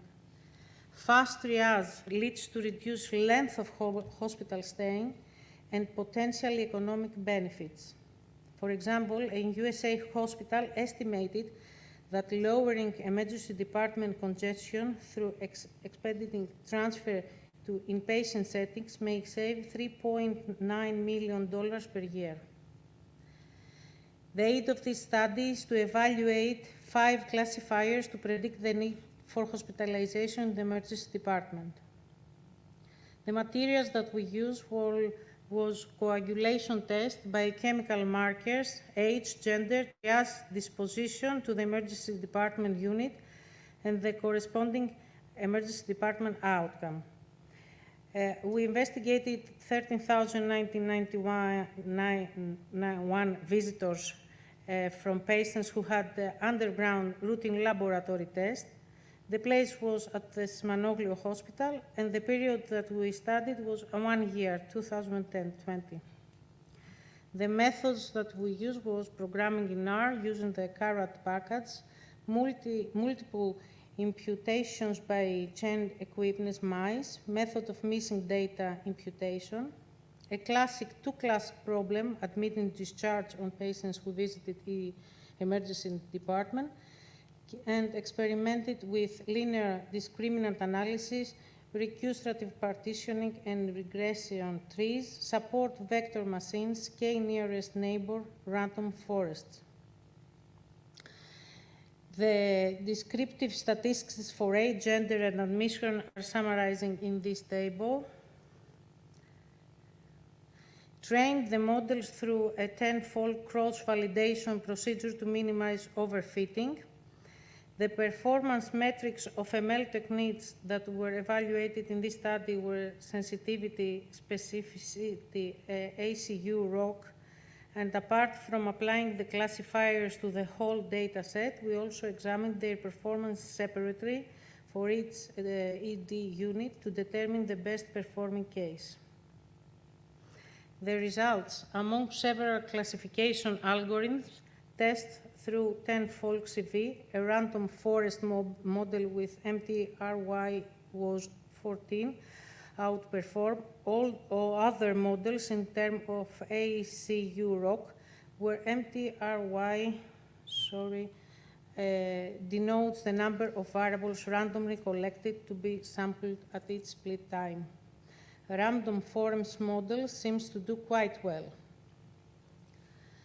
After performing the 5 classifiers in the whole data set and each emergency department unit separately, the best performance regarding AUC ROC was observed in the pulmonology ED unit.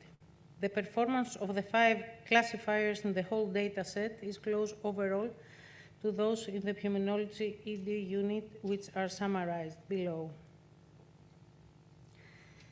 Discussion. Artificial intelligence procedures are increasingly being used in emergency medicine, notably for supporting clinical decisions and potentially improve healthcare services.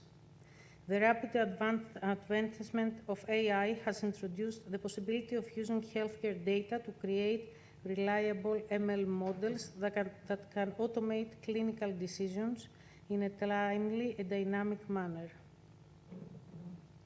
Study limitations. There is a single data collection point. We only collect data at one hospital. The relatively short period examined. Machine learning models, limited explainability. We primarily expect to include patients' data over more extended periods in future studies. Focusing on the institute is less of a problem using such an approach. It may improve the odds of successful technology acquaintance experiments by capitalizing on the knowledge sharing by physicians who work together in the same ED. It is exciting to note that the transformative capability of AI technologies can be felt even without fielding AI at the production level.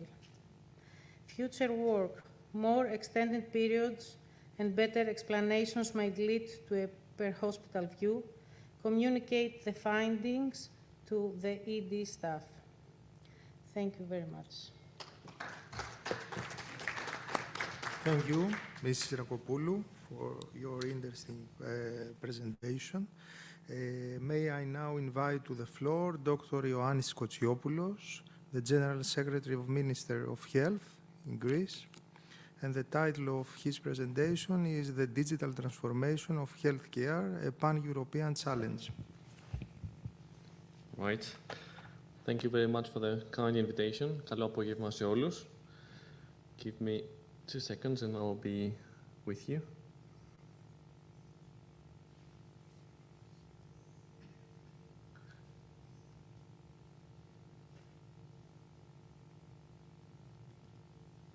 Okay. How do I change the slides? Right. The clicker is here. Right. Thank you.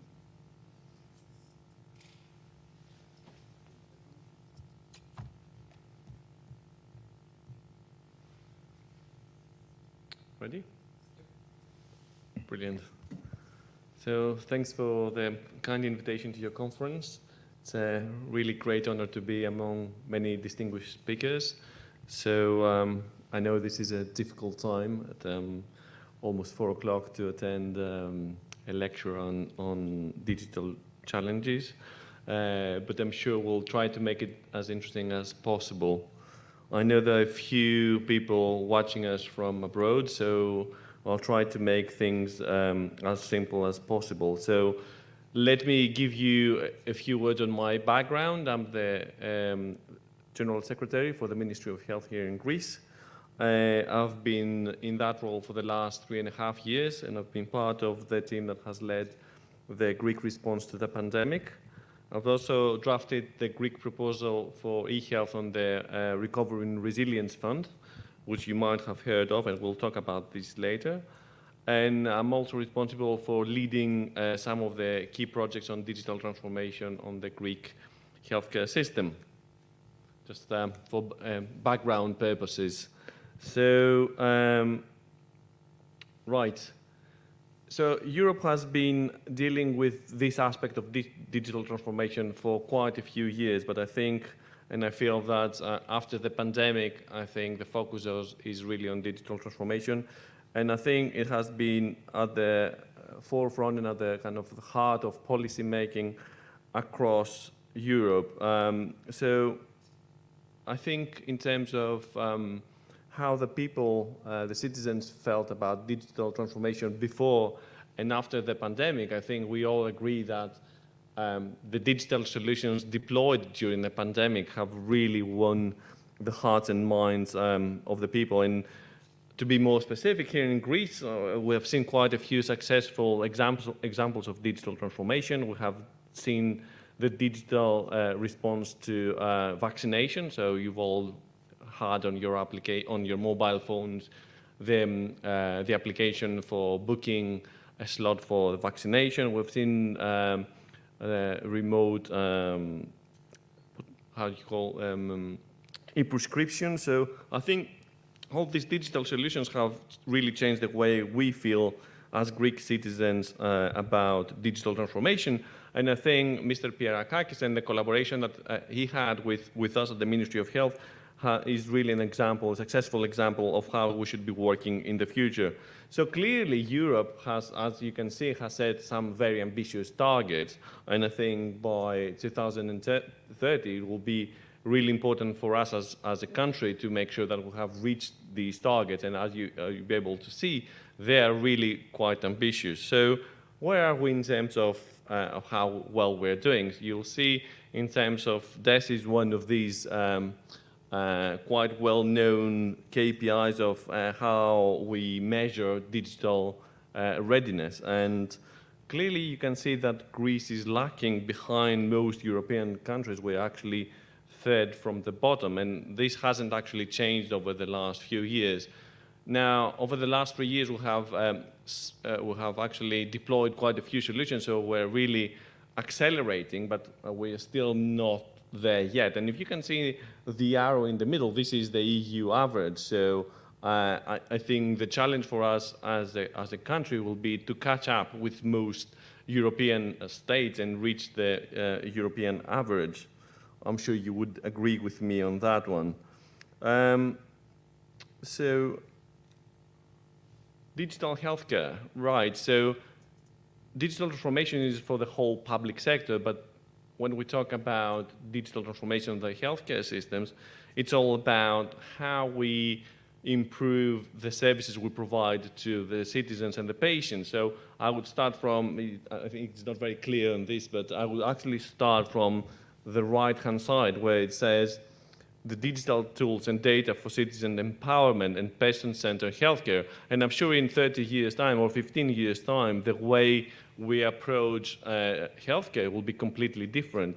And it will be completely different if we manage to use the digital tools to make healthcare more personalized. And I'm sure in 15 years' time, we won't be talking about generic policies, we'll be talking about personalized policies and personalized healthcare. And the only way to do this is to actually use the digital tools, use the data that come out of these digital tools, use tools like artificial intelligence to personalize the care we provision to the citizens. Now, when we talk about the vision of digital transformation, I would actually try to turn things around a little bit, if you allow me. So for me, it's more about how do we eliminate inequalities in access to healthcare services rather than how do we use digital tools? Because the challenge here is how do we make sure that old lady in a remote island in Greece has the same access to healthcare services with the young professional living in Psychiko, for example? Can we use the power of technology to make sure we provide equal access? And this is the challenge. It's not about the tools themselves. It's about empowering the clinician, empowering the patient. And now, with these new tools, you can think of digital services in a quite unique way. So, for example, instead of going to your dermatologist to examine a rather innocent mole on your skin, can we use a digital tool to give us a little bit of information about this mole on our skin? And perhaps it's completely innocent, or if we get something like 10% chance that this might be something weird, then perhaps there is no reason to visit our dermatologist. We can actually see our GP and get some advice from our general practitioner rather than go to a specialist. So you can imagine that the model of service provision actually changes when we redesign services around new digital tools. And that brings me nicely to another thing. So when we deploy digital tools, they should be deployed in a way that they assist the clinicians to make more informed decision-making rather than replace clinicians. So, for example, we see radiologists struggling with the volume of the work that they have to do. Now, if we have tools like artificial intelligence to identify lesions in breast, for example, then what that means is that the clinicians can actually process more data in less time, because we know that clinical time is very scarce, and we actually do struggle to hire more clinicians. So we need to deploy tools to help clinicians optimize the time they have to treat the most important cases rather than replace clinicians, which is not the case. You still follow me, right? Yes, okay, excellent. So the full thing that I would actually see is we all go to the hospitals, and we do know that the provision of care, the quality of the provision of care is not standard across the board. I'm sure you would agree with me, right? So if you go, for example, to the best center in Athens, it wouldn't be the same with a remote place somewhere in the Greek countryside. So how do we digitize our hospitals to make quality of care standard across the board? And how do we link professionals from somewhere, I don't want to say a place because it might sound like a little bit weird. How do we connect a remote hospital somewhere in Greece to the center of excellence in Athens or in Thessaloniki so that they both provide equal access to services or equal quality of access to clinicians? And the other thing is, how do we measure things? But I'll come back to that. So you might have seen from previous talk this slide about our existing healthcare strategy when we drafted our Recovery and Resilience Fund. So I won't stay with this too much, but I can tell you that we have 5 big programs of work, and one is the National Patient Record. The second one is around cancer, and how do we digitize all the processes around cancer. And I can tell you that this is now underway, and we'll have the tenders coming out sometime, I hope, before Christmas. How do we improve the digital readiness of the hospitals? Telemedicine is also in progress, and also there's a program around AOP. But I've talked about that quite a lot. Now, let me stay on this one a little bit more. We might have a lot of money now to invest on e-health, which is very promising, but the challenge here is the organizational challenge that we'll have to face when we bring in technology to the Greek hospital. It is not about the Greek hospital itself. It's a European-wide challenge, because we do know that e-health is not about so much, the problem with e-health, it's not so much about technology, it's about change and about how do we enable change within the hospital. So organizational culture can very easily eat for breakfast e-health. And unless hospital managers do understand that it's about how they enable the clinicians embrace it, then they'll have to face huge problems with these programs. And again, it's not about technology. It's about how do we enable personalized care and how do we improve care, and sometimes it doesn't need to have too much technology to do that. Now, if we want to improve, we need more data, and especially clinical data, is hard to get. It's often hard to get. And why is it so hard to get it? It's because it's in different electronic health records in different systems that are provided by different vendors. They're not connected. We have very strict legal challenges to face. And also there is lack of interoperability that we have not now started to address with the work that we have been doing on the National Health Interoperability Framework that we have been doing with the Ministry of Digital Governance. So there are quite a few reasons why access to healthcare data is a European-wide challenge. And that's why Europe has really realized the problem, and all the member states have come together to produce a European-wide legislation on the European health data space that's now nearly finished, and I think it's going to go through the European Parliament very soon. And I think when we do that, we will have the ability to harness the power of the health data, and this is really important for the future, and especially important for digital transformation. And why is it that important? Why is it a problem to get health data? It's because individuals like myself, we want to have access to our own data. And especially in Greece, I'm sure you would relate to people carrying around on the hospital emergency departments bags with their x-rays and all of that. It's a familiar picture for everybody. Healthcare professionals, they want to have access to more clinical data because we want to help them with clinical decision making. And the more data we provide to them, the more informed they are to be able to do their job more effectively. And what about these people, these vendors creating these digital solutions? They do also struggle, you know, because they do have issues with interoperability, lack of standardization, a very strict legal framework, and that makes things even more complicated. And as a result of that, you will see that innovation and research, which is at the heart of what we want to do, has real problems to, researchers have a real problem to get access to all the clinical data that they need. So I've talked about this before, but the healthcare data is scattered in different systems. We're struggling with legal challenges. And moreover, what I wanted to say on this slide is that the data itself is collected for different reasons. Therefore, the granularity of the data is different. And granularity means that not every data set has the same level of information. And to make things even worse, the semantics of the data that we collect are different. And when we try to integrate things, then it really doesn't make any sense at all. So how do we change this?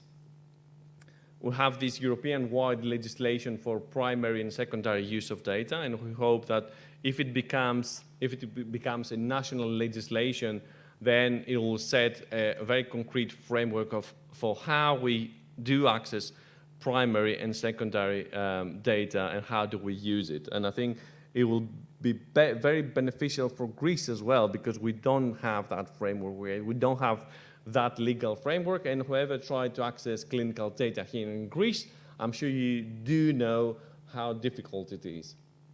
So I'll stay just for a couple of seconds on this one. So what the European proposal says for the secondary use of the data is that we need to create an institution that will be responsible for dealing all the requests for secondary use of the data. So when you do want to do your own research, you'll have to address your kind of request through that institution that will have to do all the due diligence, collect the data, do all the legal checks, and then give the data to you, which I think it'll be very, very beneficial for the Greek healthcare system, because we do not have this organization and we do not have the processes there yet. So I think we'll benefit tremendously from this approach. Now, there are quite a few challenges for the European health data space, but I won't bore you to death with that.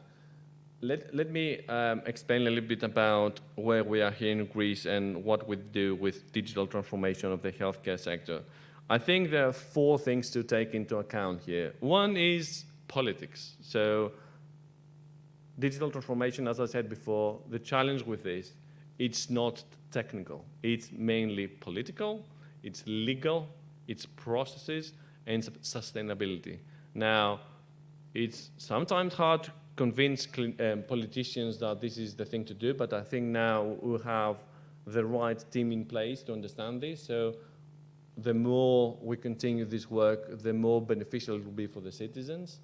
We have to work very hard on the legal framework, and I think it will be, as I said before, the actual European legislation come at a point in time where we actually need it, because GDPR has its own problems. So I think by when the new legislation comes into power, then we'll be in a better place to enforce it here in Greece.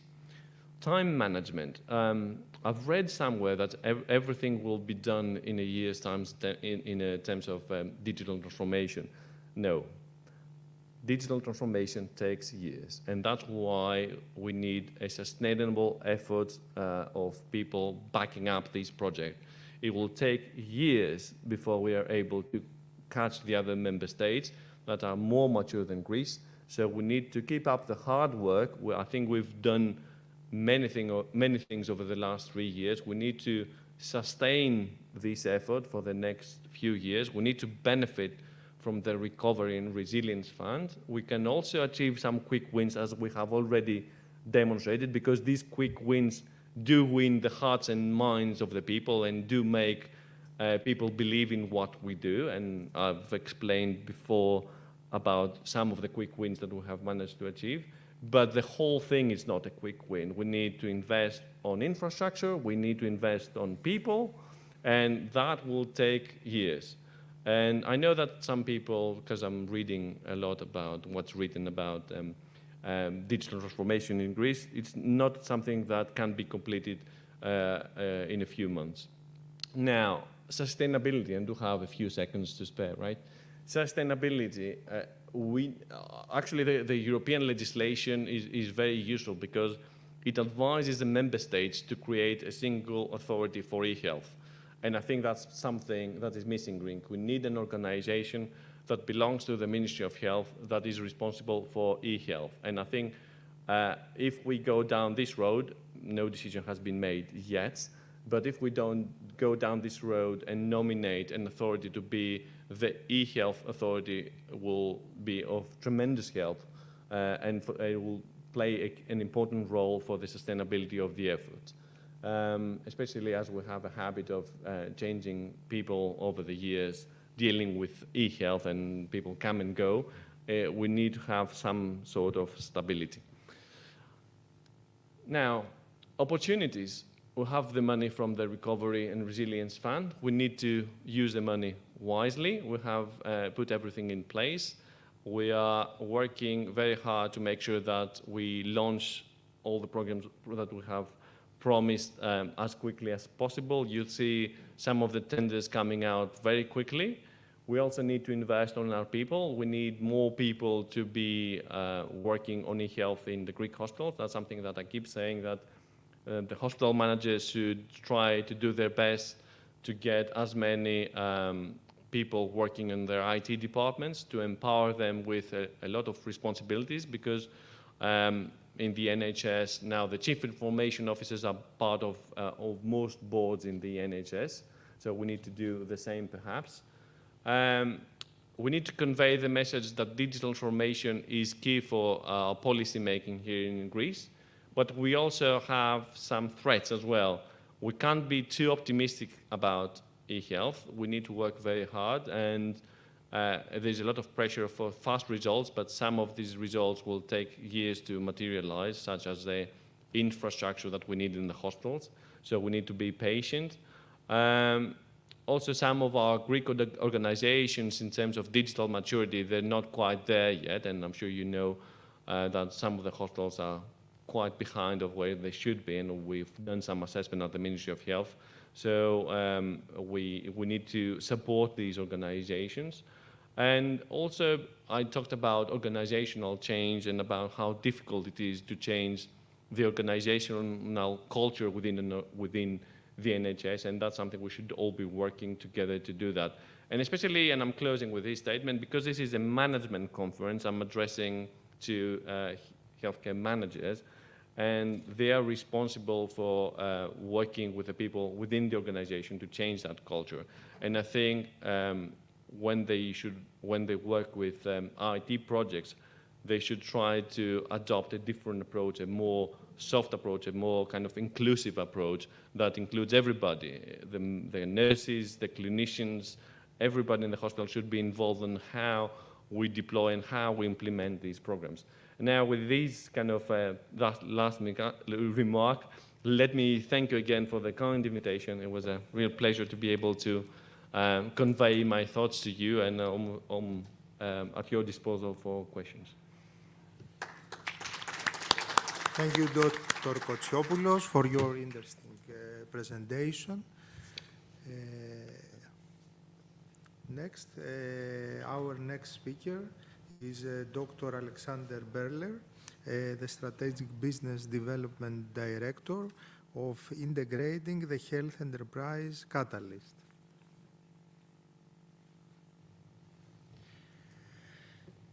Hello from my side as well.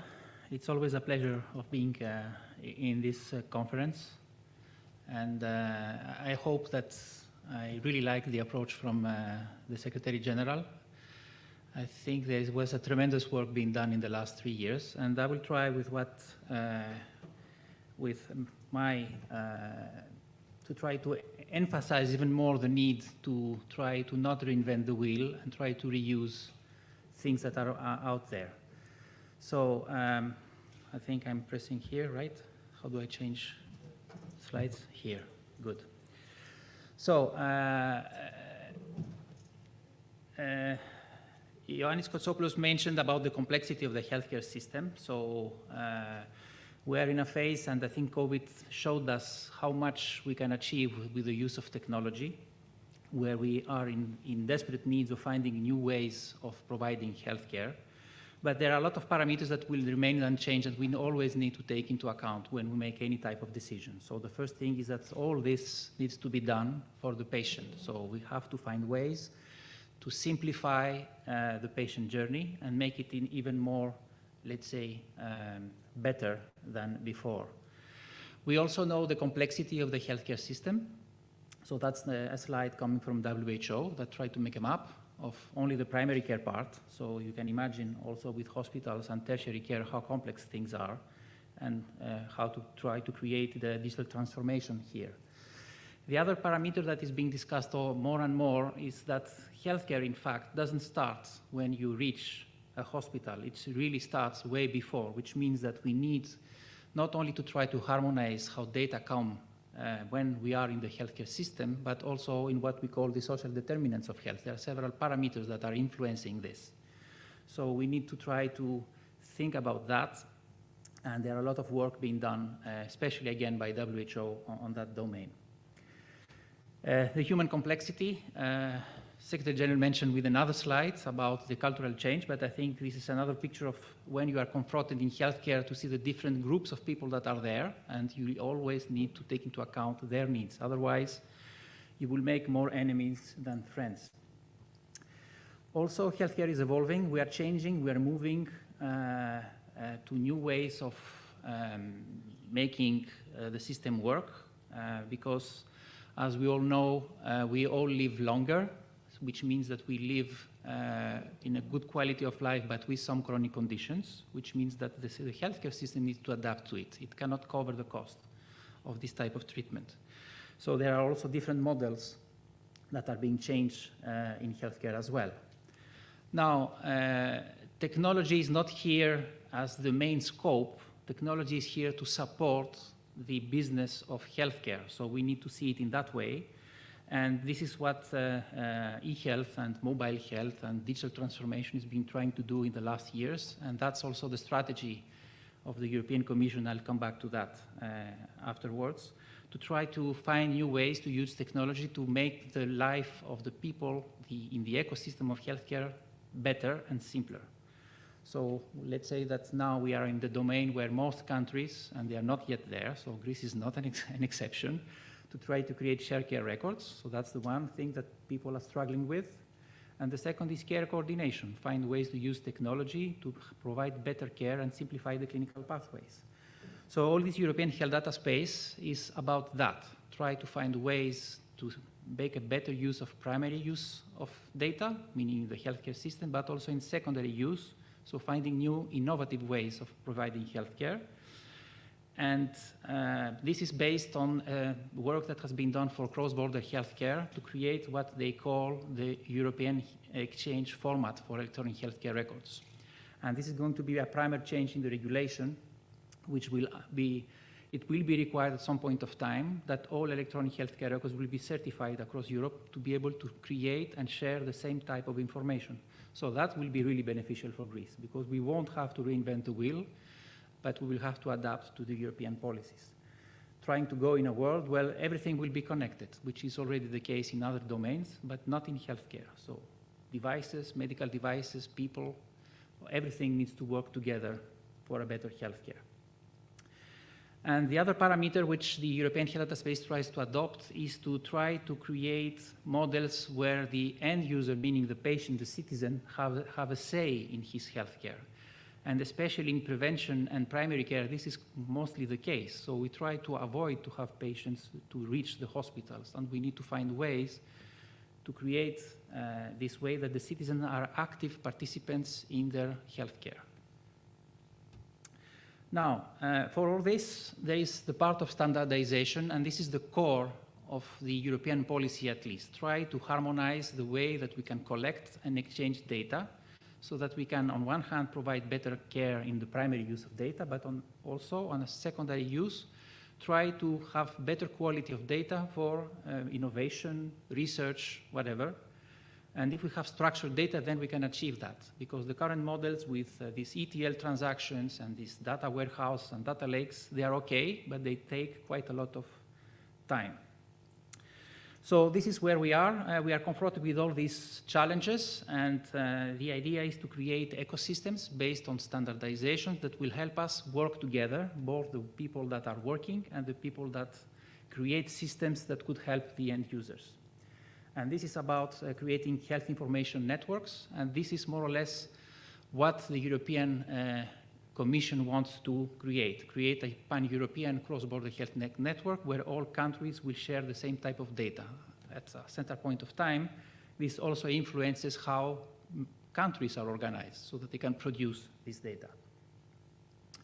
All this is based on the concept that was introduced by the European Commission about 10 years ago, which is the e-health European interoperability framework, which is a way of harmonizing the information exchange, in other words, interoperability. It's a word that you might have heard many times, in all levels. And interoperability, it's not only about technical interoperability, it's all about semantic interoperability, about organizational interoperability, legal, and all the other parts. So we need to address everything if we want to achieve.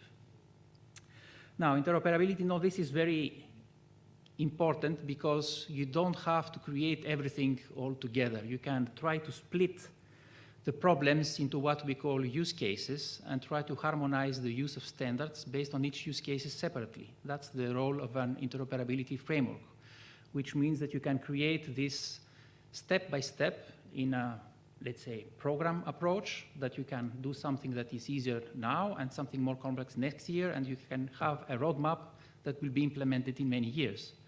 And I would agree that trying to change healthcare is not a quick win. It will take several years. And if the Commission, this European health data space, has a vision of being implemented in 2030. So that's a good point for us as well. So the core of all this is to agree on what information we can exchange, how we can organize them in such a way that they are understandable by the different information systems that are the core of all the systems that are serving the people in the hospitals or in the healthcare in general. So this is what we call the interoperability specification, and this is the core, the technical part that we can really solve quite easy.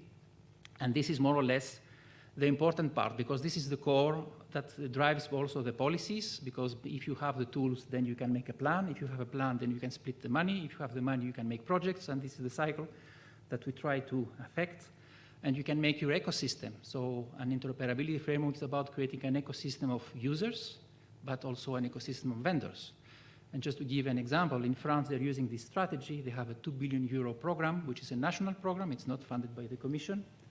And they have an ecosystem at the Ministry of Health of 383 companies. So I hope that sometimes we'll have a similar ecosystem around the Ministry of Health. Now, if you have this type of, you can have a governance and you can organize all the specifications in such a way that they are reusable, which means that the first set of specifications you create the infrastructure, so it's a little bit more complex, but all the next use cases that you are creating, you are reusing the previous one, which means the effort each time is smaller and smaller, and the next phase is much easier to achieve. And this is more or less an approach that can be done quite easily. Now, the Commission, to try to facilitate this, as has already been mentioned, they have proposed this new regulation for the European Health Data Space that was sent to the Member States on last May. And now the final comments from the Member States are being pushed to the European Parliament, which means that hopefully in the next 6 months to 1 year, it will be voted and will be part of the European regulation. It's not a guideline, it's a regulation, which means that Member States will have about 18 months after that to put it in their legal framework. And I think that's a huge opportunity to make a e-health strategy and a legal framework in Greece, because we really lack that part. So, trying to see how this is work, the European exchange format is the center of this strategy, so how we exchange this information. And this is not something that we have to create, it's something that is already partially created and used, so patient summaries and e-prescriptions and e-dispensation are already coded and exchanged between member states. And IDICA will go live next March, so Greece is okay with that. And there's an extension, which again, the Ministry of Health here is participating, which is called the ICSI Health Project, which has already created the structured data for at least 3 more groups of such clinical, structured clinical documents, meaning the medical images, domain and reports, the laboratory results, and the hospital discharge letters. So by that, we can more or less harmonize and structure the data about 70 to 80% of the clinical data that we need for primary and secondary use.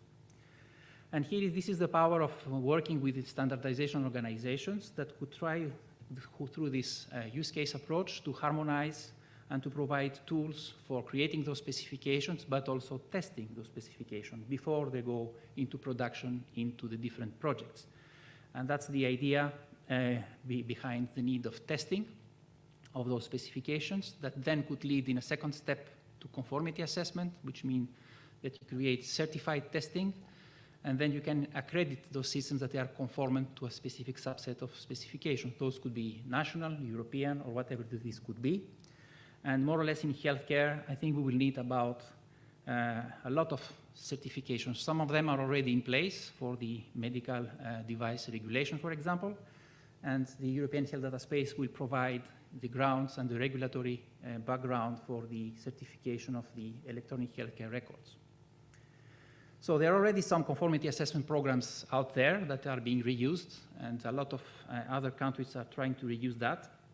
They are proposed by IHE International, for example. There is a Swiss certification program, so Swiss, and I have some slides about that at the end, is a country that is leading this exercise about certifying electronic healthcare records, leaving it open to the market and to the free will of the citizen to select which provider they will have. So that's another democratic approach that we should think about. And the European Commission has funded a project called Eurocas to create a pan-European similar approach. So testing is crucial in all this, so that we can ensure that whatever specifications are created, they are not tested during the implementation of a project, but they are adopted and accepted by all the stakeholders way before. And that's an important factor, and it's also part of an ecosystem around interoperability. And there are testing tools out there. We have recently had the European Connectathon in Montreux, and we had the pleasure of having Dr. Kotsiopoulos there, representing Greece. So testing is already there, and we need to find a way to introduce this approach into national or way of, let's say, governance. So, as said, there are many instances of these tools, and there is also, because we made a pilot project also in Greece last year in 2021 with very good results and with creating the first subset of lab reports, which we hope that they're going to be used in the RRF projects, let's hope. And there is already a set of tools, test tools that have been used for that subset of information. So the grounds are there, we need to make them work. So I'll keep the 5 last minutes to give you some examples of how this has been used and been implemented in other projects or let's say strategies around the globe. So trying to explain that this is not something that someone has in his mind, but this is an approach that has been globally adopted as a best practice of moving forward for digital transformation.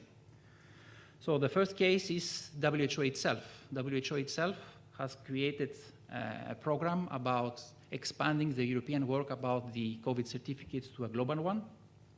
And they are using the same testing approach to certify all these authorities that issue COVID certificates around the globe, because the European let's say specifications are one, but you have the Indian one, you have the American one, you have the Chinese one, and there are different approaches there.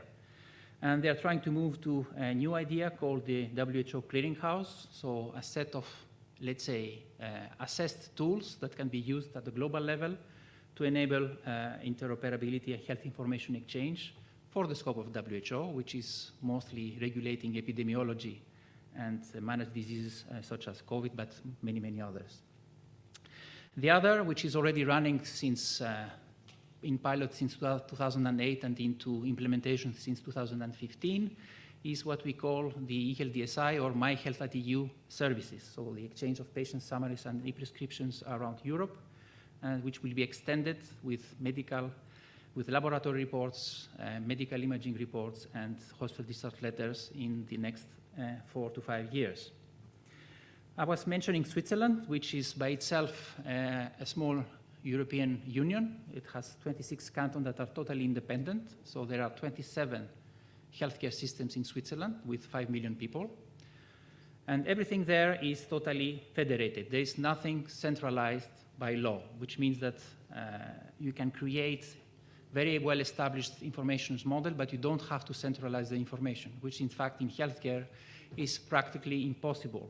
The type of information are different, the modeling of information are different, so you cannot really centralize everything into one database. And this is the model of Switzerland based on the reuse of IHC standards, and they are able to model all the different roles so that they can connect the different systems and they can exchange this is a workflow of how you can exchange information between 2 actors in the Swiss context, and which means that they already have tested. They are doing those testing events locally, and they are putting all their vendors. They have their own ecosystem of vendors that are supporting this structure, so it doesn't care.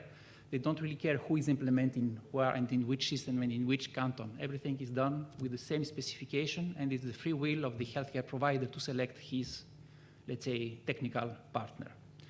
Of course, there is a law behind all this, which we lack here in Greece, and we probably need to find a way soon to have such a law. And at the end of the day, people will be able to select their provider across 8 different systems that have been created in Switzerland based on the same specification. So there is not a single point of failure.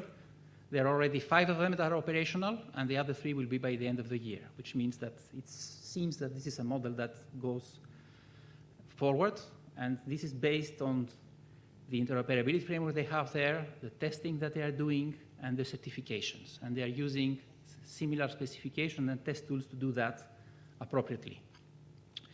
Same thing goes in Canada, where they have done this, they're using the same approach, and they are trying to introduce the patient summary there, which is a new type of document, and they are trying to create the same ideas in a pan-Canadian, let's say, approach with the 17 regions of Canada.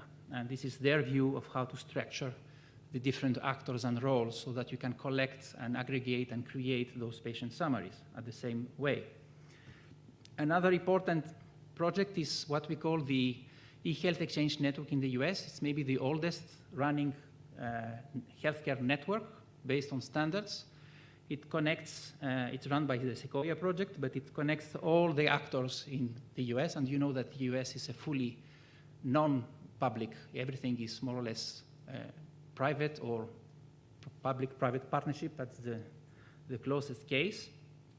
And everybody is connected to that network to exchange a similar approach of clinical documents. There they don't have the same approach as the Europeans. They have another approach with 9 types of documents they have certified, and everybody's creating those documents to be enabled to exchange between the different actors. So if you change your healthcare provider or your insurance, then you can still have access to your information.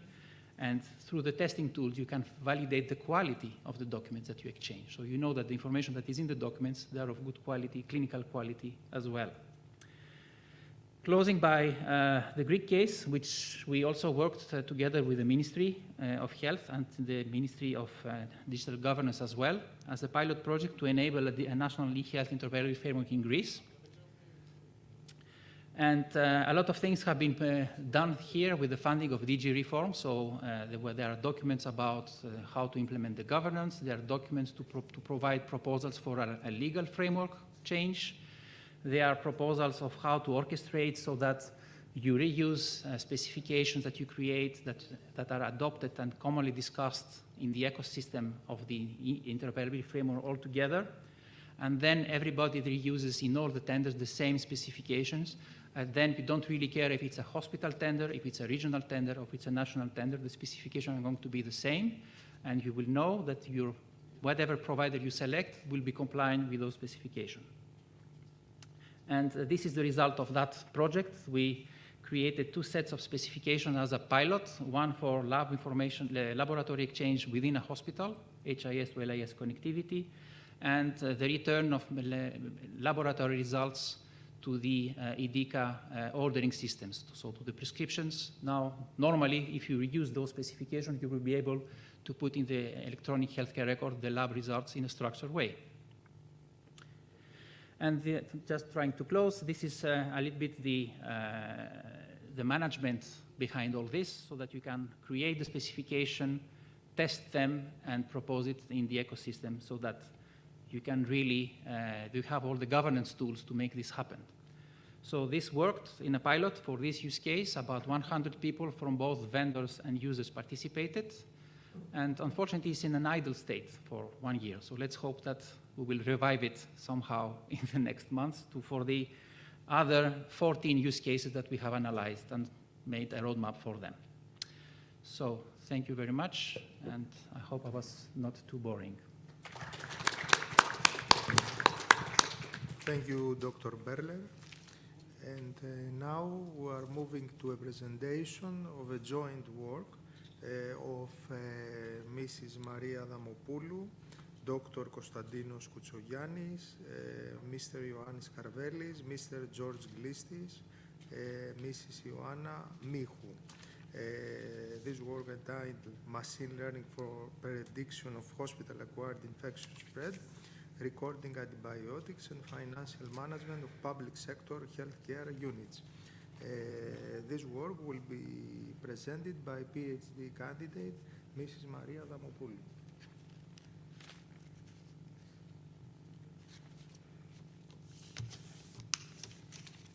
Okay. Can I put it off? Thanks.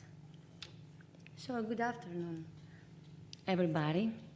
I do wish the best for all of us in here. My name is Maria Adamopoulou, and it is a great honor to be here among you today. I represent a large research team who is engaged in the analysis and process of medical data, as well as in the extraction of knowledge from them in an effort to create, where possible, tools supporting the clinical decision in sophisticated diagnosis problems. Lately, we have seen dealing with issues regarding health management and health economics. I would like to thank both the organizational and scientific committee for this honor, as well all of you who are here today for your attention and constructive participation in the process in order to improve what we have accomplished so far. Today, I have the opportunity to introduce you to one of the research projects of our laboratory based at the University of Patras, involving the predictive capabilities of artificial intelligence in the pharmaceutical cost of COVID-19 patients.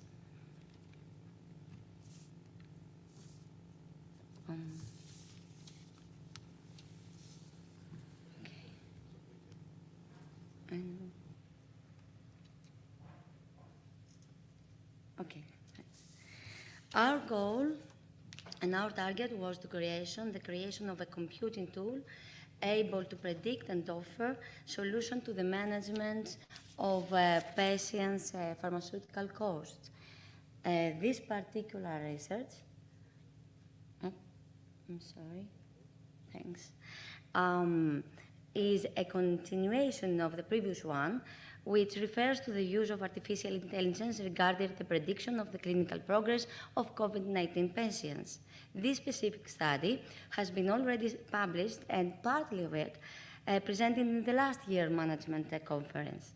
For our work, for our study, we have used Weka, an open source tool which runs at almost any platform and has been tested in operating systems such as Linux, Windows, and Macintosh. It provides a uniform interface in many different learning algorithms, along with pre-processing and later processing methods about the evaluation of the effect of the mathematical patterns in any given data set.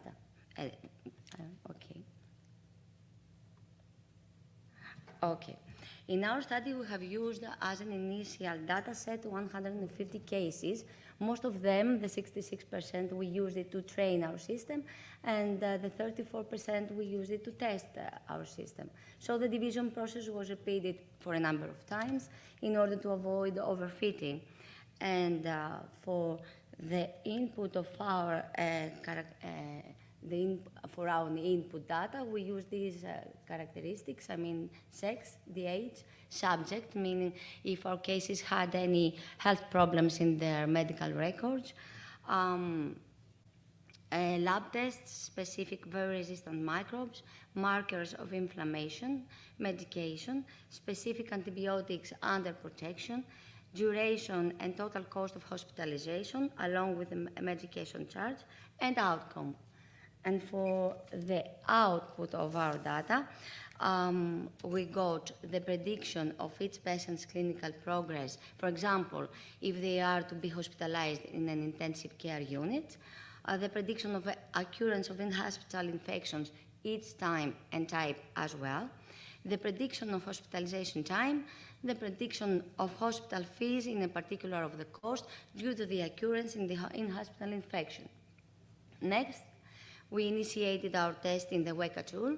We firstly loaded the data from the patient's record to the format, in a format file of ARFF, via root, Explorer, preprocess, and open file, and then we called to choose the right and appropriate classifier for the further analysis and drawing of conclusion of our data sets. We tested the data set with alternative knowledge extraction algorithms such as J48, REP3, RADOM3, RF-LMT, and then combination of all of these random forest algorithms where possible.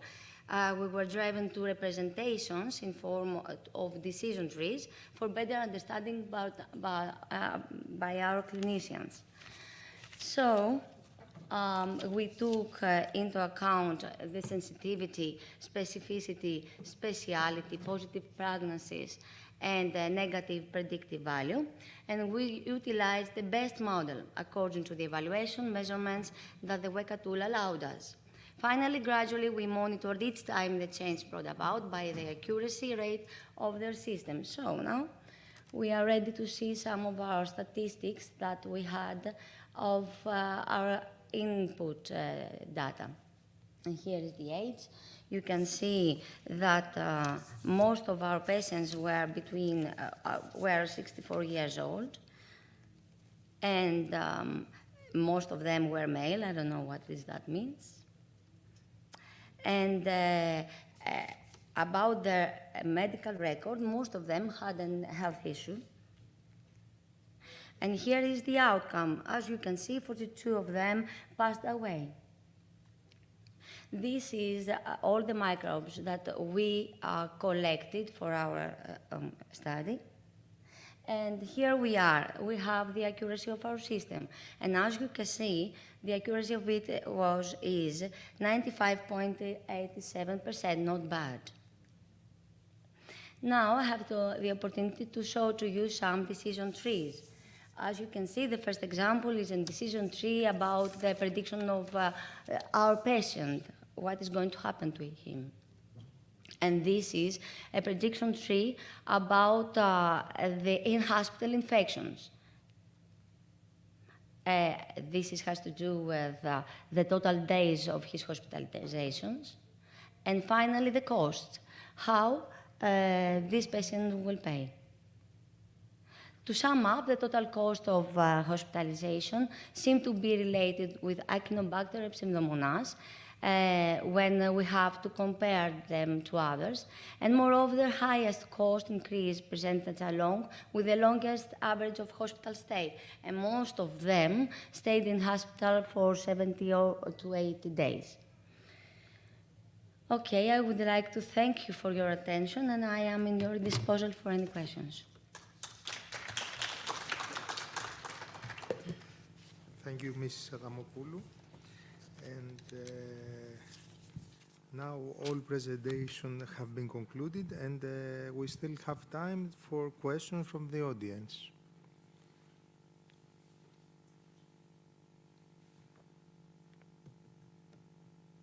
Can I raise a question to Dr. Berler? Is it possible? Thank you. I was pleasantly surprised to see that Switzerland has moved faster and further than it seems anybody else. Why don't we, as Europe, adapt their models, the federated systems? Well, Switzerland is a very strange case. There is only another country which is very federated like Switzerland, which is the Netherlands, which again, so most countries, they have federated system by design. So France, Germany, Italy, healthcare systems are run by the regions, not by the ministry. The ministry has only the policy level, meaning guidelines, regulations, prevention models, clinical pathways, KPIs, things like that. So more or less, a lot of countries have adopted the federated model, and a lot of countries have a similar strategy. Some were more successful, some other less successful. But you have also in Europe very small countries like Estonia, like Latvia, which it doesn't really make sense to have a fully federated model because Estonia is smaller than Thessaloniki maybe. Yeah, so you need to be flexible, and that's the problem with the European Commission. They cannot really impose to the member states how they're going to organize healthcare within the country. It's not even in the articles of the treaty to do so. So the only way this can be done is by trying to request a similar quality level of service delivered to all European citizens wherever they are. And that's why they worked with cross-border, meaning that if you live in one country and then you have to go to another country, either for pleasure or for business, then you can have the same treatment. And there are several types of people that also sometimes live between two countries, many months in one country and many other months in another country, which means that they are on top of two healthcare systems. So the federated model is by definition the one which is really working, and in the US, e-health exchange is a federated model, which you only harmonize the rules of the game and the specifications, and then you let the users and the market do whatever is needed. And this is why things work better, because there is no God that will come and tell you what to do, but you have to do the work yourself. And you have to find the money as well. So you have to create investments, which means that where there is investments, there is new jobs and everything. So that's how you need to create a market. And that's a strategy that we need to think If, for me, that's the best, but that's my personal opinion. Thank you.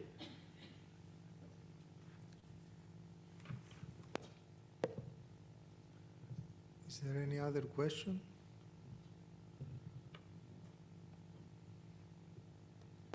Maybe, let's say, a rounding comment by the conference organizer, or any speaker might want to make a second statement, having taken into account what else has been heard. I think we're okay. I think we're okay, yes. Thanks for being with us, and thanks to our speakers for delivering these presentations. See you in next sessions. Thank you. Thank you.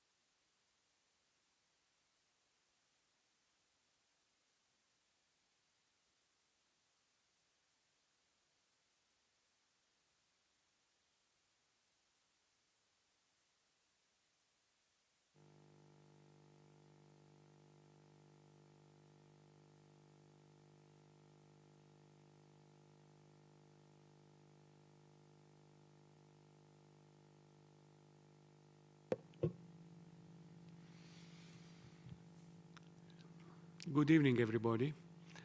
I'm very happy to coordinate this roundtable with the extremely interesting title, Addressing the Mental Health Crisis After the Pandemic. Unfortunately, my co-coordinator, Mr. Nikos Dedes, who is president of the Greek Patient Association, is absent. He can't attend the meeting for the moment.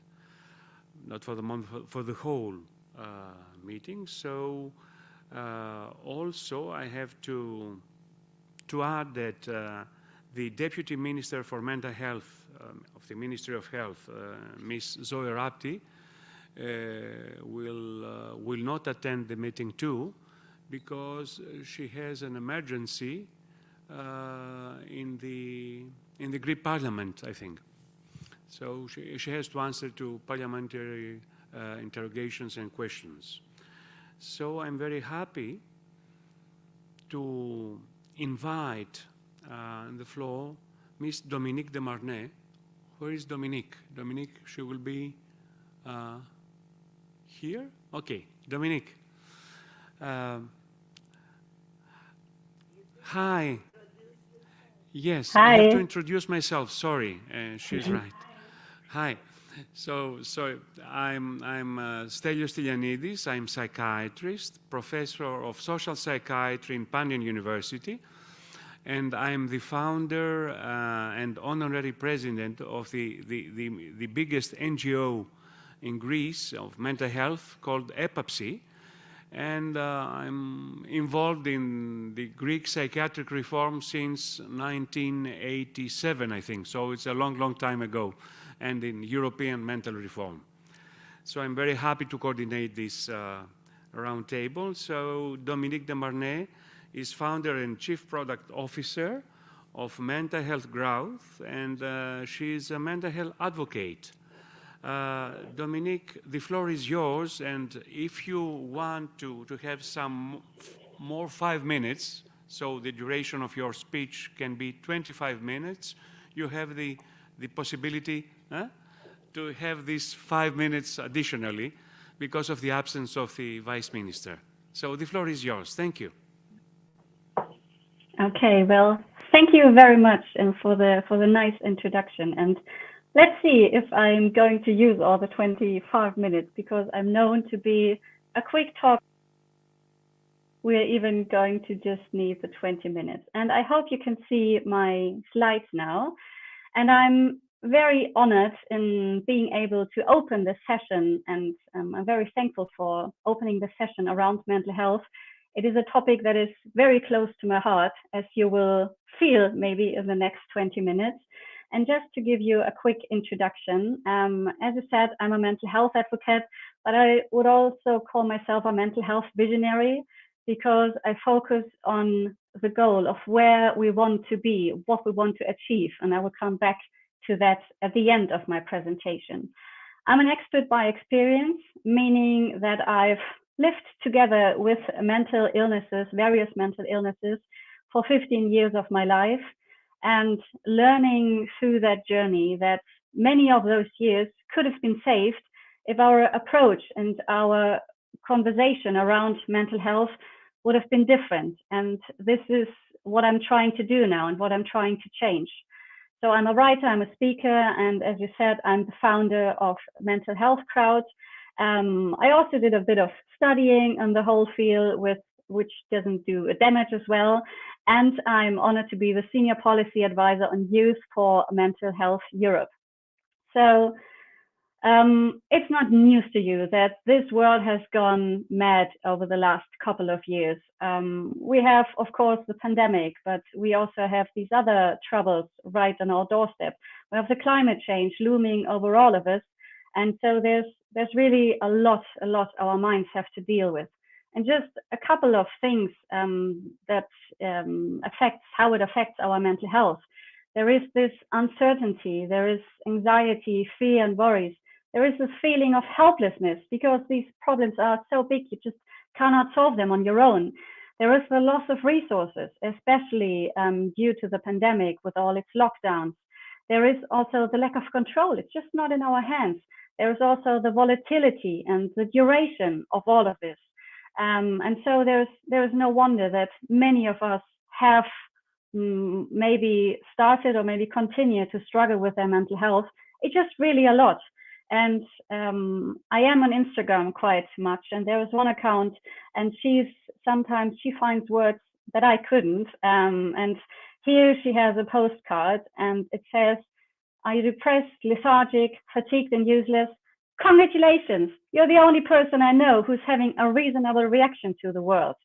And with that, I want to say, these problems, they are not going to go away very quickly. And if we really see how many topics and how many areas are affected by mental health, and one of the mottos for my work is, everyone has a mental health. You don't have to have a mental illness, you don't have to have stress or diagnosis or a really on-point crisis to deal with your mental health. And it has always been important to take care of your mental health. But if we're just looking at our world today, there are so many factors that are really putting a lot of pressure on our mental health. So we have the climate change. How do we deal with the consequences? We know, for example, that the number of suicides is rising because the climate change really robs so many people from their life work, and there's just no more chance for them to earn any money. The economy, the recession we are in at the moment, the rising costs, we've seen the supply chains. Of course, there is the pandemic with its lockdowns, with all the interventions, with the caseloads, and yet to see, and we started seeing them, the long-term outcomes and consequences. On top of that, there are these megatrends we all have to deal with: digitalization, globalization, new work, and with media and social media, this increase of passive and active communication and really news overload. So we cannot say mental health is here and all the other topics are there. Mental health is connected to all these topics, because climate change, the bad economy, the pandemic, these megatrends, social media, they don't happen to things, they happen to people, and they do something to people. And just to put some numbers on this problem, they are from Germany, but we know from many other European countries, the numbers are similar. So really the non-existent management of mental health, it costs us. It costs us quality of life, it costs us years of life, and it costs us lives and also a lot of money. So just to give you 3 facts, the hospitalizations in 2020, mental health related hospitalization were the most common cause of inpatient hospitalization between the ages of 15 and 24. When we look at the work field, work absences due to mental and behavioral disorders, they ranked second with 388 days of work absence recorded per 100 years of insurance. And just looking especially at the young generation with the climate change, 39% of young people in Germany say they are very afraid of climate change. So these numbers are clear. And here you see the Google keyword search for mental health. The blue line is mental health. And it starts in the year of 2007 and right up until 2022, so this year.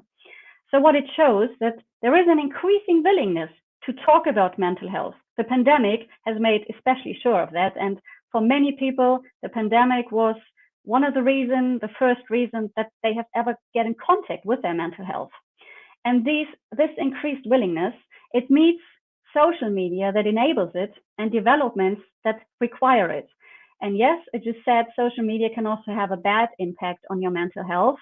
But what I know that social media does, it did make the topic of mental health more visible. So there are some people that say, well, mental health, social media has caused many of these increasing numbers and many of these rising cases of anxiety, of depression, while studies show this is not the case. What social media did for mental health, it made it visible in the form, if I go down the street, I don't know what your mental health is. I don't know if you're happy or sad. You can have the brightest smile, but behind the scenes, you're sad and depressed or anxious. I can't see that. But what hashtags within social media did, they made things like depression, anxiety, mental health visible. And this is what encouraged more and more people to talk about it. And this is why for some people it appears so that social media has caused mental illnesses and mental health struggles. Well, I say it's not. It has empowered the community. It has empowered people and shown them that they are not alone. And so if it's all so clear, and if like the facts are there and everything, why has mental health and mental health prevention been ignored for so long? Well, first of all, there is historical reasons. Like 50 years ago, I would never walk up onto a stage and tell people that I had mental illness in my past. I just wouldn't have done it because society dealt with the topic in such a different way like we do today. And even today, in some countries in Europe, I might not really want to do that, fearing the consequences. And yes, Germany does have a special role in this. And the historical reasons we cannot change, but we can come to terms with it and we can learn from it. Then, of course, there are financial reasons, like prevention around mental health is difficult to measure overall. And there has never really been the urgency, or people just didn't know that it was urgent. And this is something that has to change. And for Germany especially, but for Europe overall, political reasons. It was just not in the agenda for a long time. There is a lack of the knowledge and the lobby, and this is another thing we can change. And of course, there are way more reasons why mental health and why mental health prevention have not been on the table and not been so visible. But these are just three key factors, and I'm very happy that for two of the three, we can do something about it. And so if we're looking at what should the mental health world of tomorrow look like, for me, there are two pillars. And the one part is prevention. We don't have to wait until the child has already fallen into the well, like we say in Germany. There are so many facts, like, for example, we know that 50% of all mental health issues have their onset before the age of 14. 50% start before the age of 14. And yet there is no school-wide prevention program, no awareness campaigns. People today, they don't learn about mental health. And I know that there are some countries, some schools that have put it into their studies, but it's not a case for everyone in every country. So the three things that are crucial for prevention is we have to raise the awareness. We have to get out of the mental health bubble, because if I go on Instagram, or if I talk to people within the mental health world, I could get the impression, yeah, we're done there. Everybody's already talking about mental health. But if I leave my bubble, if I go and do a project in a school or in a company, and I see, no, we really have to start from the ground. We have to make people aware that they do not only have a physical health because they have a body, but we have to make them aware that they also have a mental health. And this is where the mental health literacy comes in. For physical health, most of us, we know what would be good things to do for our physical health. It doesn't mean we do them all, but we know we shouldn't eat too much sugar. We shouldn't just drink alcohol. We should sleep, move, blah, blah, blah. And for mental health, people just don't know it. What is this mental health? What can I do for it? Where do I get help? What are signs I can look out for? Like with my body, if my back aches for quite an amount of time, I know that this is a symptom that I should take care of. Again, doesn't mean people are going to do something about it, but the theoretical level, just people just don't know about mental health. And this is why we have to strengthen the mental health literacy. And the third crucial part is that we have to create and increase links to this care system. So, for example, in Germany, it's obligatory, or it's really recommended, and most people do it, to go to the dentist 1 or 2 times a year, just to check if there's everything okay in your mouth. And we really need to create something similar for our mental health, like going to a professional once or twice a year, checking our thoughts, seeing if there is some form of problems that are increasing. And Ideally, the professional says, well, you can go and we'll see us in a couple of months or next year. But this way, we could really detect early onset problems and early onset thoughts, like patterns that are not too healthy. And by doing that, we would reduce the caseload and the cost, and we would increase the life satisfaction. We would have a positive impact on physical health and performance, and this creating and costing us even less money, having more funds for prevention. So you see, it would be a circle in the end.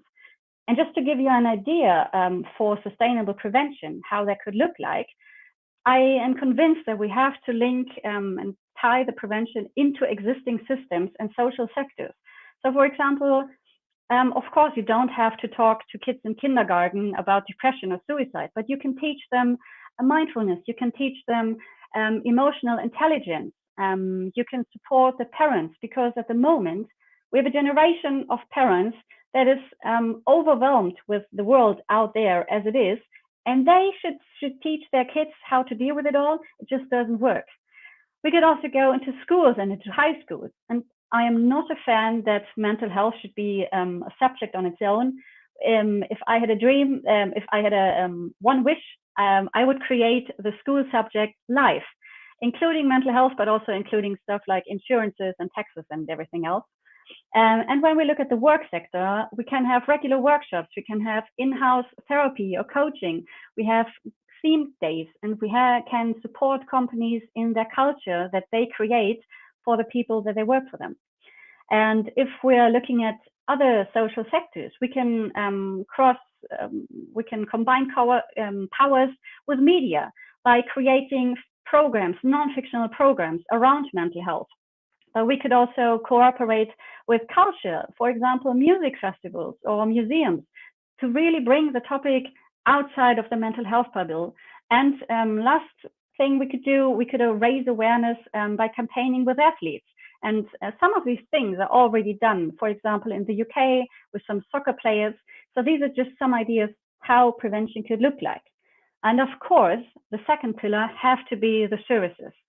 The facts are clear, the numbers are there, and it's more important than ever to address change around mental health services. This means we have to have a higher priority on all levels. Of course, this means increased funding and visibility, and there have to be more services and also more variety, because not everybody has to do therapy. Sometimes some community group will be more important for them. Some people need coaching with media and media competence. So there is lots and lots of things we do, and at the moment we are very restricted to a limited amount of offerings that we make. And while the individual can be taught to take care of their mental health, and while we can strengthen their mental health literacy and raise the awareness, we have to ensure an environment that doesn't harm but supports mental health well-being. And this is where all the healthcare system, the political system have to put their strengths together to create such an environment. And if we are looking at what should these mental health services for the future look like, and in short, we need more, better, and more affordable services. We have to shift services to the community, really bringing them back to the people, in integrating them in their everyday life. Like, for example, in the Netherlands, there are these centers for positive health. And of course, mental health is one of the topics that is addressed there. We have to make them accessible online. There are so many reasons why people cannot attend regular therapy, being it that they are parents, being it that they're living somewhere in the country, being that leaving the house is a problem for them. We have to understand that online services have to be a crucial part of future services, while never just erasing the need for non-digital services. So we always will have to have face-to-face therapy and face-to-face offerings. So the two have to stand together. We have to include mental health in universal health coverage. And in Germany, I know we are very lucky that therapy is paid for in other countries. This is just not the case, but it has to be included.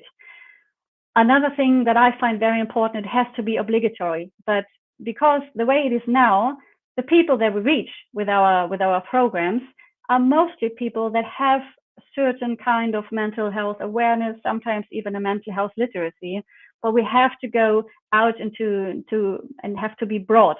And as long as using mental health services is connected with some kind of shame or weakness or all these excuse me for the language, bullshit that is going on out there, it stops people from searching for help, for looking for resources. If we would make it obligatory to go to a service provider, to attend mental health literacy lessons, whatever this could look like, then we would really have a chance to have a lasting change. And we have to include all stakeholders.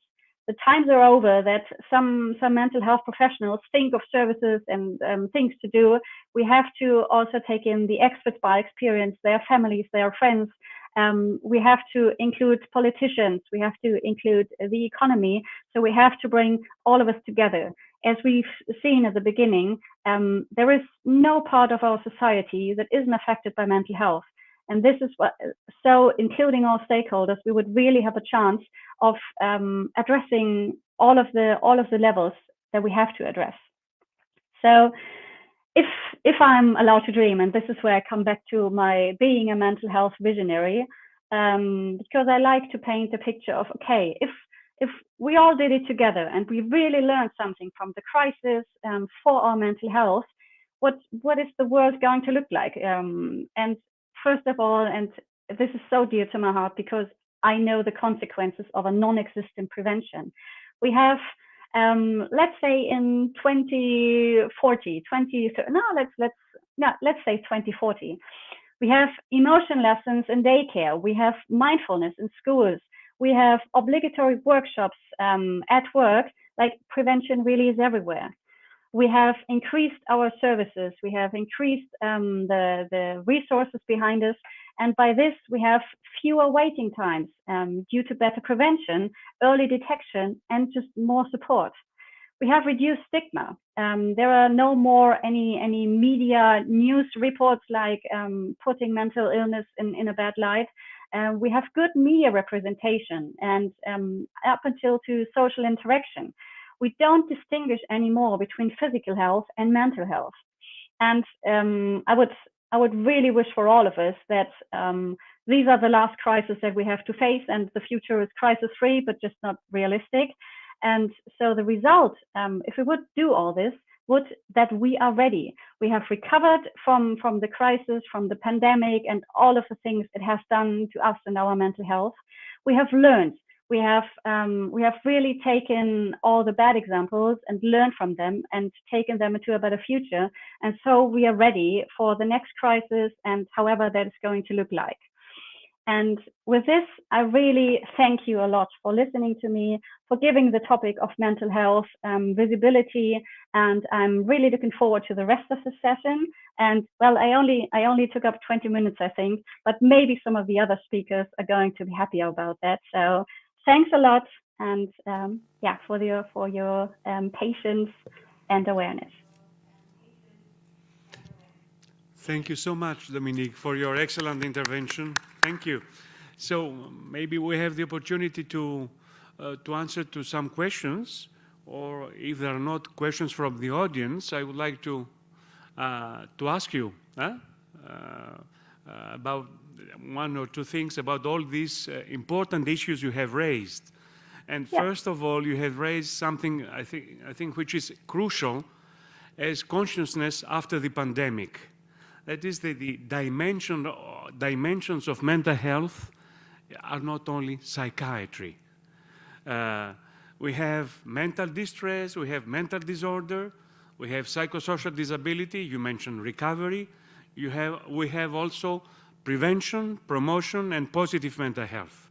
So my first question, in order to discuss a little bit between us, is why the majority, the biggest majority, I would say, of psychiatrists and the official traditional psychiatry are so reluctant, so they hesitate to promote mental health in the community.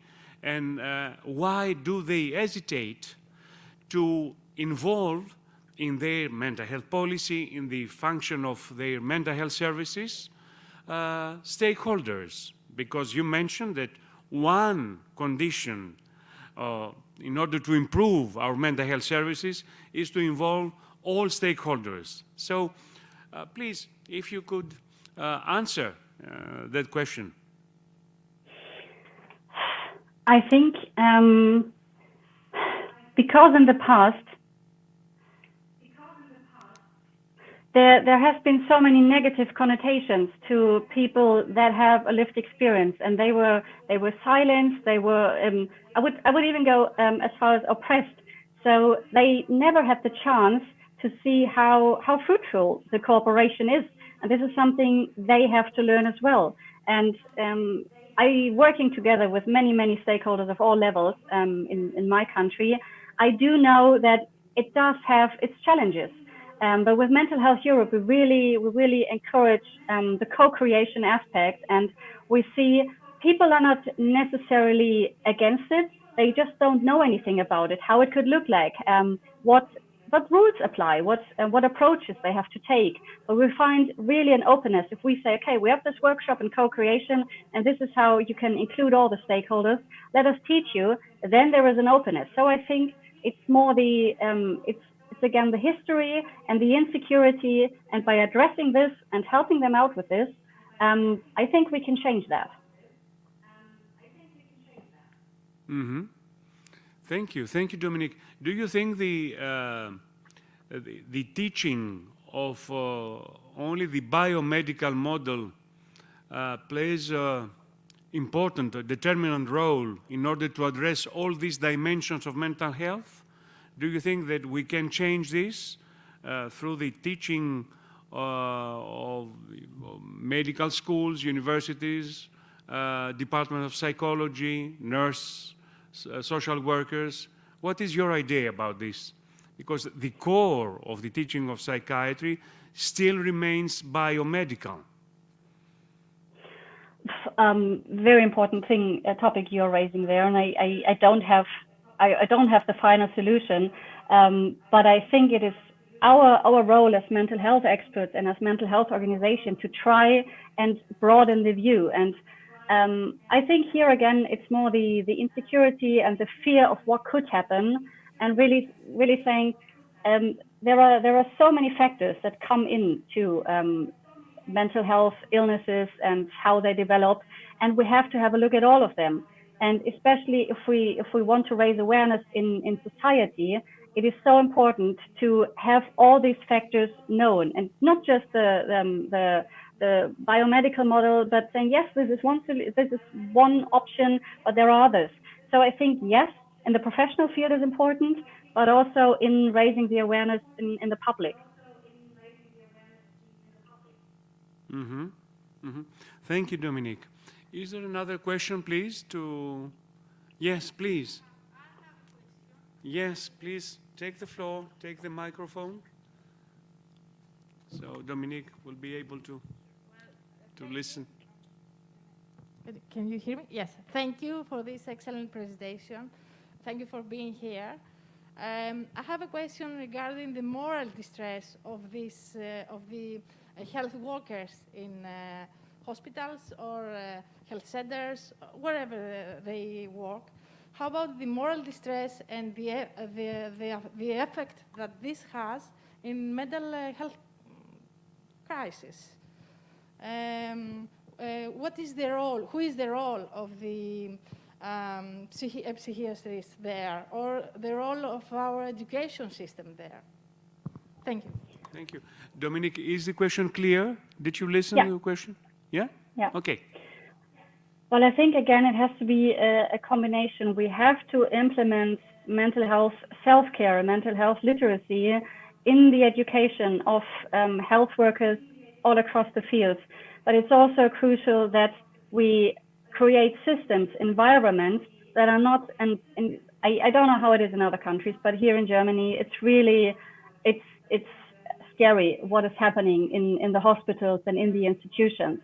So I'm thinking of from two directions. We have to change the education of the people working in the sector, but we also have to support and secure an environment that is not destroying people and pushing them into burnout and putting them into mental distress and also moral distress. So I think that's the only way to go. I hope that answers your question. Mm-hmm. Yes, thank you. Thank you so much. So thank you, Dominique, for your comments, answers, and intervention. It was brilliant. So I would like to invite through internet, unfortunately, a friend of mine, Ms. Katerina Nomidou, who is lawyer, member of the Technical Advisory Group on the mental health impacts of COVID-19 in the WHO European region. She is Vice President of the Association of Families and Carers for Mental Health in Greece. No, in you have so many titles, Katerina, so many titles, and I do sometimes forget something. Alzheimer's disease and related disorders. And first of all, she is the president of our movement in Greece of families and users movement called POSOPSI, and one of the most active participants in Greece in this movement. Katerina, the floor is yours, and thank you to be with us, even from Ceres. Good afternoon. Thank you very much. Well, it is quite an honor and a huge responsibility to address healthcare services managers here in front of a mentor and a leader of mine. I am a follower of Dr. Stylianidis. So today I will address the issue of how can we build better mental health services for the future, and I will address health services managers mainly. Dominique has addressed policymakers. I will address managers today. Let me see how that's right. We know very well that the rapid spread of the new coronavirus caught most of the world unprepared, despite decades of warnings from scientists. We also know that this pandemic has highlighted huge gaps in the foundation mainly of many healthcare systems, which not only have been failing citizens for decades, but also their weaknesses were particularly susceptible to the challenges posed by the coronavirus pandemic. And here, health services managers have a key role to play to change things. Why? Because as Dr. Natasha Zopardi-Muscat had said 2 years ago, nobody has been spared by COVID impacts on mental health, but not everyone has been impacted equally. Pay special attention to this. Who is this not everyone? Well, during the work we have done with the WHO tag on mental health impacts of COVID, we have discovered that it's not one only category of people, but there are too many, which means for managers that their clientele now will be enriched.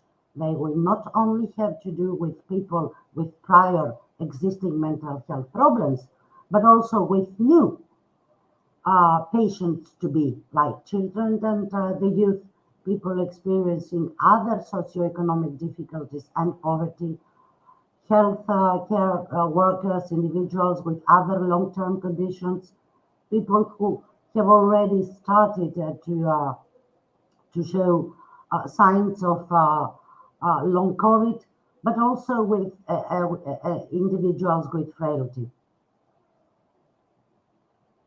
In the WHO Technical Advisory Group, we have issued last summer a number of recommendations to the countries of the 54 countries of WHO Europe, especially for the short term and then for the longer term. We can see that there are many of them which apply directly to the mental health issues. For example, recommendations 7, 8, 9, and 10, we see that for the first time we are reading the word resilience and support, not to turn young people into patients because they are just afraid of the loneliness and all the other measures that have been applied for the past 2 years. We listen about mental health parity and the promotion of human rights as per international human rights instruments. In the longer term, we see also some new things like commitment to social justice. We read about well-being, integrated approaches, and focus on strengths-based approaches that value local assets and individual strengths and co-production. This is something also new, like the pandemic was something new to all of us. However, according to WHO, when we talk about mental health and well-being, health services managers should start to see the person as a whole. Like the mental health and well-being of the person, it's not only down here talking about his or her mental health care, but taking under consideration many of the issues that apply to any person, even without mental health issues. In 2018, The Lancet had a very important article issued talking about the care of people, which is often inadequate, and poor quality care is common, not only in my country, Greece, but across many countries, and also that health systems, including managers here, should measure and report what matters most to people. Not what is the problem with people, but what matters to them. Which means that many countries should leave the model of care which looks like this and which is still present in many of our countries, not only in Europe, should give voice and choice to people, as The Lancet says, asking questions like what matters to you and not what is the matter with you, and starting to know what worries you about the condition. These are the questions we should ask to people. We know that there are many exclusions in law which maybe limit the possibilities of doing things differently to many managers. However, exclusions in practice are also present and much more common, I would say. One of the things we should change is the status quo and the business as usual, which are policy choices. And the choices is yours. The choices is to managers to do things differently. We know that the world is unprepared for the next pandemic. Maybe this is one of the reasons why the title of this of today's meeting is how to anticipate the next crisis in healthcare. Well, we are not really prepared, but there are things we can do. There are things we can do, and we have already seen this with the introduction of telepsychiatry and all these Zoom teleconferences, which bring people with mental health practitioners closer. However, we read into the recommendations words like resilience, support, parity, human rights. All these things means that there should be a culture change. This is our next steps. If we want to address the mental health crisis, not only the one which is coming, but the one which is already present, this is the next step we have to take. Cultural change. However, this is a difficult step. And this is a step which is difficult and a real challenge, mainly on the shoulders of the managers. Why? Because the main leadership challenge, the text here is from Deloitte about the UK, but it is something that stands for any country.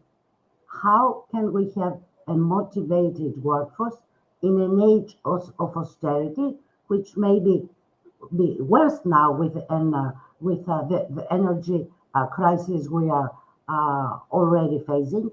How can we motivate the workforce to change things, to change this culture?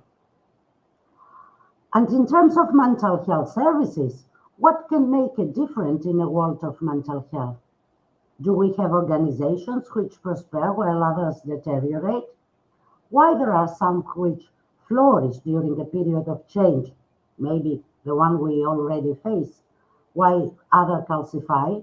Why do some organizations previously known for their mediocrity now become exemplary organizations?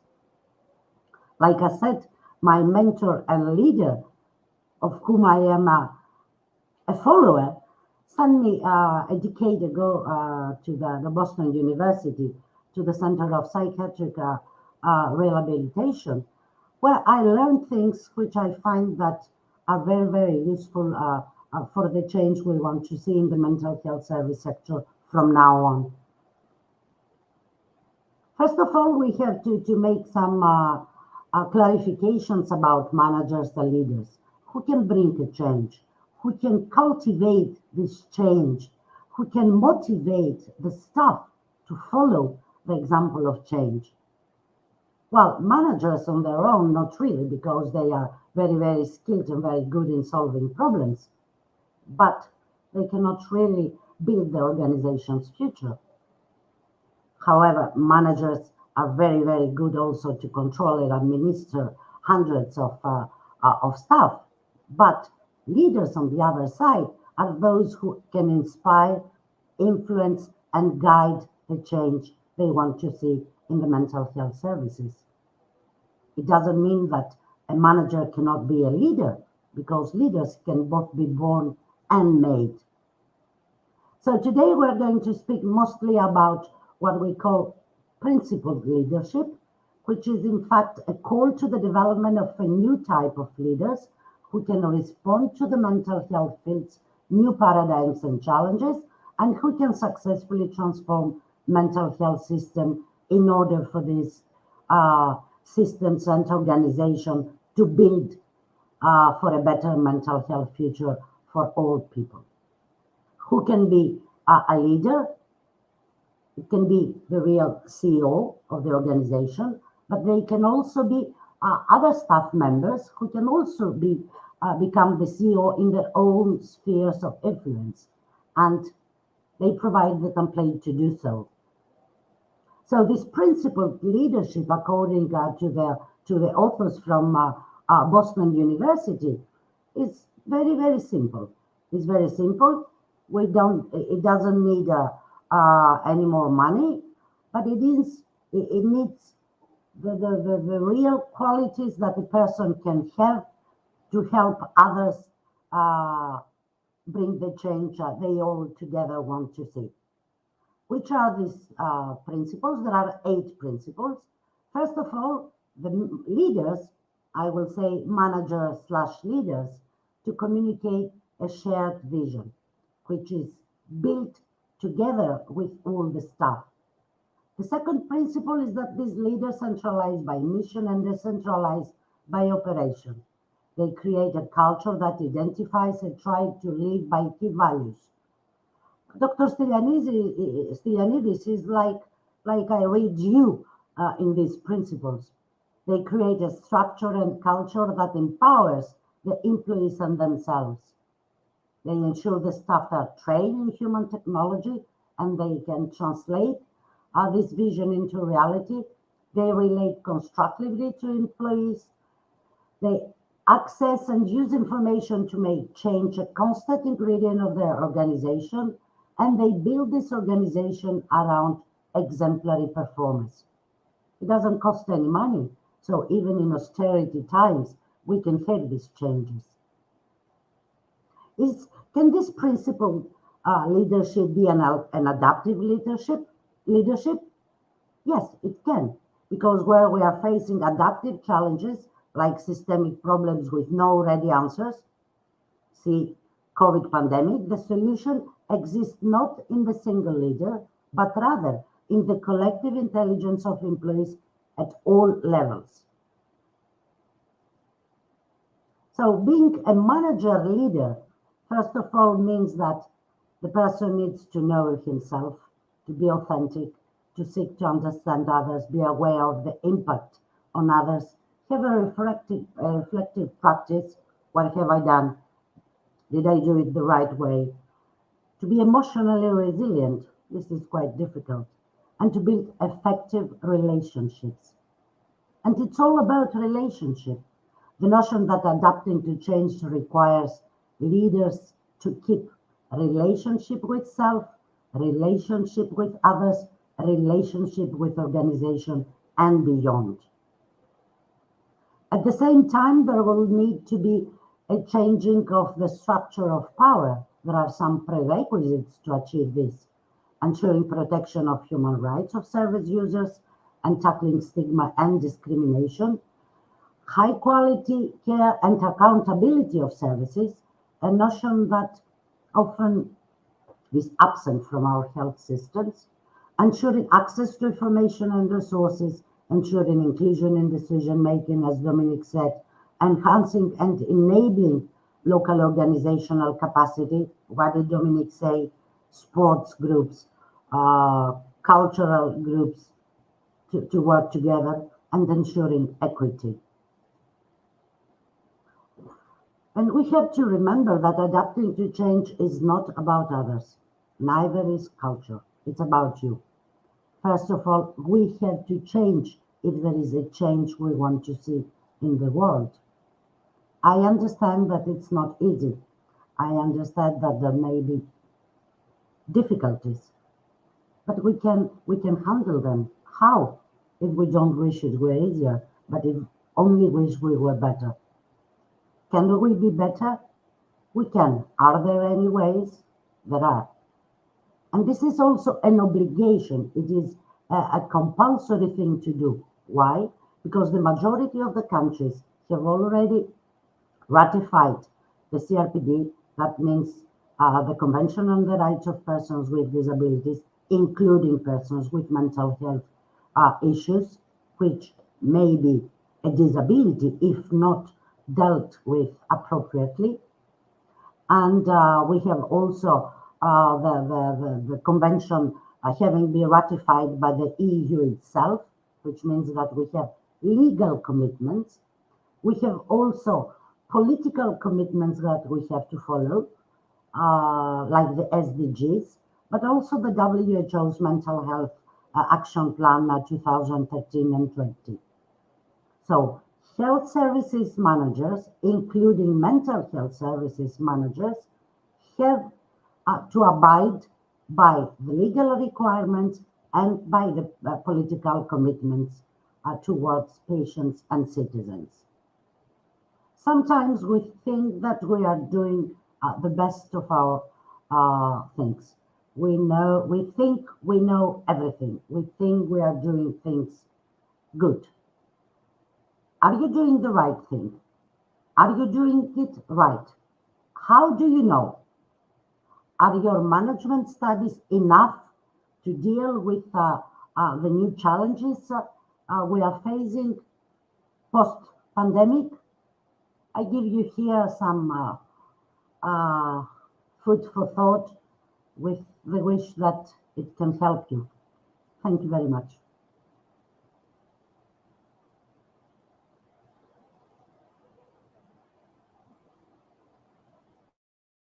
Much, Katerina. You had also even some more time, but I think you will take advantage of this time to answer in some questions if you wish to, okay? First of all, if somebody has a question to Dr. Nomidou? Not for the moment, but I have a lot of questions, so in order to, okay. So we are in an International Health Services Management Conference, and I congratulate personally Katerina Nomidou, who raised the the issue, the very important issue of management and leadership in health services and mental health services. So, Katerina, my question is, through your experience, local, national, and international, which are the main barriers, first, to implement the CRPD Convention, which is ratified from Greece, from a lot of, I think, all the UN countries all over the world, to implement them in local and national level? My first question. My second question, why today, in our time, leadership in mental health is so poor and is unable to address all the levels of mental health care and the dimensions of mental health care? Why leadership is so poor versus the effectiveness of management? Huh? And third question, how can we inspire, with which tools, ideological, technical, political, theoretical, new colleagues to become the future leaders in our field? So a lot of questions, but please. A lot of questions and very, very interesting questions. Well, a short answer to the first and second question can be combined. I would say that resistance to change is the answer, both for the barriers about the real implementation of the already ratified CRPD Convention and other conventions in this country and in other countries. So, resistance to change. Same thing stands for the managers / leaders. However, to your second question, there are more attributes which can be added here. One is that, as we know it, at least in Greece, the majority of the managers, at least in the public sector, are politically placed there. So one of the reasons, in my view, is that they don't have a vision, and this vision has not been built with the staff and all the people they work with, but they mainly abide by the political line they have from above them. So this sometimes excludes them from the opportunities to be visionary or to build things or to be innovative, to do things differently. However, I believe that given that we have not, at least in Greece, a legal system which obliges them to provide, I don't know, to provide coercive services, to provide involuntary commitment, to many other things that causes trauma to people who use services. However, they are used to do business as usual. You know better in the clinical field what business as usual mean, and we don't want to change. However, we see that if we continue to do these things in the way we have been used to do them, we don't have any difference in the life of people. And now I have forgotten the third question. Dr. Stylianidis, the third question. Okay, thank you. Thank you so much. I think I would say, I would like to express a more general statement. We have, in our times, very good technicians in health, in mental health, but very poor leaders. So we have to improve that, because when we raise the question after the pandemic and before the new pandemic, building better mental health services, we need a very intelligent and creative leadership, which is in dramatic lack, at least in Greece, and I would say, generally speaking, in the the majority of the countries of Europe. Huh? You know, Okay. Dr. Stylianidis, 2 days ago, Thank you so much. Please. just one more thing. Yes, yes. 2 days ago, I was on Netflix and was watching a documentary about the toughest prisons in the world. So there were many, many tough prisons, but there was something that looked like unreal. It was a prison in Cyprus. So the difference there was the manager, the director. If you see this documentary, you will see prisoners, lifers, who were behind the hair, like worshipping her. Why? Because she was different. She was talking about meaning, about recovery, about rehabilitation, about human rights, about human touch. She was in the game together with them.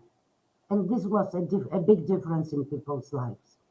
So if they can do it in a prison for lifers, why cannot we?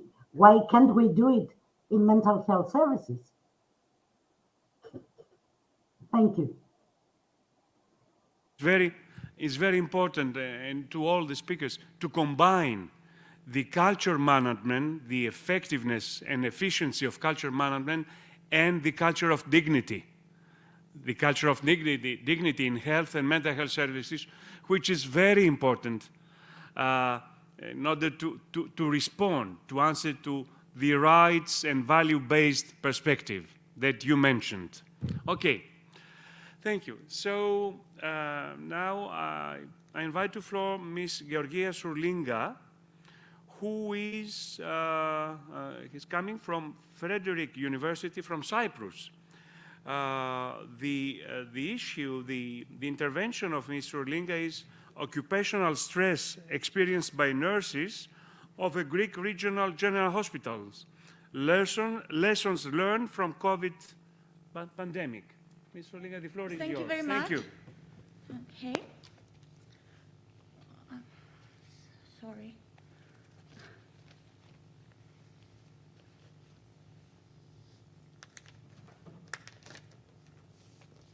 So, may I start? May I start? Yes. Oh, thank you very much. So, the subject of our work is occupational stress experienced by nurses, as you said, in a regional general hospital, and the lessons we learned from COVID-19 pandemic.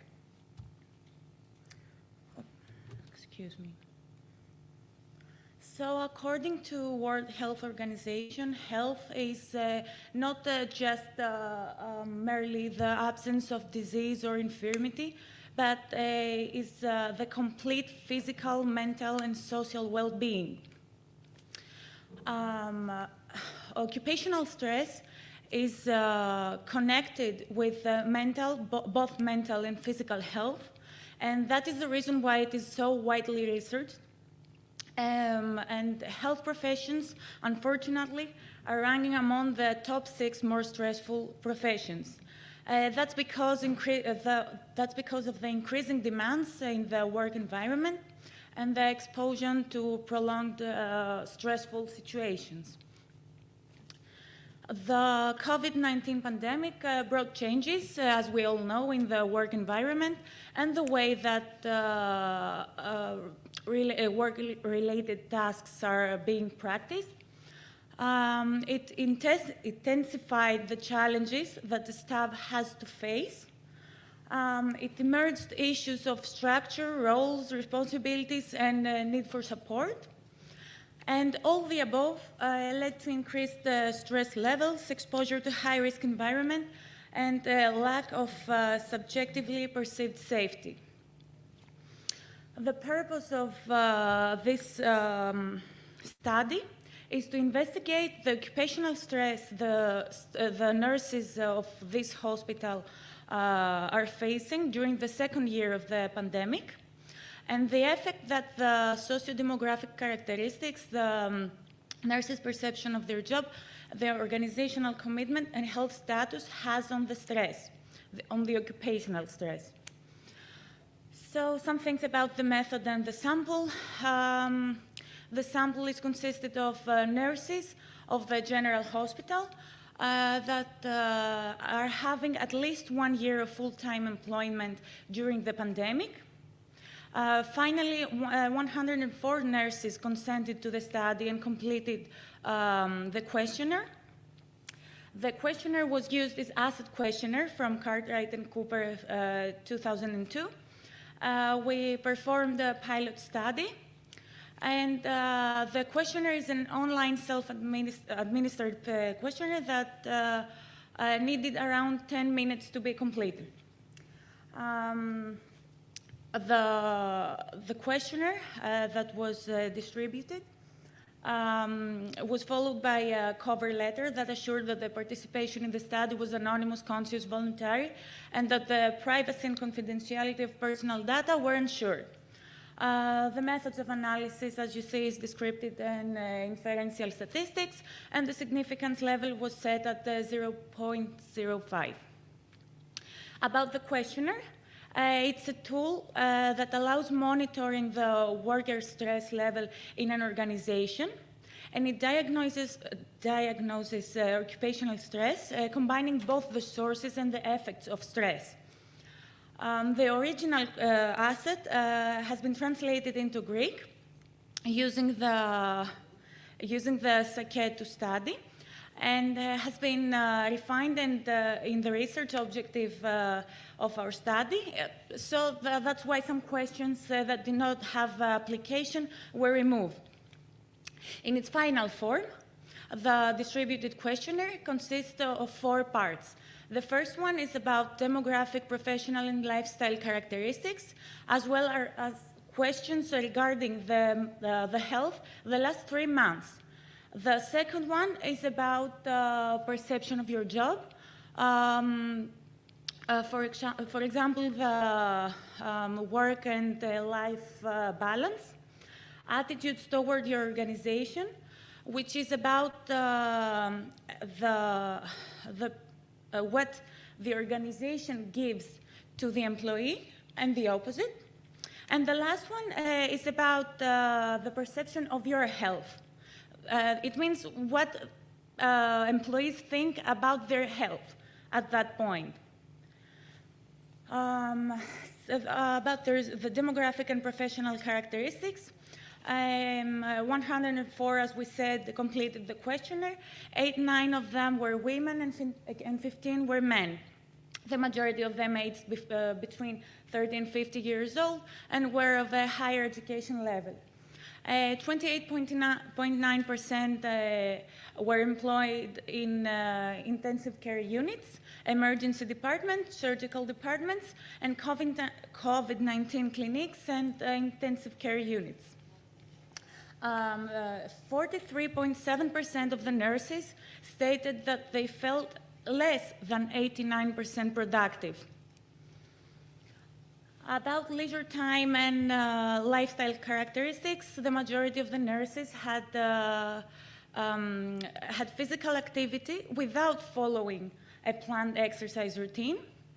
And the nurses who smoked and seemed to drink alcohol stated that the last 3 months smoked and drink alcohol the same or more. The 5.8% of the responders always find leisure time, only the 5.8%. So nurses' stress ranges from moderate to high levels. Increased commitment is derived from attitudes toward organization. And majority of the nurses perceived their health as good and not as very good. a statistically significant difference in perception of health was found between men and women, with women declaring a better health conditions than men. Statistically significant difference also was found between stress and time to relax and perceived productivity. Attitudes towards organization were found statistically significant related to educational level and employment relationship. Significant difference was also found between perception of your health, time to relax, perceived productivity, and perceived overall health the last 3 months. Attitudes toward organization and perceived productivity the last 3 months were found to be significantly influencing the occupational stress. In other words, more positive attitudes led to lower levels of occupational stress. Attitude towards organization and perceived overall health the 3 last months were found to be significantly influencing the nurses' perception of health. So, more positive attitudes led to better health and well-being. Nurses found to experience moderate to high levels of occupational stress.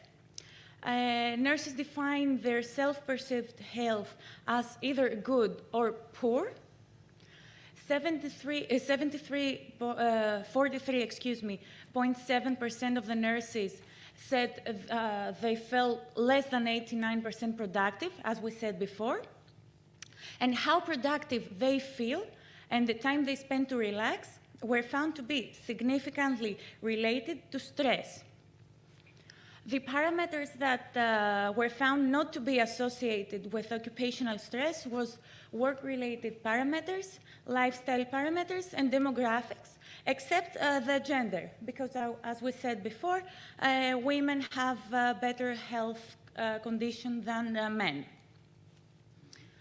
The parameters that found to be associated with occupational stress and perception of health was nurses' perception of the organization and the attitude toward the organization. Nurses' perception of the organization, expressed as commitment, dedication, and satisfaction, related with the work environment, of course, have a statistically significant effect on occupational stress. Positive perception of the organization are related to lower levels of stress and better health and well-being.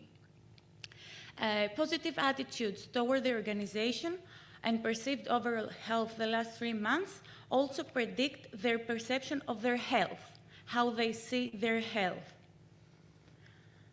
Although we face some limitations like the online questionnaire and the small sample, we had some conclusions and we found out that maybe we can do some further research.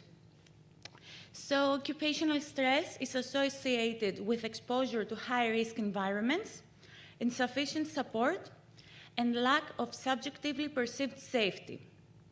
Perceived organizational support and organizational commitment found to predict the work stress that the nurses experience. The hospital under study needs to continuously invest at a healthy work environment, and not only, and not just this hospital, but all the hospitals, keep the employees satisfied, and encourage teamwork not only among colleagues, but also between superiors and subordinates. Some lessons we learned from the COVID pandemic is the need to recognize the contribution of all healthcare workers, to establish a strong organizational culture and a participative leadership, and the need of continuous training, upskilling, and reskilling in an organizational learning and culture environment. All the above will enhance commitment, will empower and enhance nurses' competitive advantage, and will ensure nurses' responsiveness, flexibility, and resilience in times of crisis. Thank you very much. Thank you so much. So, you raised a lot of questions about occupational stress, right? Yeah. So, my first question is, what do you mean by organizational culture? Mm-hmm. How to empower this organization culture, and if this need, also with the participating leadership that you mentioned in your final remarks, in your conclusions, appeared during and after the pandemic, and not in the past. If you have some comments on, yeah, of course. on those two levels of your results. Unfortunately, it was always a problem. But now that the needs are far more, and we need more nurses, more doctors, we need better organization. We had, I hope we will not have so many patients.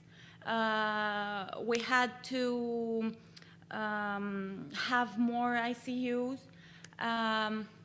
We saw that we are not ready. We're not ready when the situation is difficult.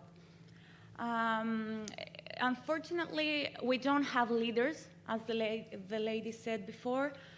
We need leaders who know how to use nurses, know how to help them learn more things. Unfortunately, we don't like being educated. We are, okay, we're getting a position, and then we say, okay, that was it. Yeah, and nothing more. I don't have to be educated. I don't have to try more. Nothing. It's our fault. You mean the permanent training, right? Yeah, of Yes. course, permanent training. Continuous training. And the Continuous hospitals training. and the leaders must push the employees do it. Give them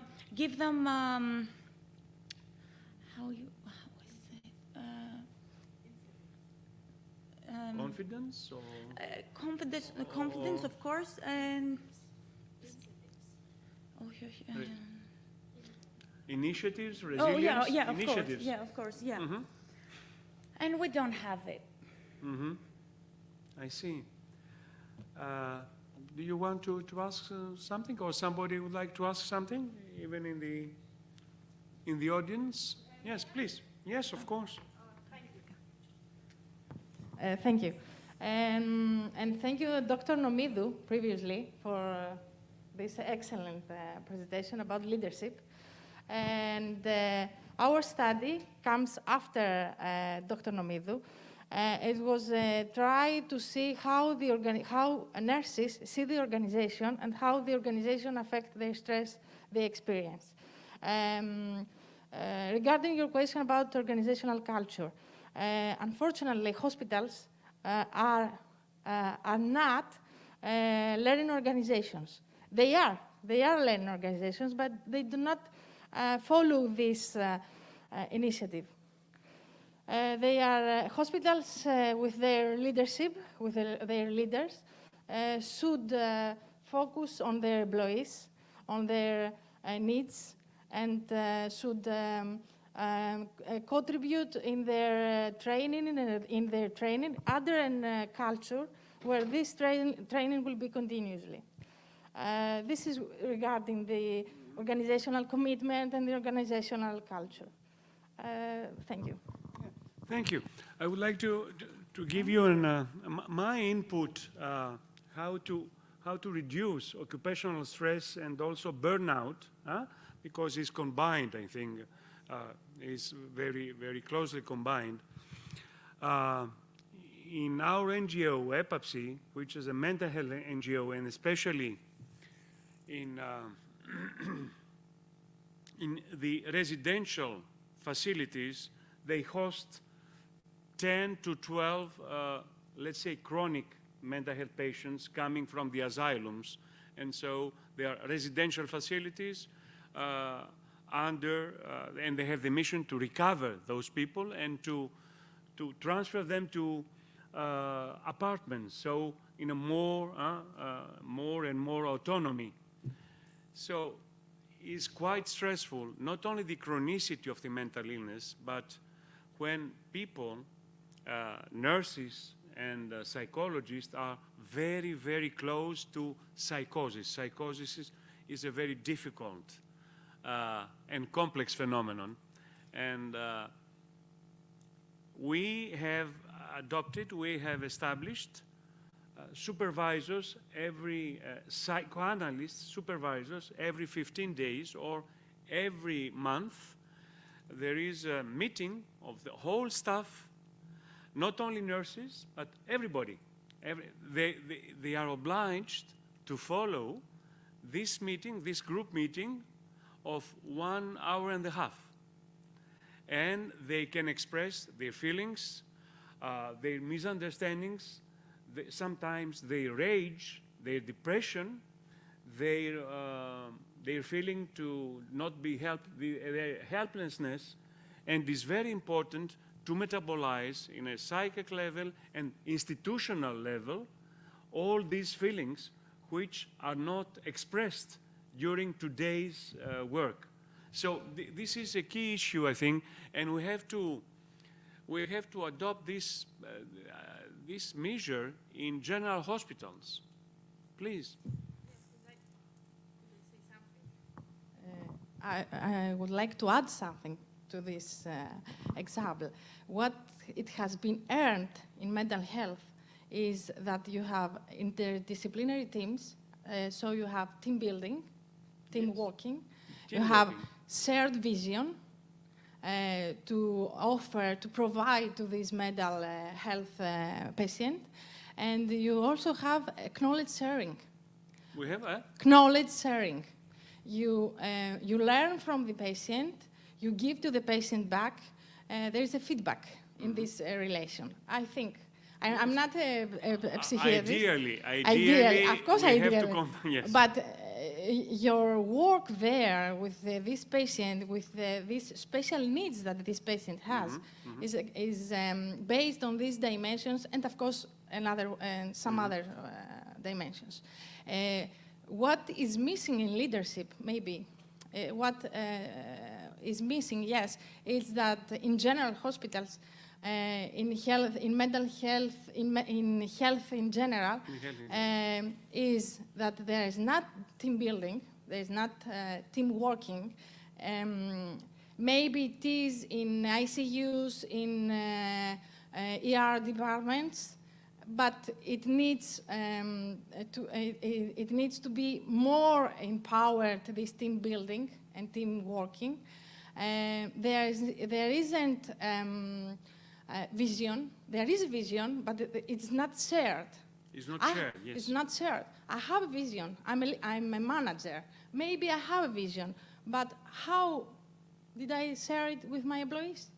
How I will enhance their commitment if they do not know what is their scope, what is the organizational purpose, scope, and etc. And of course, all this build together the culture, the organizational culture, and all these dimensions lead to the employee commitment. But all these employees, during the pandemic, gave their best in all health aspects, mental health, general health, and their recognition should be the further step. That is, thank you very much. You're right. I think it's a very, very interesting discussion. We had the experience. We had a multi-scientific, let's say, team in order to help health workers in the general hospitals of the north of Attica. So it was a program of mental health support of health workers, funded by the Ministry of Health, which was a good example. So in the beginning, this was amazing. there was no recognition of suffering and death anxiety. After 2, 3, 4 group sessions, they started to speak. They began to speak out and to express their suffering. So it takes time, and this time is absolutely important in order to raise these very deep questions. And also in methodology, in your research work, which was very interesting, I think in the next step of your research, after the pandemic, you can combine probably the application, implementation of the asset questionnaire with 1 or 2 focus groups, combine qualitative research and quantitative research. Qualitative research in this field gives us more specific and more subtle results. We can better understand what is really going on there. So these were my thoughts about... Thank you. We could continue this discussion. Okay, your next Thank you steps. very much. Okay, is there another question? I don't see any question here in the... no. Okay, thank you so much. Thank you very much. Thank you. Thank you very much. So the next speaker is Miss Maria Gamvruli, sorry. Maria Gamvruli. Κυρία Γαμβρούλη, λοιπόν. Χαρίκλια Δημοπούλου and Ioannis Katsagonis. The subject presented by Ms. Gamvruli will be healthcare workers' mental health during COVID pandemic, a systematic review. So, the analogy of the previous presentation. Please, you have the floor. Good afternoon, everyone. Well, let's start. COVID-19 is a global health and societal emergency respiratory disease caused by SARS-CoV-2. In large outbreaks such as COVID-19, healthcare workers are especially vulnerable. Healthcare workers are not only at high risk of being infected by COVID-19, but also exposed to a huge workload, a lack of protective equipment, and extensive media coverage. Routine clinical practice has been significantly altered, and many professionals have been redirected to higher risk frontline positions, while also adhering to continually changing guidelines.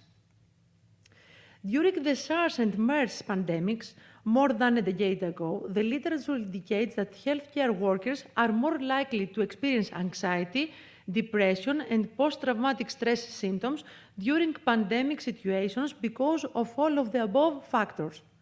A number of scientific articles have been published on this subject in line with these results. The majority of these studies and reviews, however, are focused on a particular domain or offer results about very specific population, either by geographical origin or by professional category and medical specialty. The purpose of this systematic review was to investigate the COVID-19 pandemic effects on healthcare mental health. The research was performed on PubMed and based in Scopus for studies published until December 31, 2021, with the keywords SARS-CoV-2, COVID-19, professionals, doctor, nurse, occupation, employee, health provider, healthcare worker, healthcare employee, personnel, and emergency worker, which were searched in the title and in the abstract of the studies. What about the inclusion criteria? Where individual studies with original data, focusing on healthcare workers exposed to COVID-19, the sample size should be over 30 participants and written in English or Greek. Studies were excluded if they were not published in English language, were conducted on animals, and were case studies, study protocols, commentaries, editorials, and letters to the editor, and studies reporting outcomes on populations other than healthcare workers, including the general population, medical and nursing students. Here is the diagram, the flow diagram, which in this systematic review, we have 2,053 final studies to examine. 179 studies focused on depression, 190 on anxiety, 87 on acute stress or distress, 62 on sleep problems, 48 on post-traumatic symptoms, and 27 on burnout. The full sample includes 300,245 healthcare workers, including articles with sample size ranging from 43 to 23,342 healthcare workers. 75.86% of healthcare workers were females. Studies included healthcare workers from 53 countries on 5 continents, 156 from Asia, 61 from Europe, 21 from America, 11 from Africa, and 3 from Oceania. Of the 300,245 healthcare workers exposed to COVID-19, 41% reported depressive symptoms, 52% reported anxiety features, 54 reported acute stress, 38 post-traumatic stress symptoms, and we have the two last, 47% insomnia and 43 burnout. Healthcare workers worldwide exposed to COVID-19 have been found to have alarming rates of symptoms across multiple areas of mental health. The impact of COVID-19 on the mental health of healthcare workers should not be underestimated. Further studies are needed to monitor its evolution during the pandemic, and effective measures should be taken to prevent and minimize the decline in mental health status among healthcare workers. I want to thank you for your attention.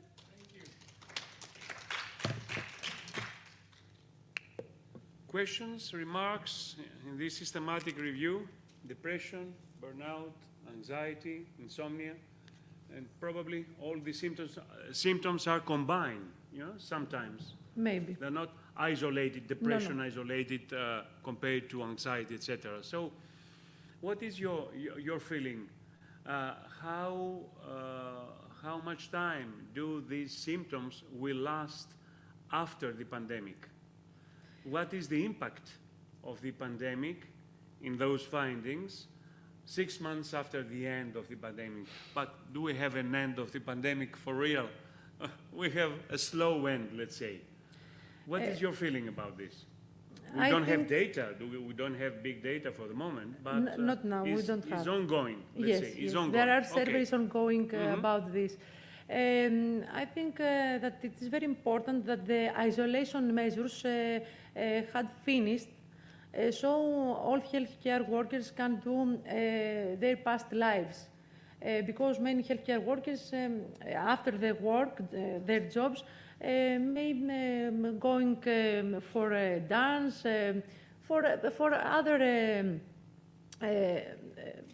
things to do, so as not to be very anxiety and anxious about their work.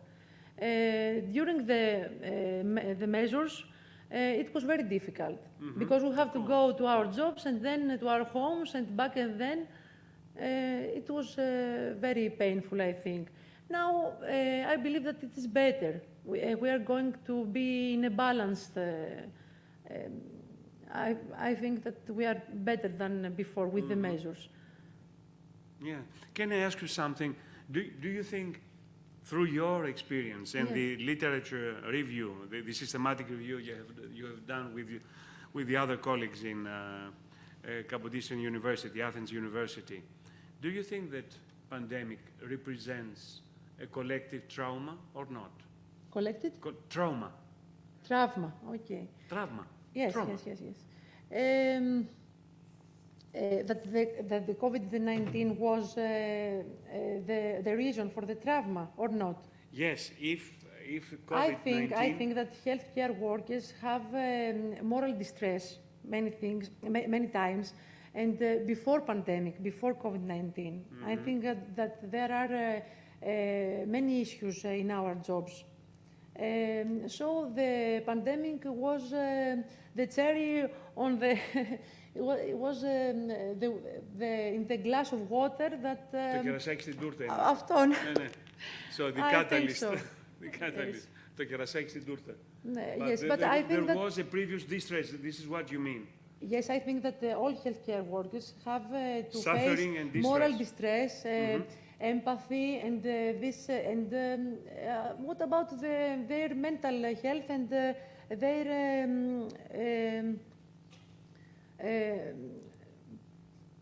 καθημερινή ρουτίνα τους? Today's routine, yes, routine. I think that they have problems. Because in our hospitals we don't have group therapies. It is very important to have a psychologist to see how the employees they work, if there are problems, to solve them in groups. We don't have this in our I public think in hospitals. the near future we have to deal to cope with this problem, and we have to combine our efforts. First, we have to make connections, mental health workers with care and health services, and also you have to use our force and knowledge in order to supervise your work, because sometimes you have protocols, you follow protocols, but those protocols cannot form a team culture, cannot form an institutional culture, a change culture, and this is I think, is a very sensitive issue. If we can't cope with this in the future, we'll have more burnout, more depression, and you know the literature now is the quiet resignation. You've heard about this. There are a lot of papers and articles published, even in New York Times, even in the journals, not in scientific journals. So people quit, they retire. They retire, yes. They retire. They don't want They don't many want times to invest. go to the work. They can't be creative. So we have to find out new measures, new methods in order to empower these workers. This is my idea. Yes. And to combine the two fields, the three fields together: social care, social services, health services, and mental health services. And we have to start from mental health services because we have to use external evaluators, external supervisors. Otherwise, if you are the leader of the team, you cannot supervise your own team.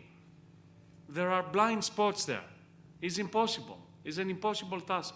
So we have to ask to the managers of the general hospitals to pay, to invest in those kind of resources, which was an unknown thing 10 years ago. We have to put this in the agenda. This is my opinion. To put this in the health agenda, in the institutional agenda. Otherwise, we'll be burnout, all of us. We have to find... Please take, if you, yes.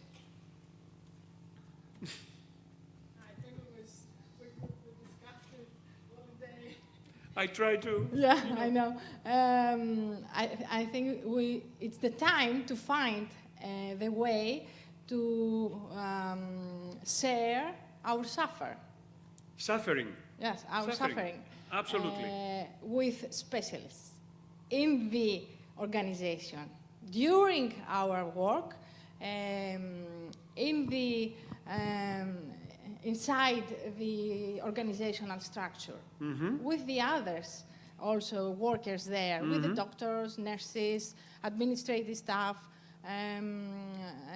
managers, all the employees that work inside the organization. The organization should recognize all the employees, Absolutely. should give a path, yes, to talk, to share their thoughts. This is not, you are exactly to the point what you just proposed. Thank you, Dr. Stylianidis. So we have to raise some difficult issues after the pandemic. Otherwise, you know, I think my impression is a general impression. We have a huge evidence now after the pandemic. The problem is how to use this evidence in a more creative and intelligent way. Otherwise, we will not learn anything from the pandemic, except the fact that we'll have another pandemic. Okay, if there is not another question, or we can end this session of the Congress. Okay, thank you so much. Thank you.